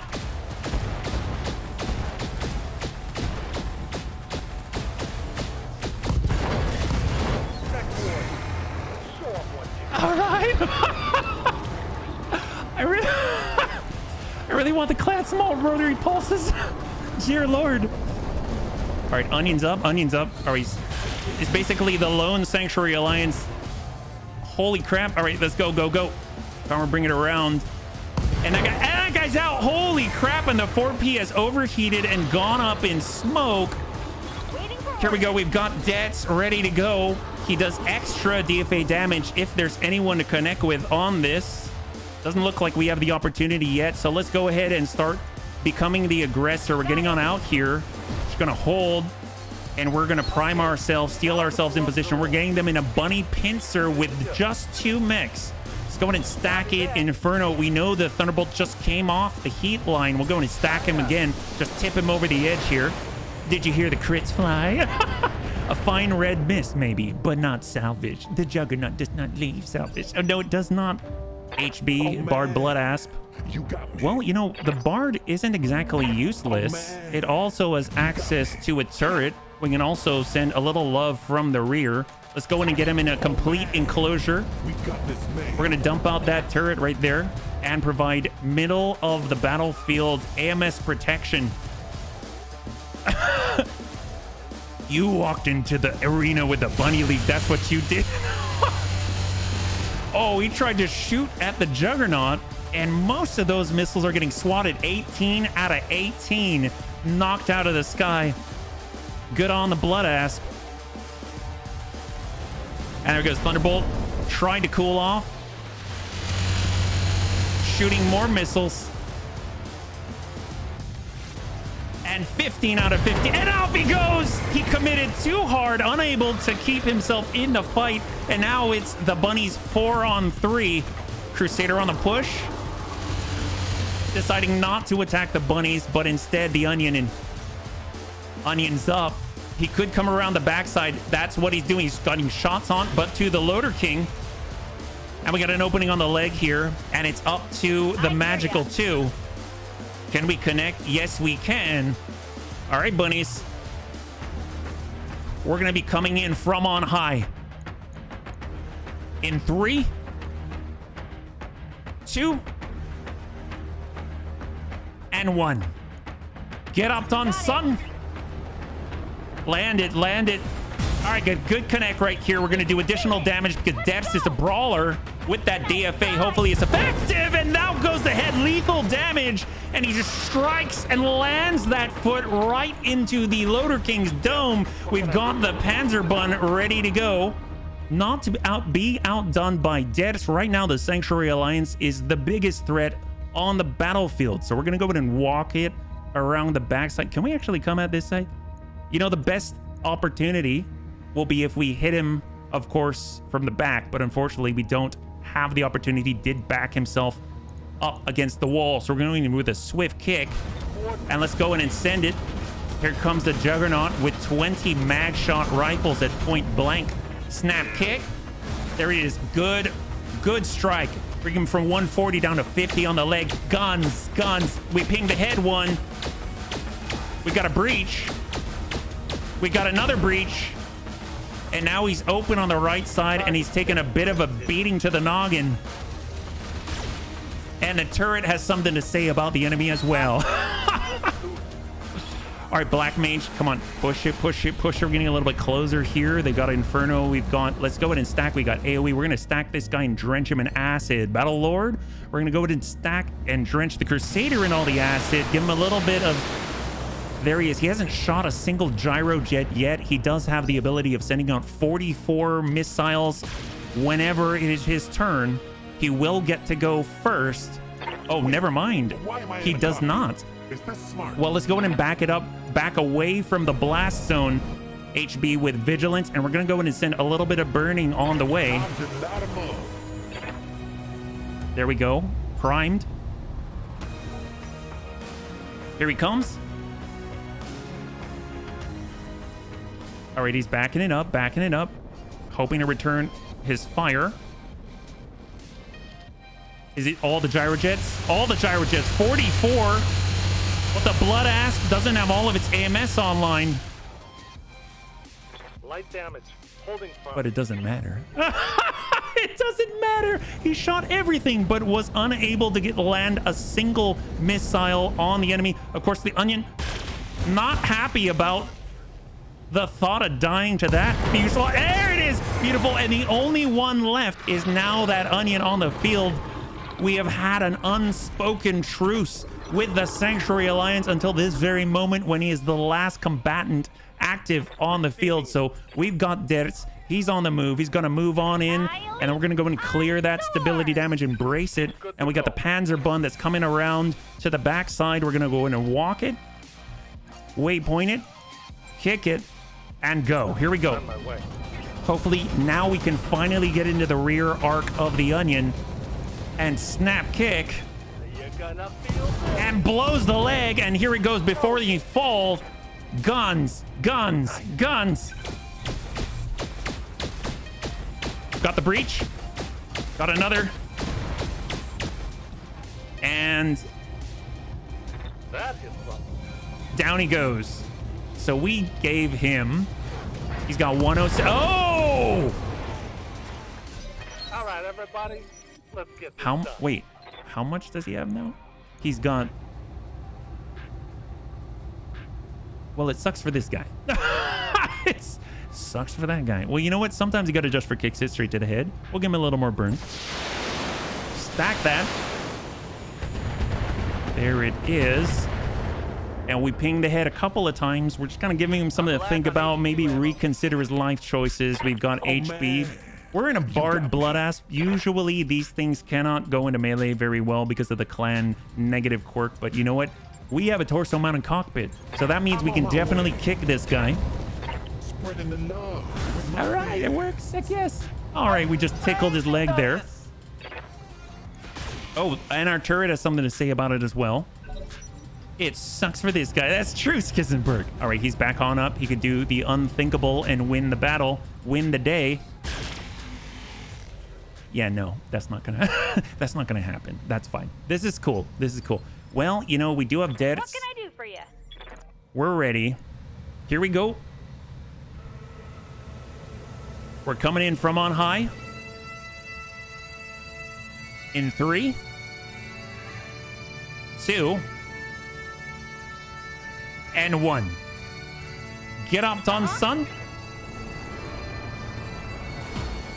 Lands it to the middle. Got a good connect there on the tummy. It's go time. Oh! Oh, heck yes.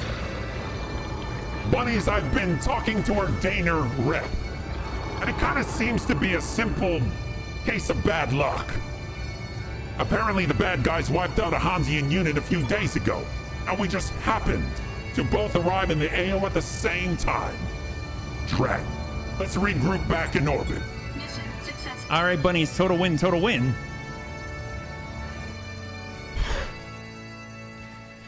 I think it would be better if there were like shotguns for support weapon hard points. I think what would be even cooler if we could find ourselves, I don't know, we need something like small pulses. We gotta think, Bunny. What's like the most destructive thing? Oh, we do have flamers, but now there's a cap of 85 heat in 17.1.1. So the flamer thing maybe not the best idea. You could always do half and half. You could do flames. You could do something to kind of like burn away, or small lances. How many small lances do we have? That's all through damage, right? That's all hitting structure every time. Small rotary pulses, small X pulses.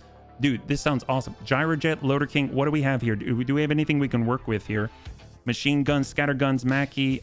I mean, not really. I guess we'll just grab Scattergun 20. That sounds cool. Oops, hello. We've got the Gyrojet. Shield's nice. Scattergun 20, perfect. Scattergun 10.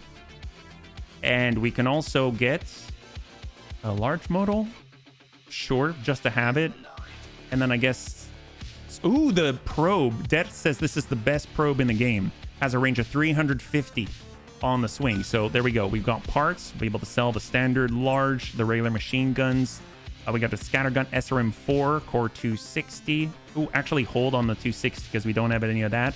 LRMs, SRMs, and let us go. So actually, the Lances would be kind of crazy because you got to remember that the Lances, whoops, didn't mean to click on that. The Lances would be awesome because, of course, we would be able to... Oops, hello. Can I bring that back? Okay, they're perfect. A modal laser. Yeah, so that has different modes of firing damage. It has range. It has... I don't remember what the other ones... Not stability. That was more of some of the ballistic weapons, yeah. Crack, ding, cherry, and the enemy with will crit nothing stance anymore. Crack, ding, and cherry. I don't know what that is, but it sounds like the right thing to do. So before we end for tonight...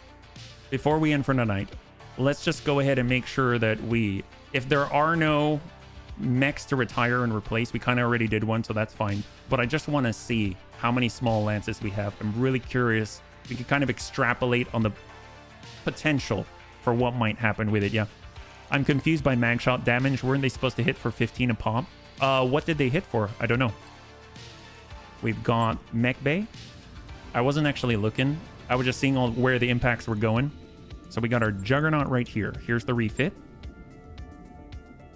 And then we're going to switch on over. They were showing 10. Oh, really? Very interesting. Well, it is possible. There are some mechs that, like, if they had ferrovanadium, like right here, they have a 20% ballistic damage reduction, just flat.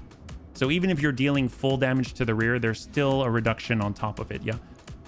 Yeah, you've got Knife Fighter, so we get an extra 10% damage, but what you're saying is that they should be doing 15, but they were only dealing 10. So they're kind of like fighting against each other, right? So let's see. So actually, that's a good point. So if you've got, what's 10% of this? Like 1.5 or something? Many times over. So if we look at our lances right now, we're looking for the... Do we have any small lances? No, it's just small electro lasers. Oh man, if we had small lances, small modal lasers at 15... I mean, these hit at 20, right? I mean, this would be nuts. Streak +1, so if they do shoot, they will hit, and they'll all hit at the same time. Small pulses. We only have 2 of these. I really want to travel the max dust ball. If those actually hit for 20, that would double your damage. It's true. Okay, bunnies, I'm just curious. I know that we're supposed to wrap up. Just give me 1 second. I just want to see how expensive is it to go out to Max Dust Ball. Max Dust Ball is 2.25 million in 176 days. Oh my god, that'll be quite a travel. I might do that on the next stream. We'll have to see. X Pulse. Well, it depends. Obviously, we got to get 20 of whatever it is, right? If we were to go over to the mech bay and stick in machine guns, we have enough machine guns as an example. And you can tune those all up to 3, which is kind of nuts. So all these standard machine guns can go ×3. They can do a burst of 3, right? So that's kind of nuts. Mag shots at 15. So this is actually potentially up to 15, right? And modals, electros. I mean, honestly, the electros seem awesome. And if you hit battle armor, it does 25% more damage. That's incredible. And that'll be funny to have 20 tags, or better yet, 10 tags with 10 tag fire control systems, because those will actually deal 17 damage each. And the range is a lot. It's a lot. Yeah, that would be cool. Well, bunnies, I'm very excited about this. The opportunities are endless. So, my God. Well, holy crap. Bunnies, thanks so much for hanging out with me today. I kind of feel like we've hit quite a bit of a milestone. This is very, very exciting. So I cannot wait to play around with this. This is definitely kind of a dream come true. So thanks for joining us for Battle Fantasy Challenge number 9. on this lovely Friday. Next time we're going to be streaming is actually next Monday. Again, we're going to be back with we're going to be here with a new schedule. So Monday is going to be normal. We're going to start at 2 p.m. Pacific Standard Time. We're going to be back with Rogue Trader. Tuesday, Wednesday, it's going to be starting at 12 p.m. Pacific Standard Time. We're going to go all the way till 6, and that's going to be Rogue Trader.